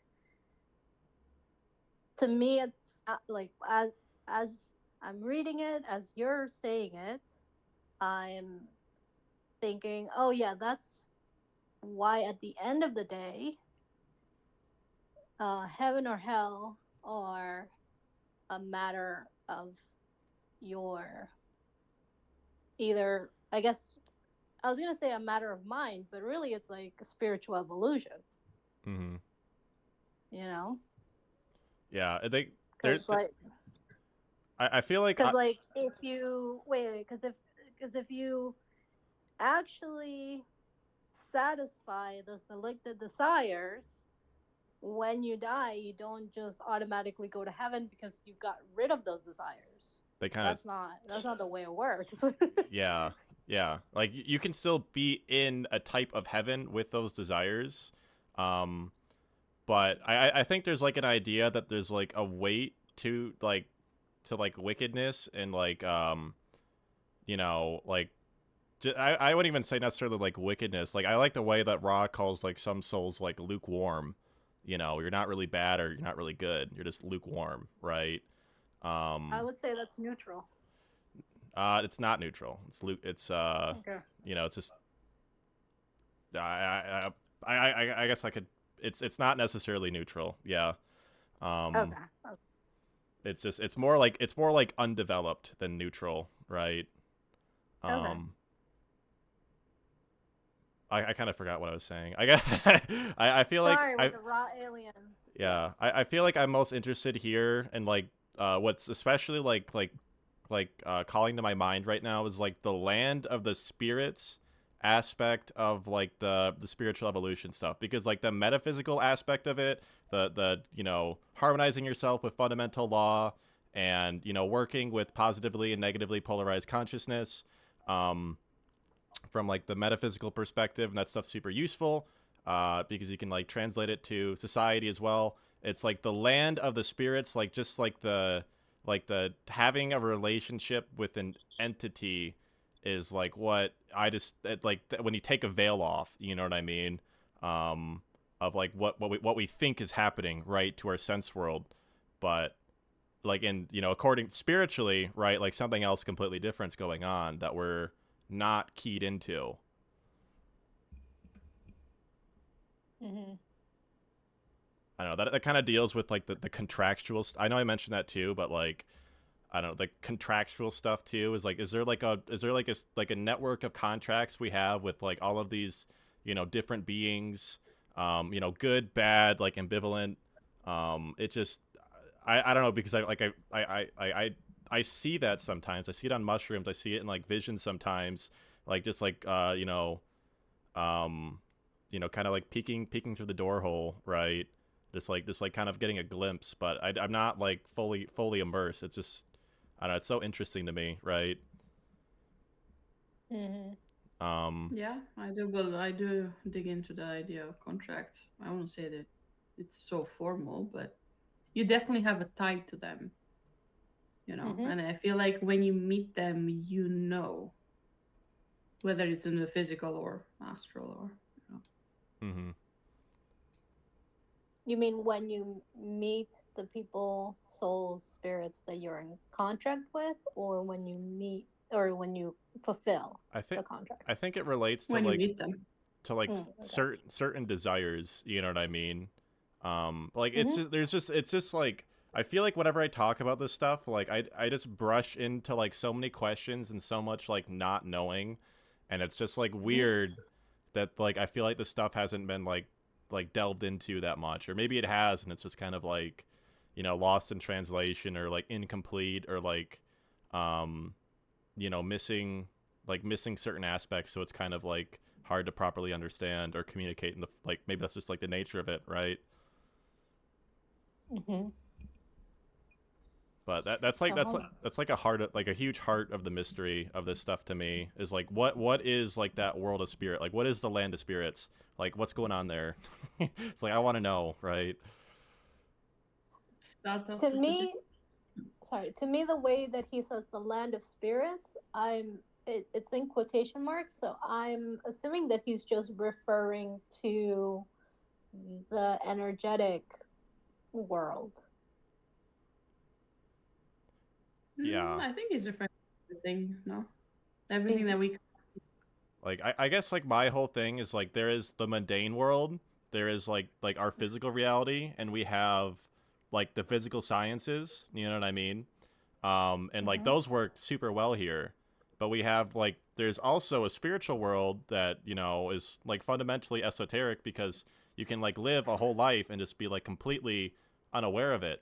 But it's like Yeah. absolutely there, and if you want to explore it, you can develop talents. Some people are naturally gifted. You can do psychedelics. You can, you can start working with your dreams more intimately. But that is just like super. It's just like, I don't know. It's like, I just want to know more, right?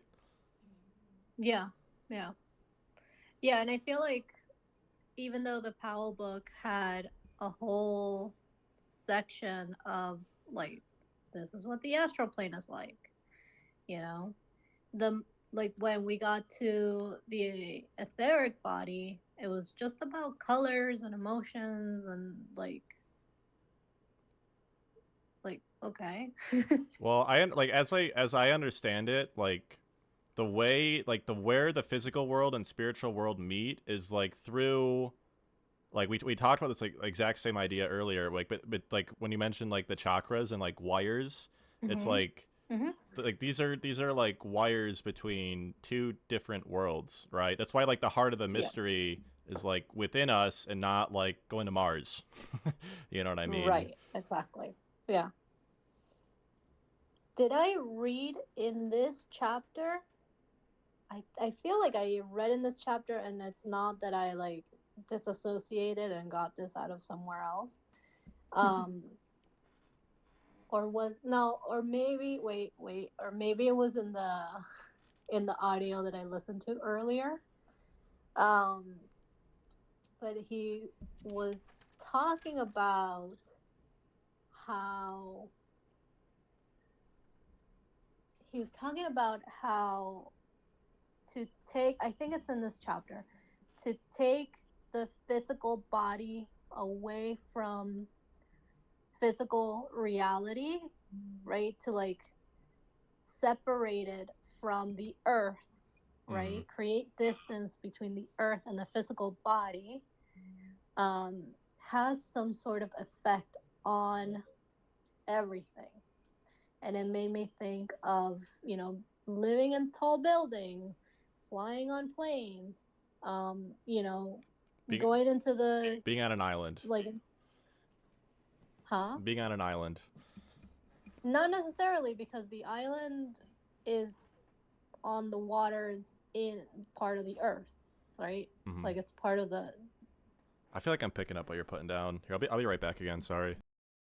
Yeah, and so it continued to make me think about, now that you said Mars, it's like, okay, why are you going there when really, like, the mystery is here?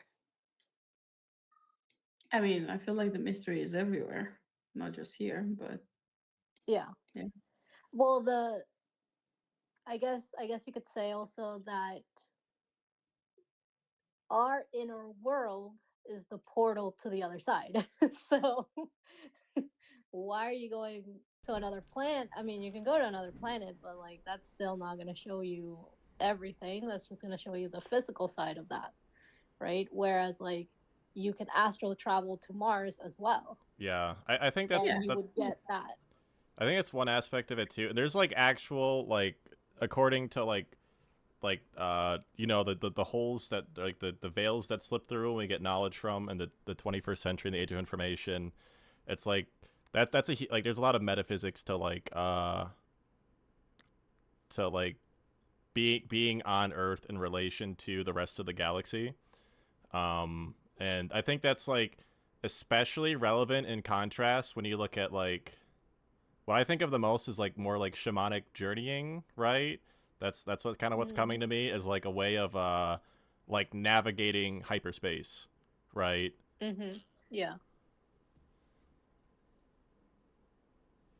I wonder if shamans get to see pictures where like most people just see the darkness, when they're sleeping.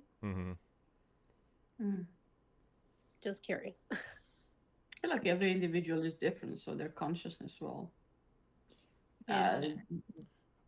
translate those messages differently. The way I during see sleep.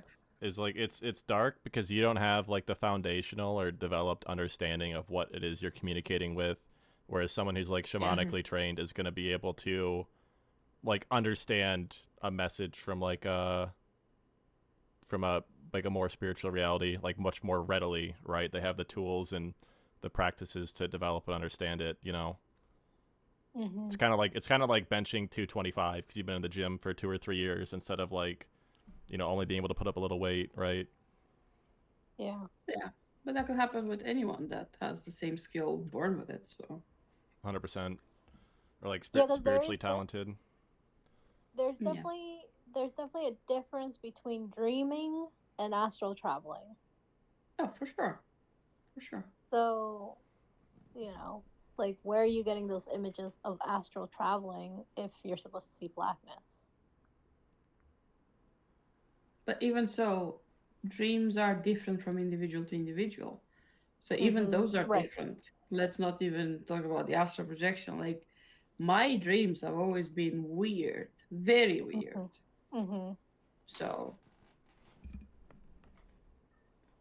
if I ask a random person what they dreamed about, they're like, "Oh, I've been at work, and then there was this weird thing, and I never dream of work. I never dream of school. I never dream of my friends. I never, like the instances where my dreams are normal, are like extremely rare." I can relate to that. It's like there's always an adventure or something. Actually, exactly. It's always like I'm in an action movie. It's so weird. Yeah. I think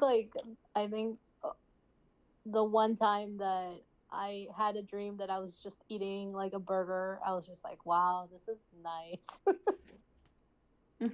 It's so simple. So simple. Yeah, exactly. Yeah. But yeah, there's like for I wouldn't say my current dreams, but I would say the bulk of my dreams so far have been like, let's solve the murder mystery. Why are people getting shot, killed, and stabbed left and right, and how do I keep getting away? You know.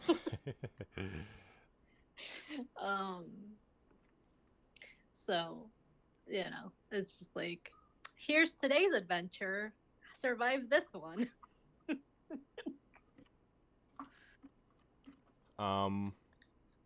Okay, I think we're pretty close to. I know like where I'm at right now in the book. We have like 10 pages or so left, but I feel like I can kind of summarize pretty because it's almost been 2 hours. What was talked about here? There's yeah. So I wrote down what I really want to talk about, which was like Earth, heaven, and spiritual beings, and like the metaphysical stuff, and the metaphysical stuff just being so dry, and it seems like there's so much life there and so much energy and so much color and contrast. Like there's a whole world there that's just like kind of, you know, outside of our awareness, like literally, right? That's a big, I feel like a huge aspect to this stuff. The author starts talking about, I think, I'm kind of scrolling through the pages here. He talks about like there's like a type of reflection. I don't think he says that. I think my mind just did that. Between like the world of matter and the spirit world, and I'm thinking right away.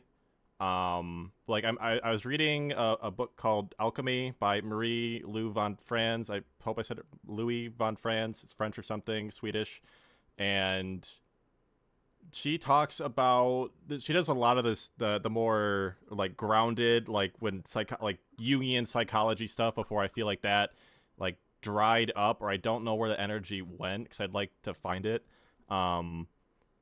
She talks about someone from like literally probably like 1,000 years ago being like a very talented medicine man, and you know like there was an intelligence, like a person who was intelligent enough in contrast to the world around them, because they were able to discern between, let's say, like chemistry and alchemy, because we all know you're not turning lead into gold. We know this now, that like chemistry works this way, and if we're going to assume alchemy is a thing, it's like a completely spiritual mystical thing, like no relation, like there's a relationship to chemistry, but it's like it's some kind of reflection. It's not, you're not doing alchemy and turning lead into gold, like period. That's not what is happening. You're doing chemistry and you're not gonna be able to turn the lead into gold because we understand how physical laws work. So it's like, it's saying like a huge ethos of this is like there is like a completely different world that we do not understand the laws of. And the author starts talking about, I think it's like from the way the raw material would translate, it'd be like first density, second density, third, fourth, astral, and fifth. And I know he says that the first like 1 through 3, so like world 1 is earth, world 2 water, world 3 air. Like earth is like this weird world of opposites. So it's like the physical reflection, right, into the spiritual realm. So I don't know if this is true or not. I'm just kind of regurgitating what the author said.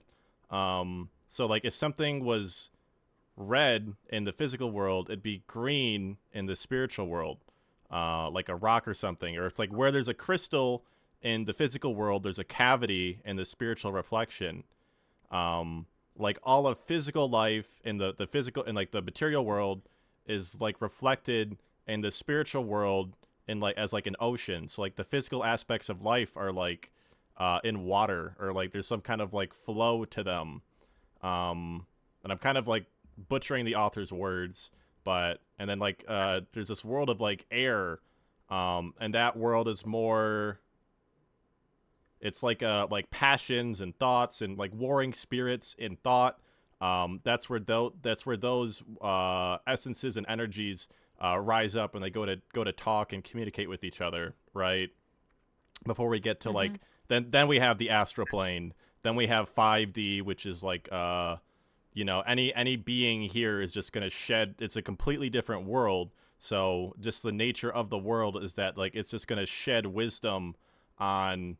Like you're just gonna, it's just a naturally enlightening world, and the raw aliens and the law of one channelings talk about that too. They talk about an enlightened plane of learned teaching, right? Or learn teaching or teach learning, because there's always like, it is inescapable. There's always enlightenment happening on this plane, right?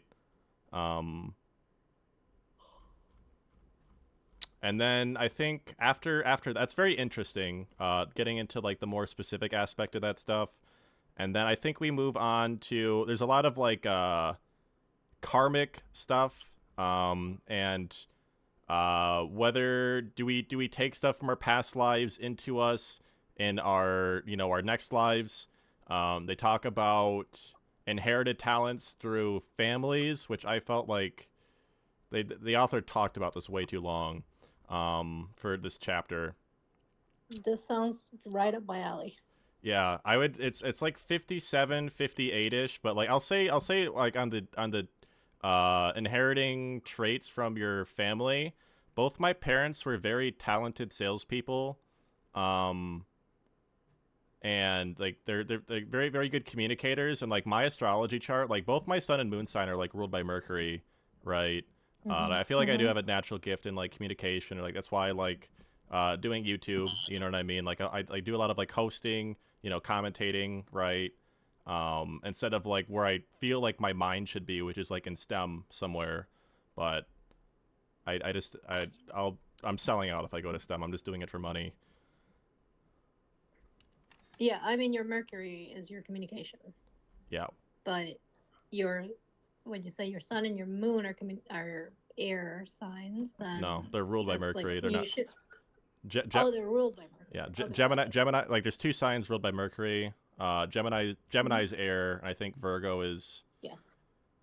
Earth. Earth or water. I think you might be right. It's Earth. It's Earth. Okay.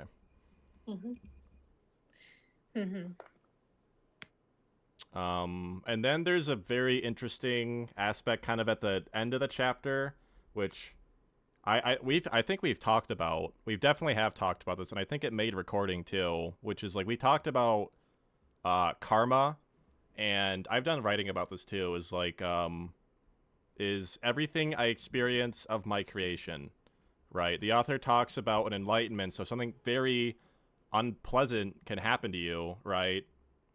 So let's say you get robbed, you could say this is an event, this like unpleasantness was of my creation somehow, some way, and I'm like atoning for what I've done to someone else, right? Because that's a metaphysical perspective on how the world actually works. And I think that's very controversial and dangerous, but it's also something that's like very important to be worked with, and it seems to be like a very central idea to a lot of spiritual philosophy, and where like a lot of like new age and even like I feel like the more right wing like super Christian guys are very interested in like the karmic idea as well. At least I see on Twitter, right? And so that is very much like one of the follow throughs that you get when you work with karma that way, right? I think it depends on what it is. It's infinitely complex, but yeah. Because like you can get robbed not because it's like you're getting like payback for robbing somebody else. It could just be that you're getting robbed because you knew that you had to take certain protections and you went against your intuition, and now these are the consequences of that. Yeah, ignorance. that's the much more like grounded karma, right? Like I guess because like now if you're getting robbed left and right, and no matter where you move, no matter how many alarm systems you have, like people still getting in, then we can look into other theories. You're like, damn, I moved to the top of the hill. I got no freaking neighbors. Somebody just walked in and took the fridge. I don't know. You're like, what? What happened? Like, that never happens. Yeah. So like, yeah, I guess that law, like reading the end of the chapter here, like spiritual law of causation. So there being a very grounded, what we know about the physical world, and then there being this like absolutely insane world of imagination and metaphysics and spirituality that we just do not grasp in the modern world, right? That's like built into our society. Yeah, that was the chapter. Unless anyone had anything interesting otherwise they'd like to share, but I think we ran up 2 hours and talked about everything we wanted to. Yeah, I think that is gonna be it, because I didn't get to read the rest, but I probably have a lot of things to say about the karma stuff. Yeah, and again, I kind of read through the last probably like 7 pages. I definitely read them, but I read through them a little bit faster too. So like my mind thinking might have not done as much. Yeah, I mean maybe this is still kind of like the opening, and we'll get another chapter where it dives a little deeper into it. 100%. And I totally think that's what's gonna happen. Is like we're just gonna go deeper and deeper in this rabbit hole. And it's like, you ever took like a math class and you like missed one of the foundational concepts, and now you're doing this algebra or like this geometry, and you don't know like the basis of what you're working with, so now you're just super confused and lost. I feel like it's going to be the same kind of concept here. So I think it's pretty important that we're all on the same page as we move into this. But I feel like we're pretty well put together here. Yeah. Just by looking at the rest of the titles of the chapters, I feel like we're going to get deeper into the karmic stuff. I'm looking at the chapters right now. Anywhere between the evolution of the cosmos and man and cognition of the higher worlds with the initiation. I'm looking at the index. Yep, I indexed at the beginning of the book. I just had to find that out. There's a couple of things I highlighted that were not emphasized by the author, and I felt like I was skimming a lot of the information because it was very verbose. I didn't particularly care about it, and so there's a couple things you could miss that are like very, very essential for understanding the chapter. And there's also a few things that I made associations with, which made this it a lot easier. So like the whole idea is like there's like the Saturn evolution, the Sun evolution, the Moon evolution, and the Earth evolution. I'm assuming that's what you guys found a little bit more confusing. Not that it was confusing, it was clear. The thing for me was like, I'm not sure that I believe it. Yeah, same. It's not confusing. So it's actually we disagree with what's saying. I totally agreed with you guys when I first read through this, but I'm understanding now what this is talking about, and it is talking about something like very, very real in occultism and esoterics. It's just worded in like the worst possible way. So like if you're familiar with like Yod Hey Vah Hey, like the Hebrew word for God, like fire, air, water, and earth. The Saturn evolution is fire. The Sun evolution is air, and that is like I kind of started piecing that together slowly. Okay. And it only started to validate itself more and more as I got into the Moon evolution, and it's talking about water, and it basically describes that like the Saturn evolution is heat. So it is absolutely, the author is definitely, I don't know if he's trying to like veil what he's talking about, if he's like being a moron and just using like very like this. It's almost like he's trying to encrypt what he's talking about, which I think is very unnecessary. But I know that's definitely a theme in earlier occultism or like spiritual practices where you want to hide what you're actually talking about. I don't think it's super necessary, especially nowadays with the internet and everything. But I thought that like this makes a lot more sense with that in mind, where the author's talking about like that's also a huge idea in like esoterics. You have like the spiritual world, the hidden world of emanation, and that, you know, is reflected in like the manifest world. And the author is talking about like he's putting this information out there in like an awful, terrible way, but he's basically talking about how there are these invisible parts that make up human consciousness, and we've arrived at our current state of consciousness and human being through the slow development of these earlier evolutions of the Earth, the greater Earth spirit, right? I mean, for me, it wasn't the cycles themselves. It was the part where he, in the first cycle, I don't remember. I just read last week, but the first cycle, he mentions how at first humans only had a physical body and no consciousness whatsoever.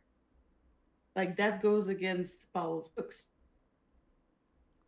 That's humans having a physical body without a consciousness is kind of reflected in the Hidden Hand AMA. I think the author throws out like way too much information that's already confusing without the supporting evidence, and then there's like very like minute things that are not emphasized, like the topic of the book being occult science, and the author, I have it written down.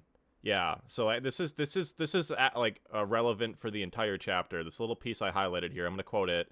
It says, "We wish to call attention to the fact that no attempt is made here to prove by such arguments the statements of spiritual science concerning the evolution of the four members of man's being," and yet like half of the book is about the Yod He Vahe, right? The four elements, these four stages of creation that our spirits have evolved through to get to our current place in like the great cosmic cycle, right? I mean,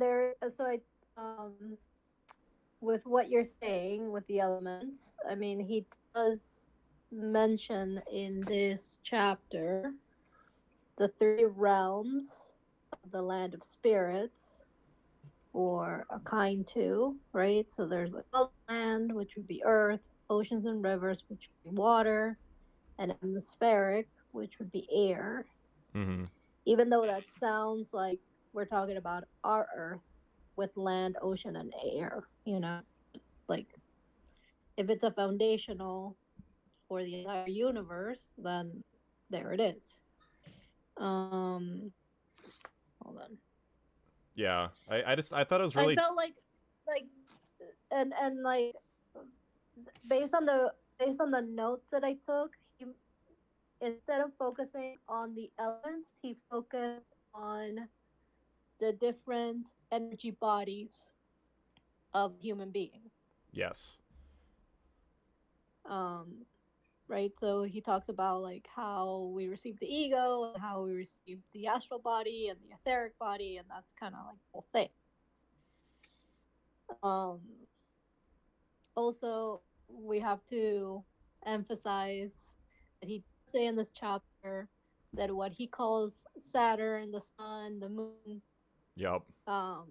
They code are words. not the planets. They're code words. Yeah. They're I not like the planets that we know. when I first like skimmed through this when I was like missing or being late to last week's book club, right? I was on spring break. Everyone else around me was, so I was by association. Saturn might as well be X. Sun might as well be Y. Moon might as well be Z, because that's how like completely irrelevant they are, which is like so weird. That is such a weird thing to do in your book that is already very, very confusing and hard to follow. So I actually was a fan of what this chapter had to say, but oh my god, did the author need to write a few rough drafts first and like coherently collect his ideas? Because this is like 30 pages or 40 pages of something that could be clearly stated in 5 or 10 pages in my opinion, right? Right. And hold on, I lost it. I will say what to, I guess my question in my head was like, so if we're not referencing the planet Saturn, then why is even name it Saturn at all? Just name it X, Y, and Z. Yeah, exactly. I think it was a very dumb choice by the author, and I'm pretty sure that was a thing. Whether I just to I don't like that's a thing in mysticism, right? Like you want to like hide the true teaching. Like that's definitely a thing. And I'm wondering if that's what the author was trying to go for, or if it was just like a complete lack of like foresight, or the fact that other people are going to be reading this. Because at first, like 100 years later. yeah, I just completely missed. I feel like I missed that, and I was just so confused as to what the author was talking about. And luckily, I was like very very focused for my reading here, so I kind of like didn't miss anything. There's it'd be like, you know, an entire page of like the worst thing you've ever read, and then like one paragraph of extremely important details.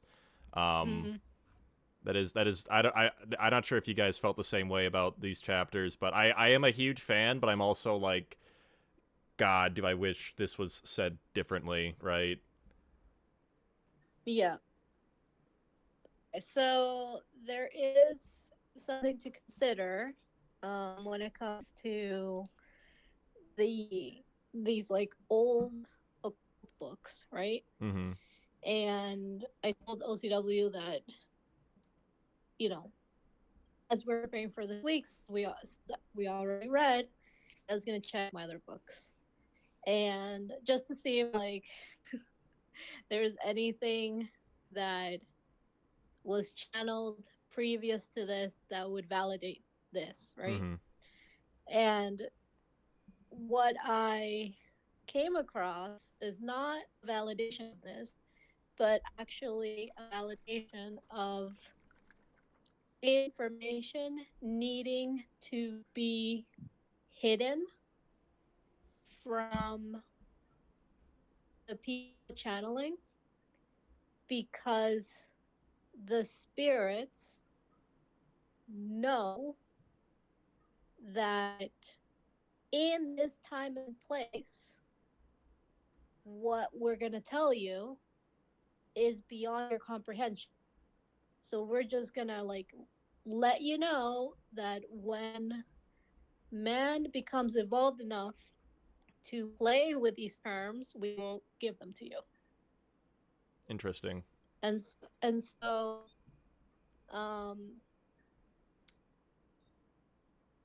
so like you can almost see, you know, like when you move further into like the raw teaching, right? You can see more of the revealing of information.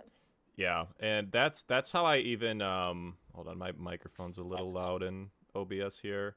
That's like how I interpret like pretty much all esoteric information. I actually my mic's still a little loud. I'm just like watching the levels here. Sorry, I've got like focusing on two things at once. Whether that's the Bible, like actually, whether that's like Buddhism, or what Buddhism has to teach, and some of its more mystical teachings, whether that's any random esoteric teaching on the bookshelf. Like personally, I relate that, and I feel very competent in my understanding of these things. You know, the living word, right?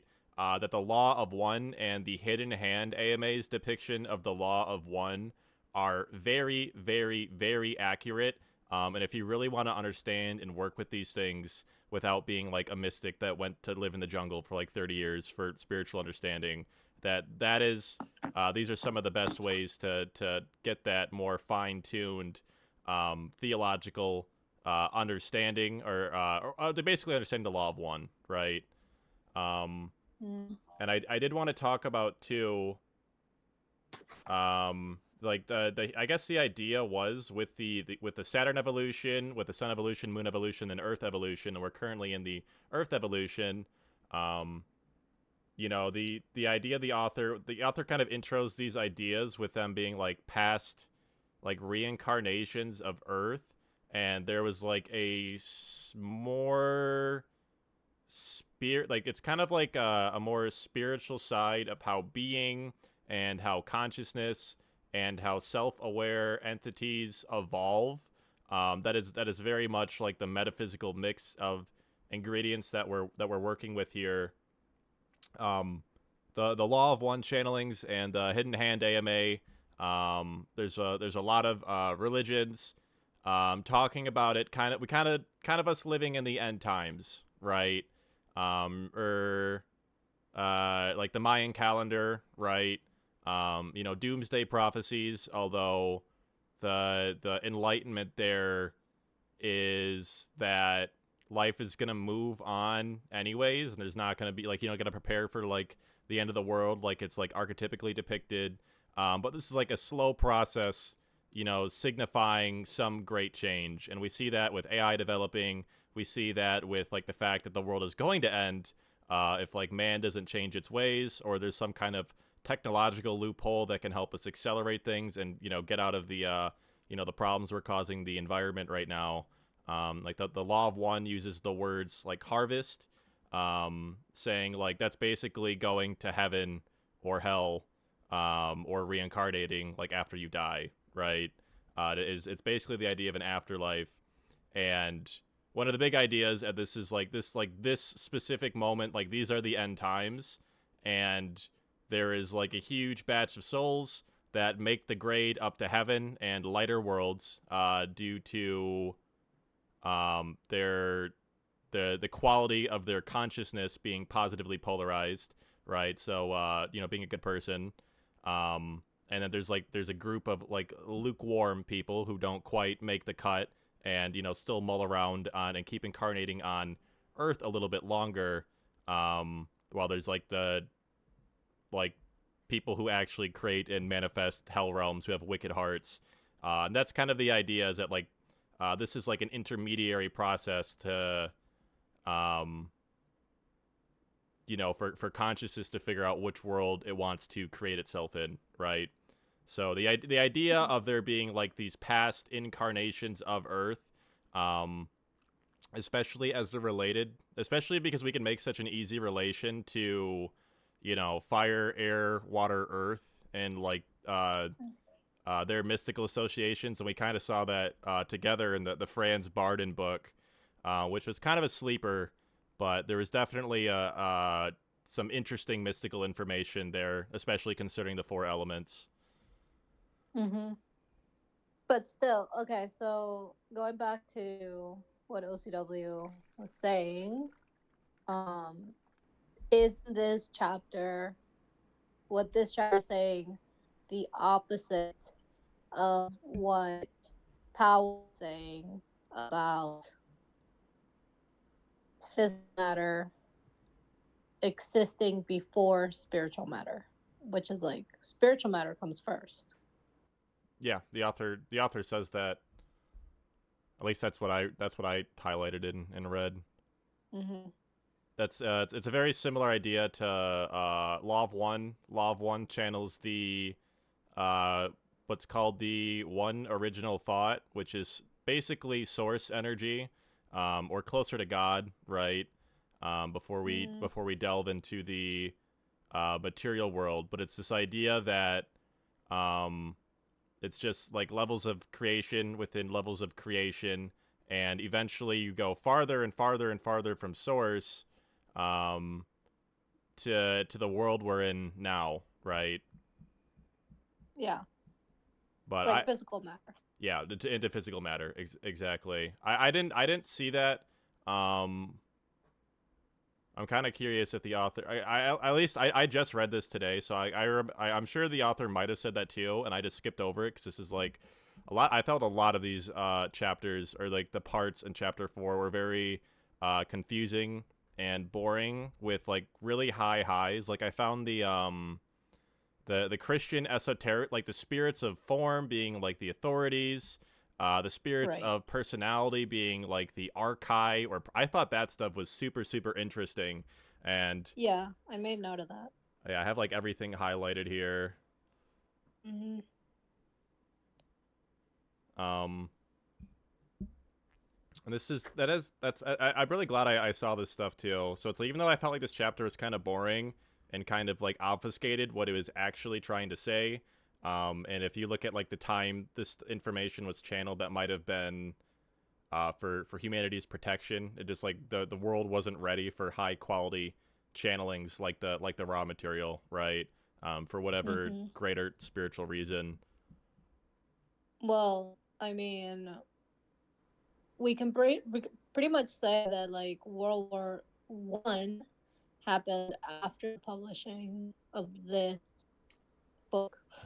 Yeah, I think that's true. It was definitely around this because it was 1910 or 1911, right? Something like that, yeah. But that's absolutely an idea prevalent in mysticism too. I know Montauk. And then and then like a little bit further ahead, you have Hitler going into like occult knowledge and science and doing all his weird shit. Yup. So they're like, oh god, like, when can we go down? Yeah, now we just have like the Israeli military chief like a couple years ago talking about a galactic confederation and how people aren't ready to know that yet. Right, when it's like, but isn't it obvious that that these things have always existed, or is it just? I would definitely call it not obvious, not obvious at all. Just as a, probability in all things, right? There's more planets, and we can't just be the only one that's inhabited. Period. Yeah, that's also it's great that you say, because I feel like that's why the raw material gets so much validity too. Because if you look at all the answers to like the Fermi paradox, like what the raw material has offered is like literally in one of those answers. It's just there's so much like actual like hard coded spirituality, science, and understanding and knowledge of consciousness and theology that never got properly developed in a lot of like regions of the world. You can see that like Christianity pretty much dying off into atheism and being like more of like an artifact of time or like fond memories of like community versus it being like such this strong spiritual tradition that it could have been without so much corruption and obfuscation, right? Yeah. What were you saying earlier, OCW, about like the author saying there's like people were only physical at first? That's what he described. I don't know what's the first stage. Saturn, maybe, I don't know. I think Saturn. Yeah, he was saying that basically in Saturn, humans only have the physical body, and then when you move to the next stage, like, okay, now we have an ethereal body or an etheric double or ether, I think he's calling it. And the third stage, finally, you have the astral body, and the fourth, you get the mental body or the ego. But that defies the whole point of evolution. If you only have a physical body, you can't like spiritually evolve. Like that's the end. If you die, you die. Like that defies what Powell is saying. Like if you're made of the same essence, if we're all made of the same essence, how come you only exist in the physical body? Like it doesn't make sense to me. That's what me and Annie were talking about last week. Okay. Yeah, and then I was like, well, maybe it's something like matter existed and spirit existed, and spirit saw matter and was like, oh, I'm gonna take that, and possesses it. Okay. I feel like I have a little bit to say here. I'm not sure I have an answer, but I totally see where the author says it too. Trying to read this here because there's two things that are coming to my mind right now. One of them being like if you think about an animal, right? Like a snake or like a dog or something. The law of one channelings talk about how animals, especially pets, or even places, like there's a chance if something is given enough love and creative energy, it can become like a microcosm of the creator or an individuated soul, and then incarnate and begin its like path of spiritual evolution, right? So that and he calls it the group soul, that's fine. But that's still, they still have an etheric double, and they still have an astral body. Well, I guess what I'm saying is that the Saturn evolution, right, or like I should say the fiery evolution, it makes sense to, when thinking about a human, to be more inert until you rise up and create the following sun evolution, or you create, like, fire creates air, air creates water, water creates earth. I think it might be more complicated than that, but it does make like a little bit of sense to me for it to be for that's like stage Matter one first. stage one in evolution. It's like, it's almost like a puppet. There's no personality, there's no individuating essence, right? There's no soul yet. It's becoming soul. So I don't know if that necessarily makes sense. I'm gonna have to look at this a little bit more. The other thing that's coming to mind is the Hidden Hand AMA talks about, because it's become more obvious to me too. It's like, depending on how we want to split words and deal with the confusion in certain words and topics in like occult anything, right? Just because there's no like scientific like medium, we're not all on the same page. We like, things haven't developed quite that far yet, unfortunately. This is like, this chapter is talking about like the invisible spiritual composition of Yahweh, or tetragrammaton, or Yod He Va He, the ineffable name of God, right? As we move through, the four worlds of formation to get like I'm probably butchering this. My Kabbalistic knowledge is definitely kind of at a low right now. One individuated being, right? One individuated being? Yeah. So like, I Is guess that- like is that like, is like one human soul? yeah, one human soul, right? So like, we're all like microcosms like of Yahweh, right? That's just Right. Yeah. That's like, like, Yahweh is what you could call Earth as a planetary logos. You could call it Earth too, or Yod He Va He, right? But Yahweh would be like an abbreviation. I'm certain it's not everybody's favorite for Earth, right? Esoterically or metaphysically. Now, what the Hidden Hand AMA is saying, and why I'm bringing this up, is because their story, or what's channeled to us, or we're given like a glimpse of what they say, and they talk about the Book of Genesis and the information it channeled, dealing with the Tree of Knowledge, was spiritually, Yahweh had not given, did not give his creation free will. Meaning that like Earth was like spiritually a prison, and there was no way to progress, and so Lucifer got enmeshed into Yahweh's astral planes, or there's very much a heavy, deep, intimate relationship between Yahweh and Lucifer, right? And I'm sure you're aware of that in even if you're not super into occult stuff, right? This like God and the devil, that is a very similar concept, although if we want to split hairs and get into like really what those words mean, we could do that for hours. Wouldn't the devil be a creation of God? What's up? Yes, Wouldn't yeah. the devil be That's why I'm saying like Yahweh and Lucifer are planetary logos, or individuations of planetary logoses. They're group souls. Yahweh and Lucifer are group souls. God and the devil are completely different things.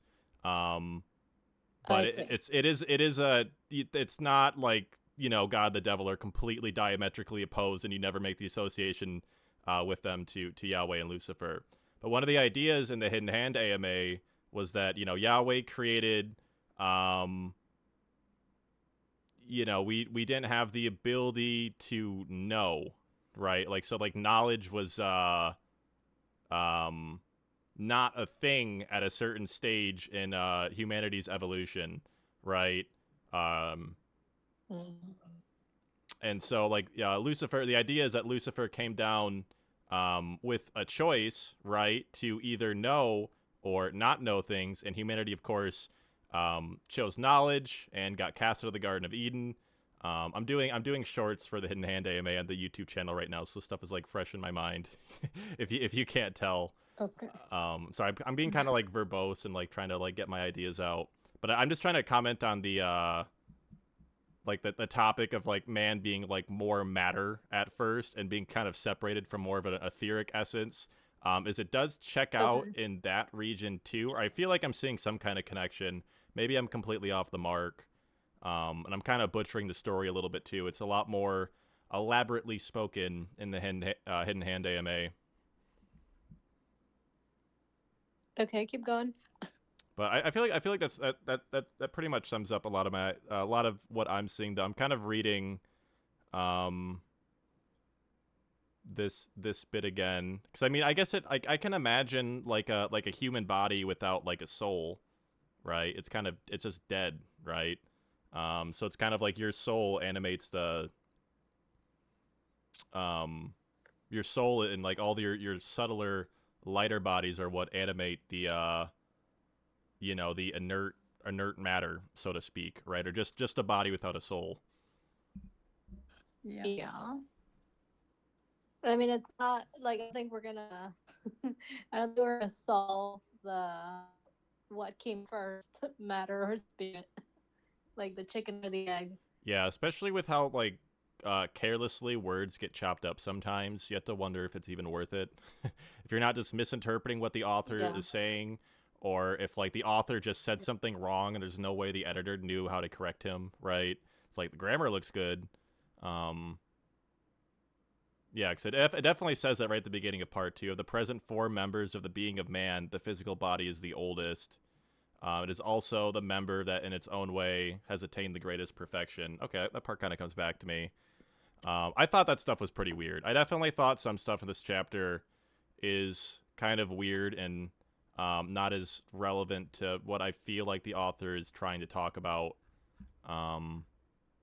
Again, my highlights are gonna be like the Christian like esoteric angels or powers, right? And how those like esoterically compose like Yahweh and their different levels of like the and how they talk to each other throughout the 4 worlds of like emanation, archetypes, creation, and manifestation, right? Like that stuff is very interesting to me. And it felt like that was what this chapter was doing its best to talk about. It's just I thought the authorship on this chapter was not good. I don't know if you guys felt the same way. I just felt like, do I really need to know this? Can I just go live my life now? Yeah, I felt the same way. I felt like something like was super complex was being said that could have been simplified. I mean, even in simple terms, is this like going to like previous evolutions of Earth? Like, do I really need to know that? It's a very Kabbalistic idea, like the it's just talking about like the levels of creation and the relationship between like it's talking about the relationship between heaven and earth and how those 2 worlds talk to each other. Yeah. It's just doing it in like what I consider like the worst way possible. Okay. Like calling it different heavenly, like calling like fire, air, earth, and water, or like the Hebrew words yod hey vah like like different names in like our other like the sun and the moon, and like I thought that was like completely moronic. I thought it was a terrible choice, unless I'm missing something. Unless we're missing something, for sure. Which I don't think we are. I'm pretty sure he's like using them like they're saying X, Y, Z. Yeah, there's definitely. Yeah, I mean, I'm not sure. I'm not sure what he was thinking that, so like I do welcome his spirit through and enlighten me while I was playing or something. Like, what you mean with that? And then I can let you know if he says anything. But, hold on. I think one of the main differences is that, at least with this book, is and specifically with this chapter, is that he is not channeling. He is very clear about his supernatural, whatever he calls it, supernatural research, which is going into the Akashic records. So Yes. technically he's meditating, and he's not receiving a channeling from a spirit. He is just meditating.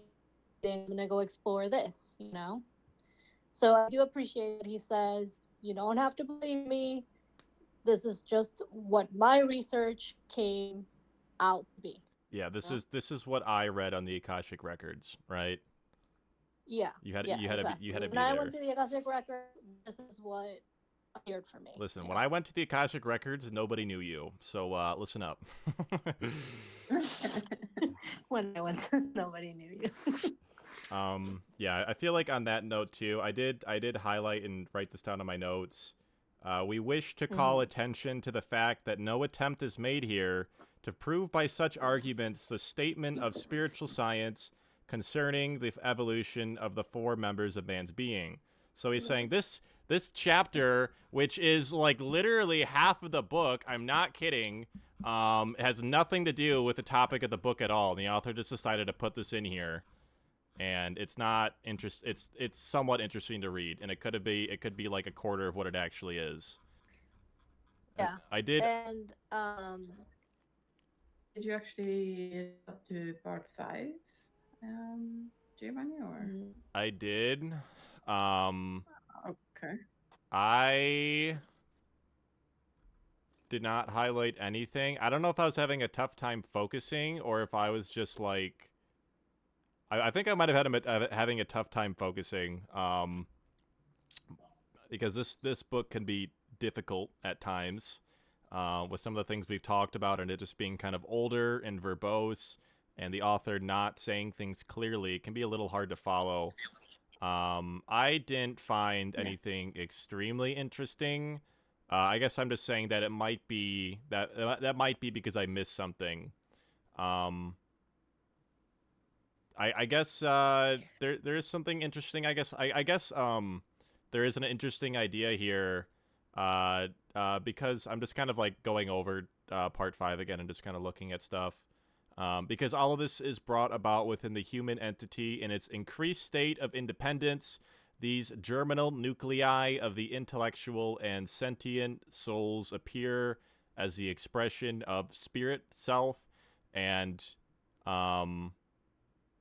I found that pretty interesting with what we know about, like, as it's channeled and made so clear, like fundamental law, or what source energy is made out of, or like what individuated souls are made out of, which is like nihilism kind of overtook Christianity as a spiritual victory, not even necessarily ideological. Like that is extremely relevant to a lot of the stuff that modern spirituality has to offer, right? The germinal nuclei of a human soul is like a microcosm of God. Man's made the reflection of God, right? So it's interesting how the author, like when the author says germinal nuclei, that's where my mind goes. And so the fact that they're elaborating on that says, like, yes, this author is working with something that is very relevant. It's just I don't think, like, I just think this, like, I feel like this, like these chapters are just like poorly written. Like, actually, I don't know if it's just the edition we have is like translated to another language and back to English or what. Because going through the audiobook for the chapters that were available in the audiobook for part 4 or chapter 4, with parts 1 through 7 of chapter 4, I thought it was a lot easier to follow. So this chapter has made me like question my literacy. I'm not lying. I'm like, Okay. do I just not understand everything this is saying, or is this like very? It can be a little hard to get into. I think some chapters have that effect. I personally didn't feel that with this chapter, only because I didn't take a break from reading, and so I just kind of like since like 2 weeks ago, I've just been reading every few days, and I feel like it's been pretty smooth because of that. Yeah. Not trying to focus all at once. I also think part 5, I think there's a reason I didn't highlight anything and I highlighted everything else in other chapters. Kind of like going through it again, and it's just I feel like it wasn't interesting. I feel like I just have to be. I didn't go past 3. Didn't go past 3. Yeah, I didn't either. That's why I asked. Yeah. Okay. Yeah, I don't know. I guess this is just like I'm starting to read this as like a Kabbalistic mystic text, and it's definitely like getting me a little bit less interested, because I feel like if I wanted to read about this, there are other things I could read that are better, that help me actually understand what it is I'm reading. Because it's, again, a huge problem in occultism, and it's not always intentional either. They can just be the author not really knowing enough or like thinking clearly enough in what they're saying and how to make that digestible to other people, like an author should be doing.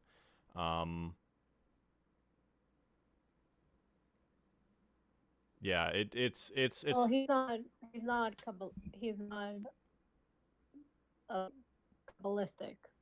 That's not his foundation. What he's describing is completely Kabbalistic. Like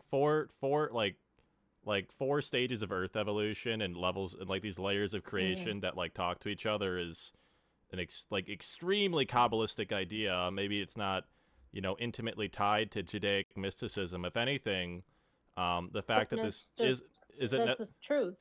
Yeah, it again, like, yeah, it makes it much more of a valid thing to accept, right? That it's like this information is coming, albeit through a not the best lens. It's talking about the same concepts, right? The relationship between the invisible, the spiritual world, and the manifest world, and the four worlds. Okay, hold on. I wrote here, right after the evolution. Okay, so at the beginning of the evolution of cosmos and man, right? It says spiritual processes are behind all physical processes in the physical sense world. Matter evolves out of the spiritual. Prior to this, only the spiritual exists. So he's opening the chapter saying this, and he goes into the Saturn saying only the physical body existed. See, do you understand why I was confused when you said that? I was like, no, I'm pretty sure the author said the spiritual comes first and then the material. And then I don't really, because I think the author is like doing a horrible job talking about what he's talking about in like not clear language, and there's got to be like a million inaccuracies here, and without a really clear picture of what it is that he's talking about, it's very difficult to kind of accept and go with what he's saying sometimes.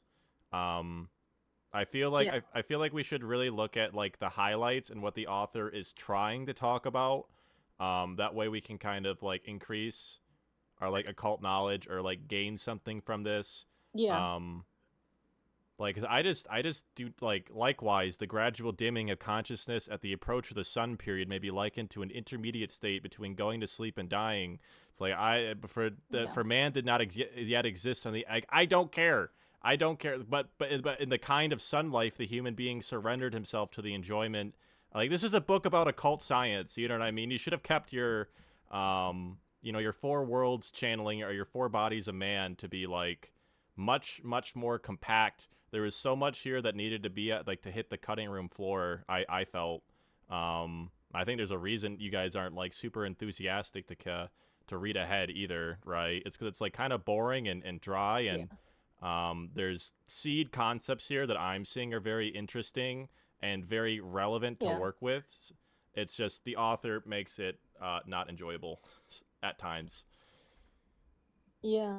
I mean, if this is really about just like the element coming together to create a human soul, then I'm totally down for that, you know? And he's just finding like a very odd way of expressing it. Yeah, the literal worst way to talk about it.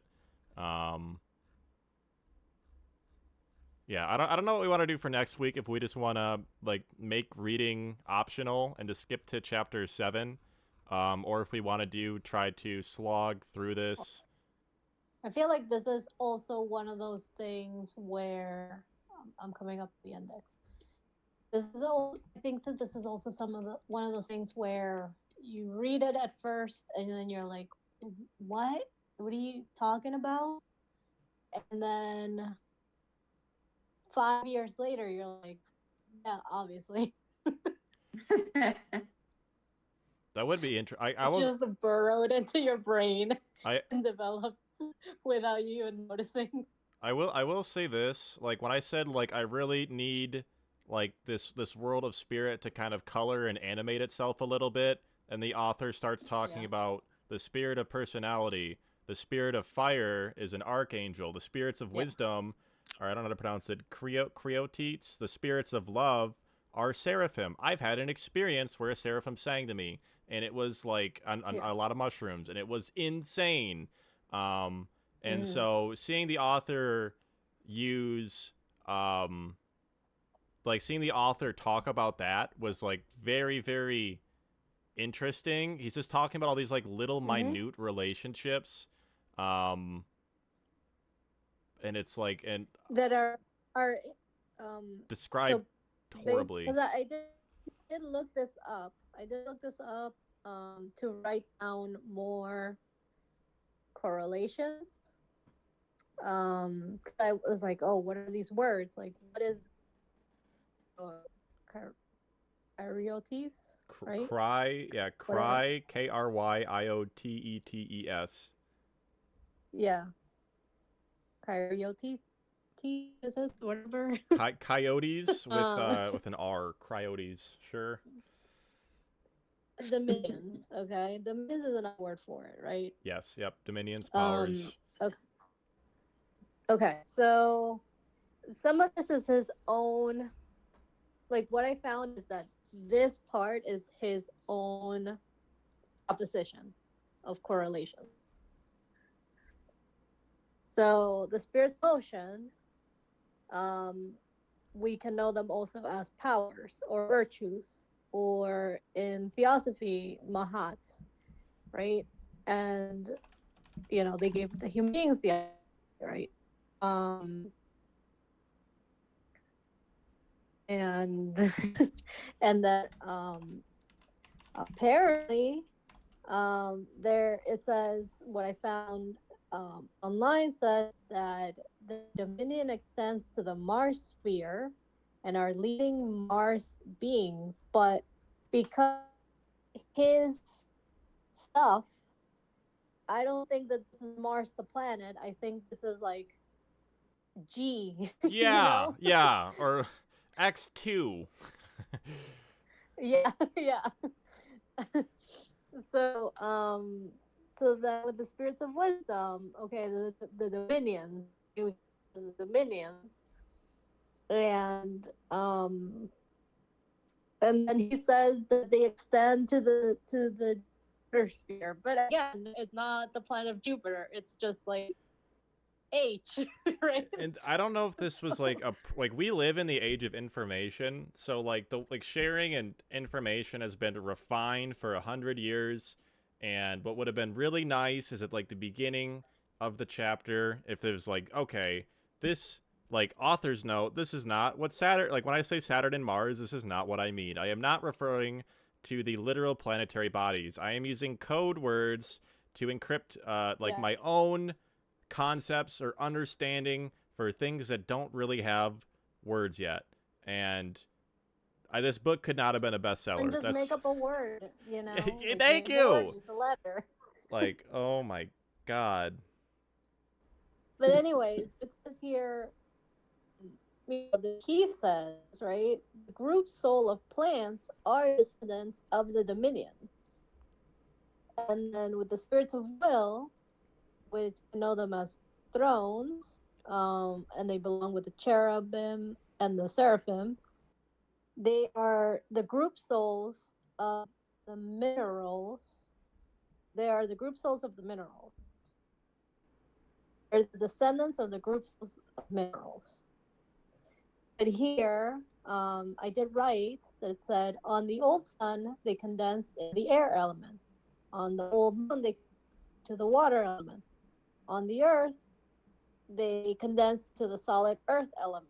But this I found online that he says it's in when I was looking at this of will, it said he said this. So there you are. You're right.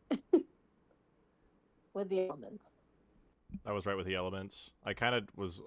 Yeah, but he it's just not in this Edition? It's not in this edition, but it is he did say this because everything I found was like based on Rudolf Steiner's book, you know. He might have had like a personal thing with like Kabbalistic stuff too about what it could have been like more of a political thing or like a ideological thing. But it's still kind of frustrating to not see it like mentioned at all. And it just in this edition. Yeah, just to be so was it just not talked about in this edition of the book, or were you reading like are you looking at like commentaries of? So I wonder if I might have picked like a terrible edition to read. This I found this online, and it is credited to Rudolf Steiner. When I was looking at Spirits of Will, right? Because I was like, oh, I want to know what that is. So I searched it, and it's credited to Rudolf Steiner. And then all the correspondences are his theory. And in that page, I wrote down what I just said with the elements. Hold on. I'm gonna look up Rudolf Steiner, Christian Powers. I want like an image. Like all of this stuff could be said like better in pictures or more clearer words. He was a Christian Gnostic. So I guess if we want to get like a better, I feel like we're getting like rehashed material, or maybe these are like genuine, like mystical experiences. But I'm having a tough time getting into a lot of what this stuff is talking about. For these few chapters. So I feel like we should kind of like skim through chapters or part 6 and 7. I would definitely read part 4 for you guys. I thought that was kind of interesting. Okay. It's also very short. Part 5, it's just like at least for the audience like judging us, I feel like there is like 7 pages of like you might have 2 or 3 good paragraphs of stuff to read, and at least in the edition that we're reading, and then like at the end of the chapter there's like a really interesting page, right? Yeah, and it just makes me think of like the beginning of the whole book where I was like, oh, it's an advanced edition, we probably get the best of the best. Yeah, like everything's been like refined. It's from the 70s. I'm sure it's got to be so clear with all like our modern like, you know, updated terminology. Because, like, the Powell books were sometimes verbose, but they were never this difficult or unengaging to read. Like, sometimes you'd have slower chapters, but... and I'm saying that as someone who really enjoyed, like, the first few parts of this, but I feel like I'm just getting, like, burnt out and having a tough time in enjoying some of what these later parts of chapter 4 are saying. I'm looking up what part 5 is. Yeah, and just a snippet for like people listening to, the Moon Man feels overshadowed by his Son of Life. He experiences himself as the instrument of this higher being, and during the separation of Sun and Moon, when the Moon was turned away from the Sun, he had a feeling of greater independence. At the same time, he also felt as if the ego belonging to him, which had disappeared from his picture consciousness during the sun cycles, now becomes like, this sucks. Like, this absolutely sucks. I feel like I'm reading like biblical scripture or something. That's like, I don't know. Yeah. Yeah. How can you have cognition that you're gonna get something you haven't that doesn't exist within you and yet? Don't make me read an esoteric text like I read, like, this is supposed to elaborate on an esoteric text and help you understand them. You're not supposed to read this like an esoteric text, right? Like, I don't know. I mean, it is esoteric text. So. Well, the whole idea is like, and like, reading something like this should help you be able to like interpret esoteric text better, right? It shouldn't be an esoteric text in and of itself. Well, You would I think mean, so. that'd be an expectation. Because if he's just putting in his 2 cents, right? Then it becomes esoteric. Yeah, exactly. And I just feel like a lot of this stuff did not need to be in this book. It's a little disappointing, 'cause especially with how hyped up I thought the first 3 chapters were for me. I thought that stuff was really interesting, and you know, maybe I guess maybe I'm just at like a dry spot in the book right here, because again, like, reading through the Christian power stuff right before this was super interesting. Figuring out that like he's talking about the elements, pretty interesting. But a lot of like their relationship stuff it's more like he's like writing poetry or something. I feel like it doesn't really belong in the book. Okay, I can see part 5 being something like, if you want to read it. Yeah. But I don't think we're gonna discuss on it because you can see. Okay, what I'm discussing chapter 5 right now. It sucked. You can skip it. Like, me saying this book is making me salty. It's not. It's actually chapter 4 was pretty interesting. It was part 5 that's like, I hate this. I just got fresh off of reading it too, so I'm like hot off the press. Yeah, I mean, I feel like I'm gonna want to read it just to have it, but I can see how we wouldn't really get a discussion out of it. If you get something from it, I would appreciate you sharing it with us, because you can see what I'm saying over and over again. It's just my cholesterol is high, so I'm salty. I was hoping that you would have something to add, which did to to this first 3 parts here. What's that? No, I was hoping that you would understand parts 1, 2, 3 better, and that you'd be able to like elaborate a little bit. Yeah, I felt like I did. I feel like I did understand parts 1 through 3 pretty well. They're pretty decent. I like, when I was reading parts 1 through 3, it felt pretty enlightening. Everything felt really clear. Everything I highlighted was super nice. I could probably work through what I highlighted. I kind of already moved through a lot of my notes here. Just being that I feel like this is all like pretty in-depth esoteric stuff.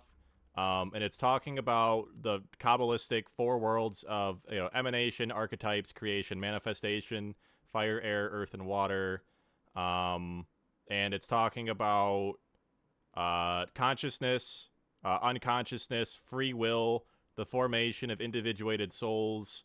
I think past incarnations of Earth is an interesting idea, or interesting way to put it. I'd have to think about it a little bit more. Akashic Records is interesting. I think the absolute highlight of this chapter, and what you should take with you after reading it, is you leave with more questions than you walked in with, which is both a good thing and mildly on the author's fault. But it's like, what way is the super sensible or spiritual world reflected and made manifest?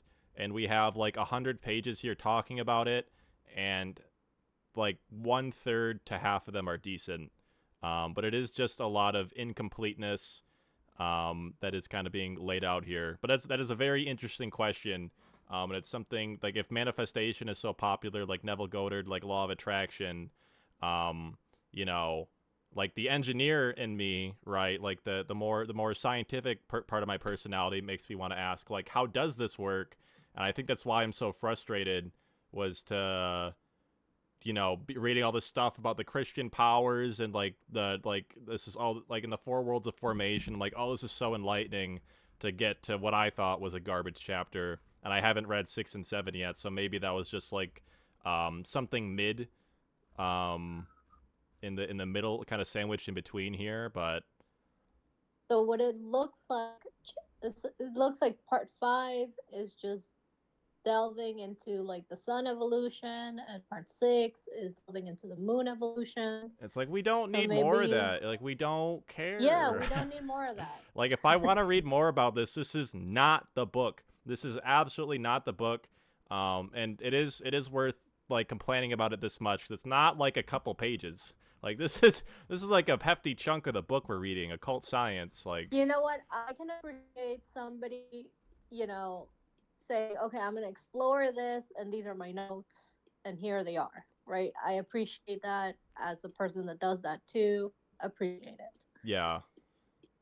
I can even appreciate it, you know, publishing it. It's like, shit, that takes a lot of courage, you know, because like, like somebody could have just like put you in a mental institution, going like, something's wrong with you. Yeah, especially if It really Christianity left you being there so to, like, popular wow. back in the day, so scary. Hold on. The only thing I highlighted in chapter 5 was, just as at present we have towering masses of rocks, so at that time harder portions were embedded in the moon's mass. These may be compared with hard, woody structures or with horny forms. I thought that was funny, but nothing else got highlighted, and I'm ready to move on to, hopefully. Hold on. Okay, like chapter 6, part 6 is really long, but I just stopped here and says, only scattered human groups inhabit other regions of the Earth. The Earth region existed situated between Europe, Africa, and America, is called Atlantis by spiritual science. And then in parentheses, in the corresponding literature, reference is made in a certain way to the phrase of human evolution characterized above that precedes the Atlantean period. The name Lemurian Age is given to the period of the Earth preceded the Atlantean Age. On the other hand, the age in which the moon forces had not yet unfolded their chief activity is designated as Hyperborean. Okay. I will say, yeah, I think there's like, I think there are interesting. Oh, here. Okay. So, then he's mentioning Luciferic influence. I think he's gonna get deeper into this as we go further into the book. So, only when we get to the part where we're like, what the fuck, will we maybe have to come back to this. Yeah, I feel like the author, I think a good way to summarize, I think the author makes a mistake here, and I think it's the problem is, like, this is something there's another thing I had in chapter 5, so I lied. I found this interesting, when he's talking about the spirits of personality, or that's the only one I don't have listed with the Christian angel parallel. Whoops. Correspondence. The what? Correspondence with Christian. The correspondences. Okay. So the spirits of personality, the correspondences, It has not yet attained a full ego consciousness that says to itself, I exist, but it feels itself born and sheltered by beings, by other beings in its environment. Looking up to them, as it were, it can say, this, my environment, gives me existence. There's something really interesting, too, with the archangels. What was it? I put it on my Twitter because I thought it was pretty interesting. Like, I found that. I feel like the author is, like, opening, like, he needs to be, like, phrasing this as, like, a greater mystery, which he's barely able to elaborate on.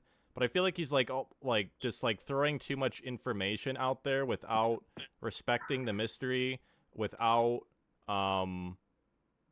just like, it's too scattered for how complicated what he's talking about is. Yeah. The Saturn heat bodies begin to glimmer, to sparkle, even to radiate. Spirits of fire or archangels, they cannot say to themselves, I exist, but rather my environment permits me to exist. These are very interesting commentaries on, like, spiritual powers or the spiritual nature of our being, right? And working with angels and archangels and the Christian powers and how to work with these, like, esoteric aspects of our being. That's just like missing the forest for the trees, right? Yeah. I think in the so chapter 6, right, if I just keep going down a little bit further after the mention of Atlantis, says, for he was able to remain united during sleep, a part of the life body not permeated by the physical body. This is gonna exactly what you said at the beginning with the hidden hand, right? The perception of the spirits of personality remained indistinct because of the Luciferic influence. Besides the angels and archangels, other beings also became visible to man when in the state described above. Beings who, having remained behind on the sun and moon, could not enter Earth existence. They had to remain in the world of soul and spirit.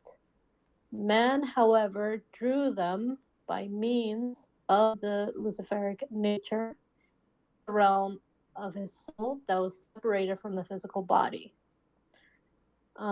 Thus, he came into contact with beings who worked upon him in a corrupting way.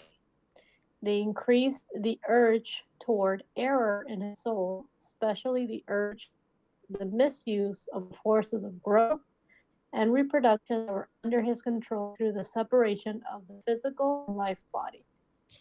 And if I go back to my notes from the beginning of this, the physical body is spirit self, or the sentient soul. It's the physical body is the vehicle of ego for the sentient soul at the lower level, or the spirit self at the higher level.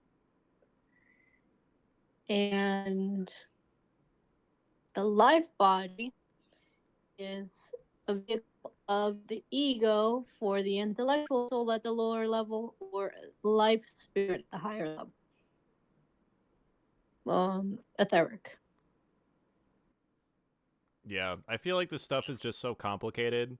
Like, there's so many moving parts, and there's so many words and definitions that don't really match the words and definitions that we use from other people. Like the life body and this is then corrected to be like the etheric body in like the audiobook. This is just like a really tough read, and without like sitting here with like a magnifying glass, like I feel like to get what I want, like I want to read other books that more clearly elaborate on like the Christian powers, for example, right? Mm. But I don't know. I guess we'll kind of see Like, I guess I wish this stayed more on the topic of what the book was originally outlined to be, which was like occult science, and then talking about like I felt like this just got opened up too much, and it's just the author's like mystical musings or mystical channelings, and it's getting kind of like out of hand. You know, maybe I haven't got too much through chapter 6 here. I'm kind of just skimming it right now. Yeah, I think that some of this is based on theosophy, right? Because I know that I found recordings from that audio archive where he actually explains the root races, you know, that Oh, really? Powell kept talking about and referencing, that we know what the heck he was talking about. Yeah, we're just like the root There's race is all like cool. audio The about it. children of the fifth Yeah. moon chain and yeah, yeah. But there's like an order to that whole thing, you know, and I think that it could match up with some Law of One stuff. I believe it. I mean, God, this book just it's taken a turn in a direction I kind of wish it didn't. And it's like I mean, I did. Yeah, I kind of felt like it was gonna go in some sort of direction. At some point, he's talking about an entity that takes over humanity. Yeah. Okay. Well, that was the idea. Like the title of the book is not the focus of the book, I guess. Yeah. And it just becomes like an author talking about mystical bullshit. So then, well, okay, because like based on the index, it sounds like, so I'm actually gonna read chapter 6 just out of curiosity.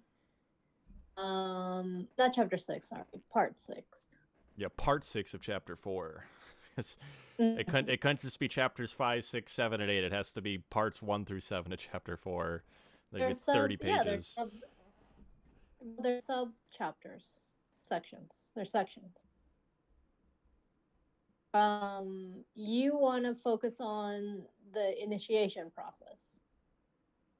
I want to focus on the author saying a clear idea. 5. I want to focus on the author like communicating clear ideas and working with those clear ideas. Not this shit. Okay. Well, okay, so chapter 5 is cognition of the higher worlds, initiation. Do we want to read that, or do we want to move on to chapter 6, which is the present and future of cosmic and human evolution? I think we should give chapter 5 a shot. I think it's worth giving a shot. If it's bad, it's like whatever. You know, at least we know. At least we read Occult Science, and if we recommend it to people, it's like, yeah, just skip like 80% of the book. It sucked. But I feel like for a book club, especially if this is going to be going on YouTube or on a channel or something, I feel like it's at least worth talking about. And if it's bad, it's bad. You know, now people know to skip it because it sucked. Well, or, you know, sometimes saying something is bad can make people more curious. So it's up to you guys. Yeah. So I would love that. I love being wrong about stuff like this. I would love someone to say like, actually, there's all this really cool stuff that you just glossed over or you didn't read carefully enough, or like I, you know, had the eyes to see. And if someone could clearly communicate that, that would be like absolutely fantastic. I actually hope that does happen, but I think it was a pretty poopy chapter. Maybe I just didn't quite follow it the right way, or I just got too lost in what was like spiritual algebra with Saturn, Sun, and Moon not being what they're actually referring to, or being described in such like a weird way, and then worked with in a weird way, and how they relate to each other, and like all of the different like astral and etheric bodies being misnomered and like misnamed. I can already tell you that skipping to chapter 5 is a mistake. Just no. It feels like the continuation, like the natural continuation of chapter 3. Really? Because it starts with, it starts by saying, between birth and death, and his present evolutionary stage, life in ordinary life through three soul states: waking, sleeping, and the state of them dreaming. It's like what we were just reading, chapter 3. You know what's something interesting in the audiobook? I don't know if it had to be different editions, so it was like completely different words, but it was going along with it. It talks about the first 2 parts of chapter 4, and then it just skips straight to chapter 5. So we might be reading something. We actually might be reading something that totally did hit the cutting room floor. We just have the super in-depth, like ultra elite edition, and it actually sucks because it actually deserved to hit the cutting room floor, and we just don't know that. And so maybe we're falsely criticizing the book too. I don't know. That would be funny. I know the stuff. This seems just like the natural. Yeah, chapter 5. Just like we were just reading about sleep and death, and this just seems like the natural next chapter of that.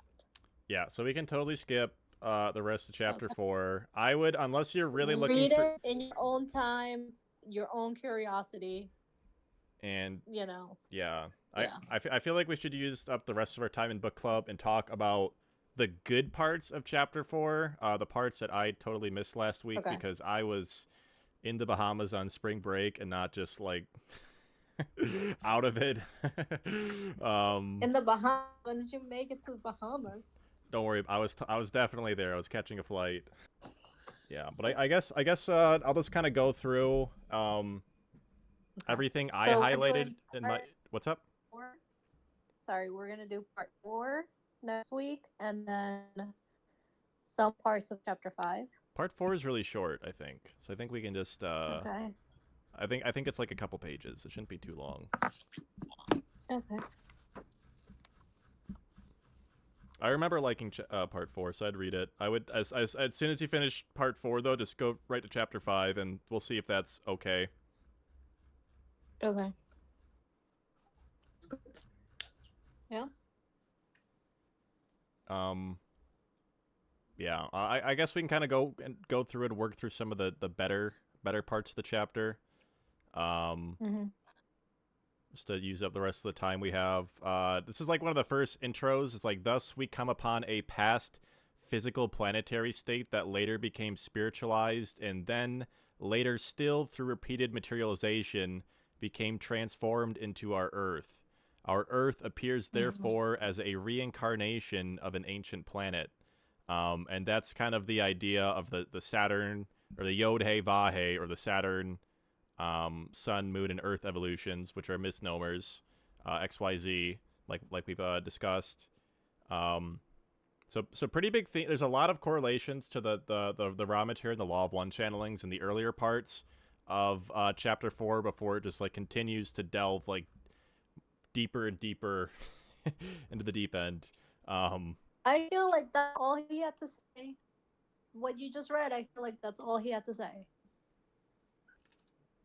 Yeah, it's this. I just feel like this wasn't written super well, and I was like, it goes on too long. Yeah. So like astral body, life body, which is the etheric body, or it's corrected to the etheric body in the audiobook. I don't know if that's actually true. I'm assuming it is because like that's the other body, I'd imagine. Okay. Just to keep the terms in order, that would be correct. Yeah. Like whenever the author uses life body, he's referring to the etheric body. As vehicles for spiritual evolution, they all kind of like push and pull on each other different ways, and that's very much the occult anatomy of man. And it's being elaborated on to some degree of clarity. Sometimes it makes it more confusing, which is frustrating and upsetting. He talks about the spiritual realm of intention and the material world of manifestation. So it's kind of talking about like when you think to raise your hand and then you raise your hand, what actually goes there from like the invisible world of your imagination to like the manifest world of like matter, right? Or like how do ideas and thoughts and like imaginings become things and feelings, and There's very much a field of engineering and science and like dissecting that we just haven't done yet or haven't got too far for whatever specific reason, right? He talks about imperishable impressions in the spiritual realm. These imperishable impressions, that's a tongue twister, of all that is spiritual may be called the Akashic record. So it's kind of like an imprint or like a universal blockchain of the material world that's translated into the Akashic. And then you can research these super sensible realms of existence. They can only be facilitated with the help of spiritual perception, which is like reading the Akashic records in a sense, or channeling thought, right? Yeah. Since pure thinking is itself a super sensible activity. That's a quote. And then I had my big question for this chapter, and I think it's like the big takeaway of this book, really, and the topic Occult Science is what way is the super sensible world, or the invisible world, the occult world, the hidden world, the spiritual world, how is this world reflected and made manifest in the material world? And we kind of touched on that earlier too. I'm just going through my notes, so I don't know if you guys had any big ideas you wanted to cover or talk about. I mean, just like, pretty much just rip this chapter apart, not in the best way. At least we just at least in our annoyance of it. Yeah, at least it died. At least we didn't have to read all of it because we knew it sucked. I don't know if it. I can't say that it. Personally, I would not use the word suck. The chapter started off in a great way. I call it controversial, right? The way. Okay, yeah. And it's just like, okay, well, it's there if it's something that you want to explore.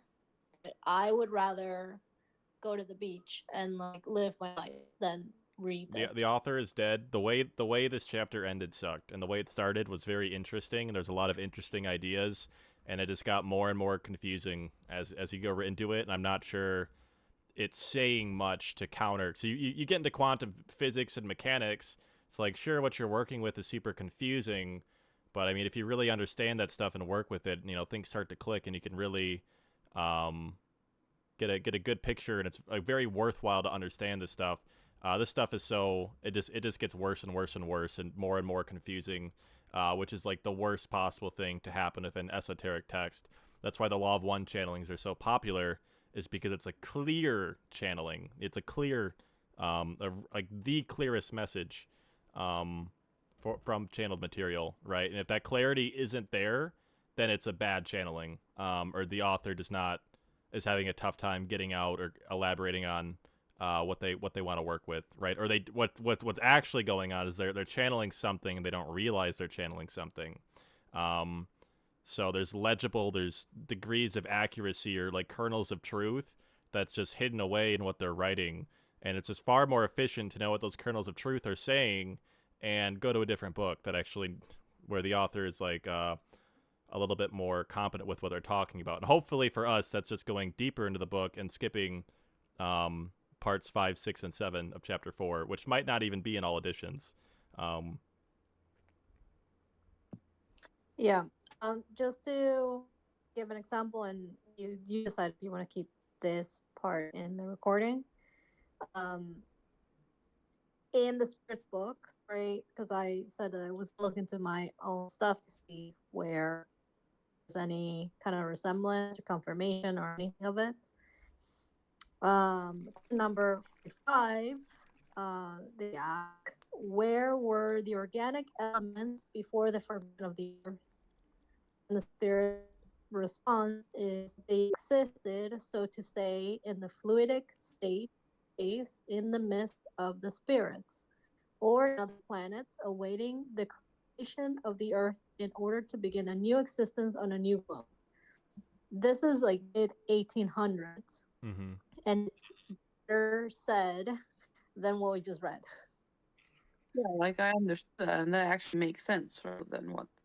Yeah, new souls But- to incarnate. Yeah.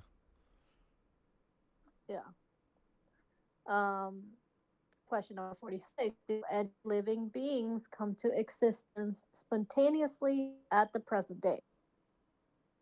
Spirit's reply says, yes, but the primal germs of these already existed in a latent state. Latent. Yeah. Latent state.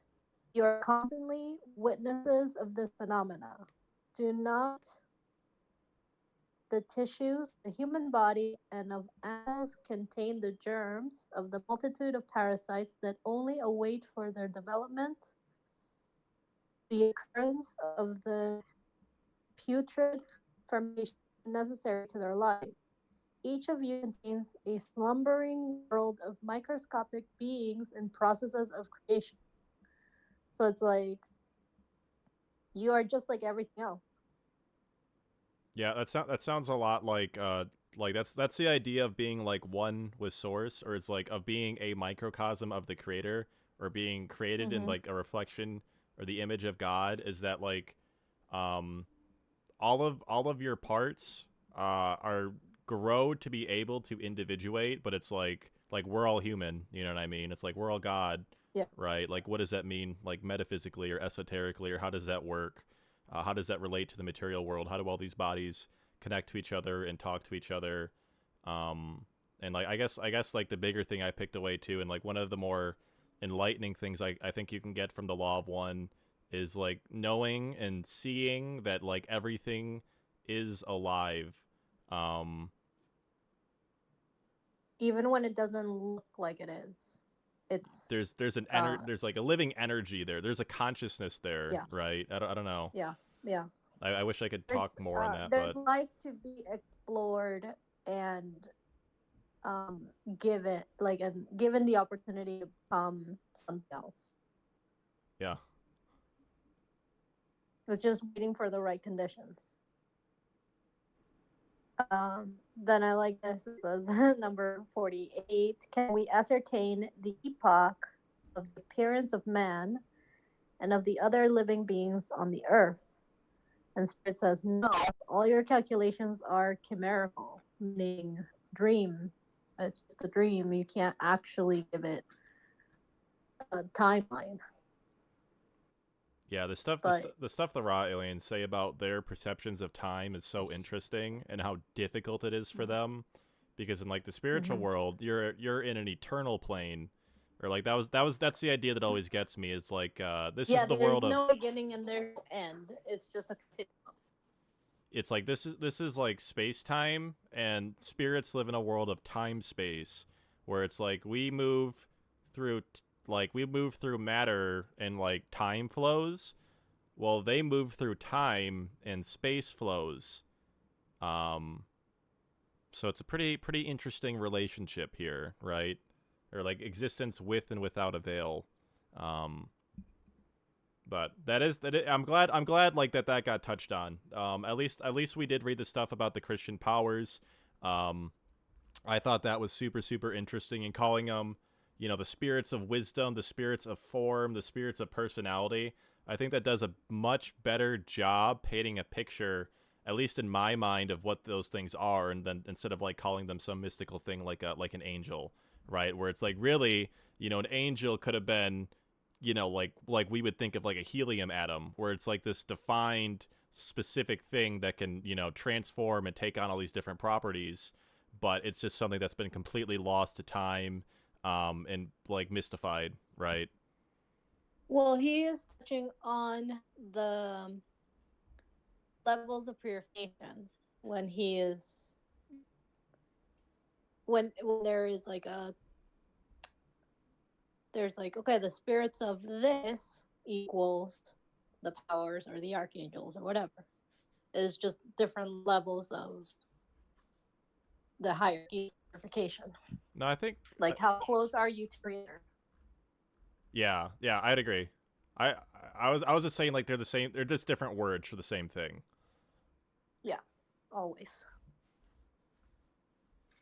I'm getting some good ideas though. There's this big hole. There's some big holes in my brain and like my ideas that are like slowly getting filled out. Like things are slowly connecting dots. It's just so like I feel like verbalizing what I'm talking about and like what's going on in my head is like its own thing, and then like me being able to make sense of it for the first time is like a completely different challenge. It's like two very different distinct challenges.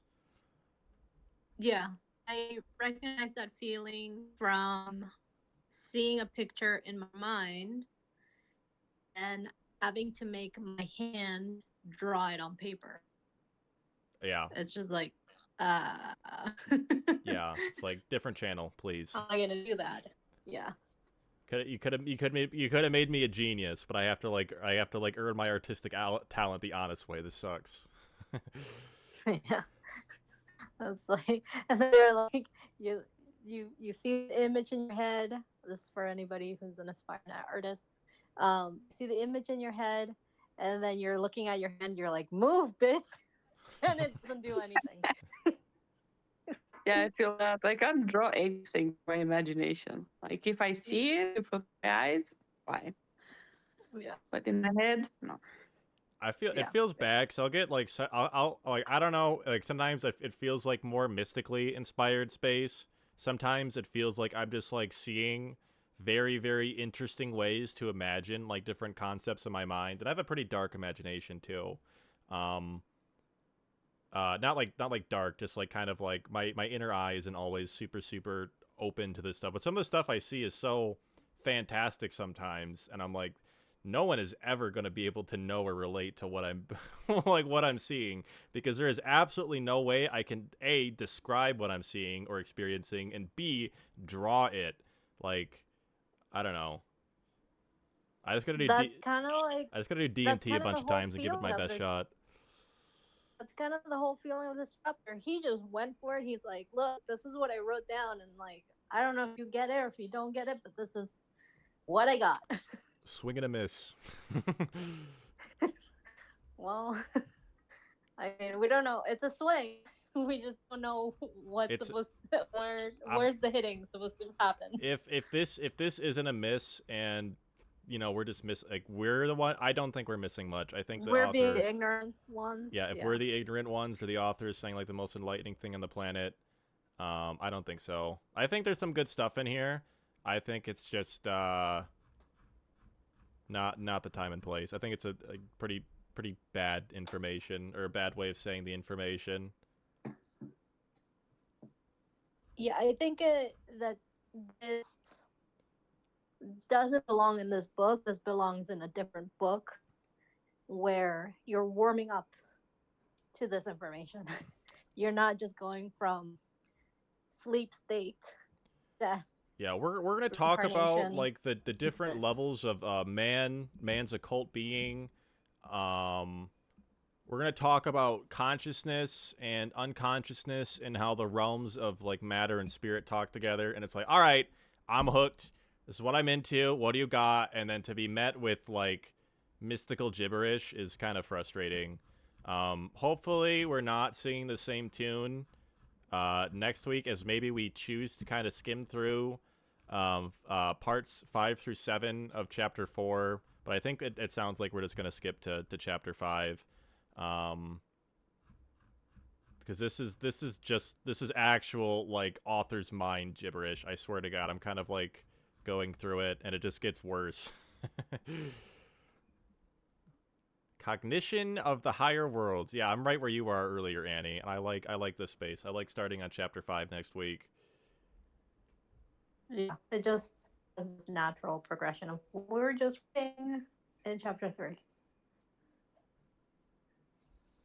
Anyone have any closing chapters for book club here for chapter 4? Because it sounds like we're putting it down. No, I didn't even take any notes this chapter. I was too annoyed with the concept that I didn't. I didn't really feel like I should take notes. I don't blame you. This is definitely one example where it starts the chapter saying something, and then he goes into the complete opposite theory. So very confused. Yeah, this chapter kind of sucked. The Christian powers. I want to read another book by Rudolf Steiner called Christianity as Mystical Fact, because I think that's right up my alley, and it'd be very interesting. As someone who doesn't identify as Christian, because it said that the nature of my bad experiences with the religion, right? I would love to read and get into Christian esotericism and see why Christianity isn't dead to me. I know, like, if like reading Jesus or reading like modern times, like Neville Goddard has redeemed a lot of Christianity to me. It just seems like as an esoteric mystical tradition, it's like very much lost its way. So, but that's like where all the energy was before too. So it's not like it's never been developed. It's just you really got to know where to look. And it's just you have to be so careful when you work with this stuff to actually understand what you're talking about, and what you're working with, and not get lost and confused. Yeah, I think from the side research that I was doing, the Orphic mysteries or Orphic mysticism is the beginning of Christianity before Christianity. Yeah. I don't know. There was a reason Jesus like did not like he spoke in veils, right? Or like he's just because just based on the fact that it's the first time that group of people decide. I think there's only one creator and not all these gods, right? And they ascribe to vegetarian lifestyle instead of sacrifices of humans and animals. They're like, yeah, you just take bread and that'll that can be a substitute. You can just take fruit and that'll be a substitute. You can just you can take juice and that'll be the substitute. I don't know but this is before. What are you talking about? The Orphic mysticism. Oh, okay. Orphic mysteries. Yeah.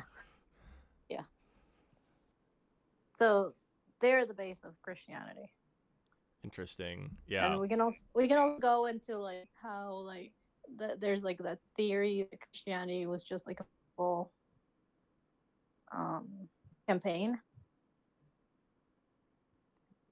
Because that was on, I remember it's like National Geographic History Channel or something, but that was like a few years ago, where there are like all these scholars that are like, well, it seems like Christianity is more of a political yeah.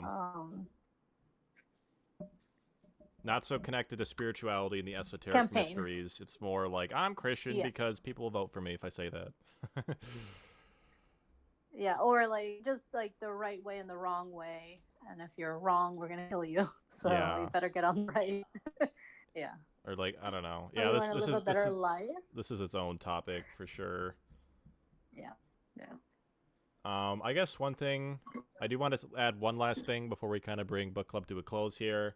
It's what I have for all the Christian powers. So you have the spirits of will as the thrones, the spirits of love as the seraphim, spirits of fire as the archangels, spirits of motion as the powers, spirits of wisdom as the cryotetes, spirits of form, authorities, spirits of personalities, correspondences, spirits of harmony as cherubim, and sons of life as the angels. And there's a great. Oh yeah, go ahead. Sorry, correspondences just means equals to. Not it doesn't. There's no. It's correspondences is equal to.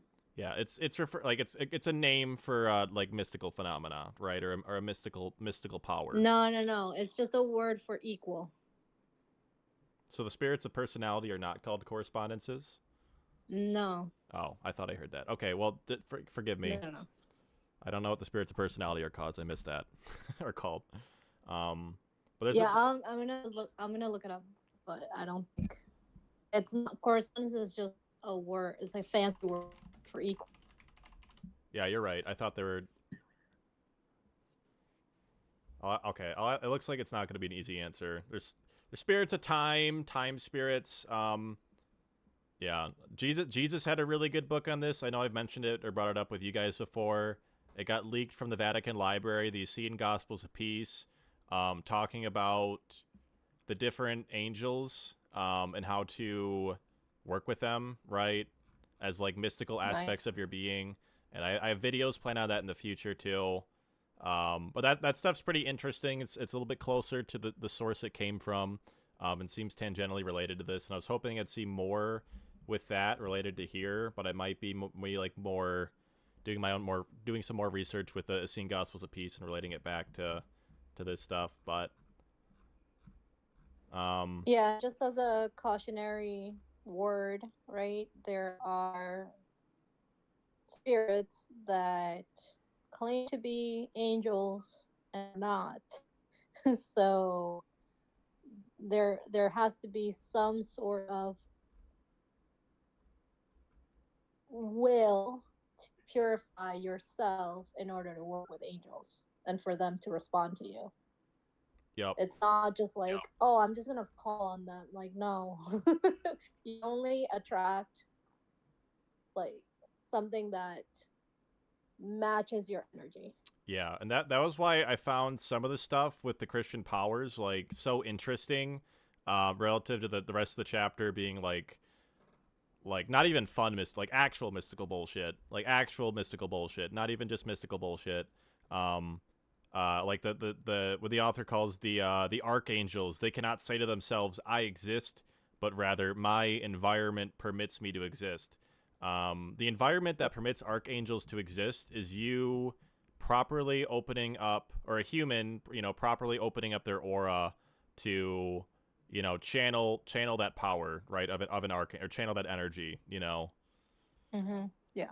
And it's not like just being like, oh, I'm calling on the angels, right? I want angels in my aura. Like, it's not how it works necessarily, right? It has to be a little bit more your vibe has to match. A little bit more give and take. A little bit more sincere, Yeah. Yeah. There's like there's a line in the Spirits book. It's like a person is a fool if he thinks that the archangels are there to serve them. It's like, no, they serve God. So they're ignore you. Unless you're like aligned. You're not their master. Yeah, unless you're aligned with like being a good person, love and truth. You're like, in heaven right now. You're just unconscious of it, right? Right. It's your path towards them, not them towards you. Yeah, like you're climbing up the ladder, right? Climbing up the ladder is a good way to put it. Yes. They'll help you get to the top of the ladder, but you got to climb the ladder yourself. Correct. Yes. Yeah, I actually can't believe this book club was 2 hours. That did not feel like 2 hours. Like, we started at 6. Yeah, we started right on time. Time flies when you're frustrated. Oh my god, I gotta get angry more often. This is awesome.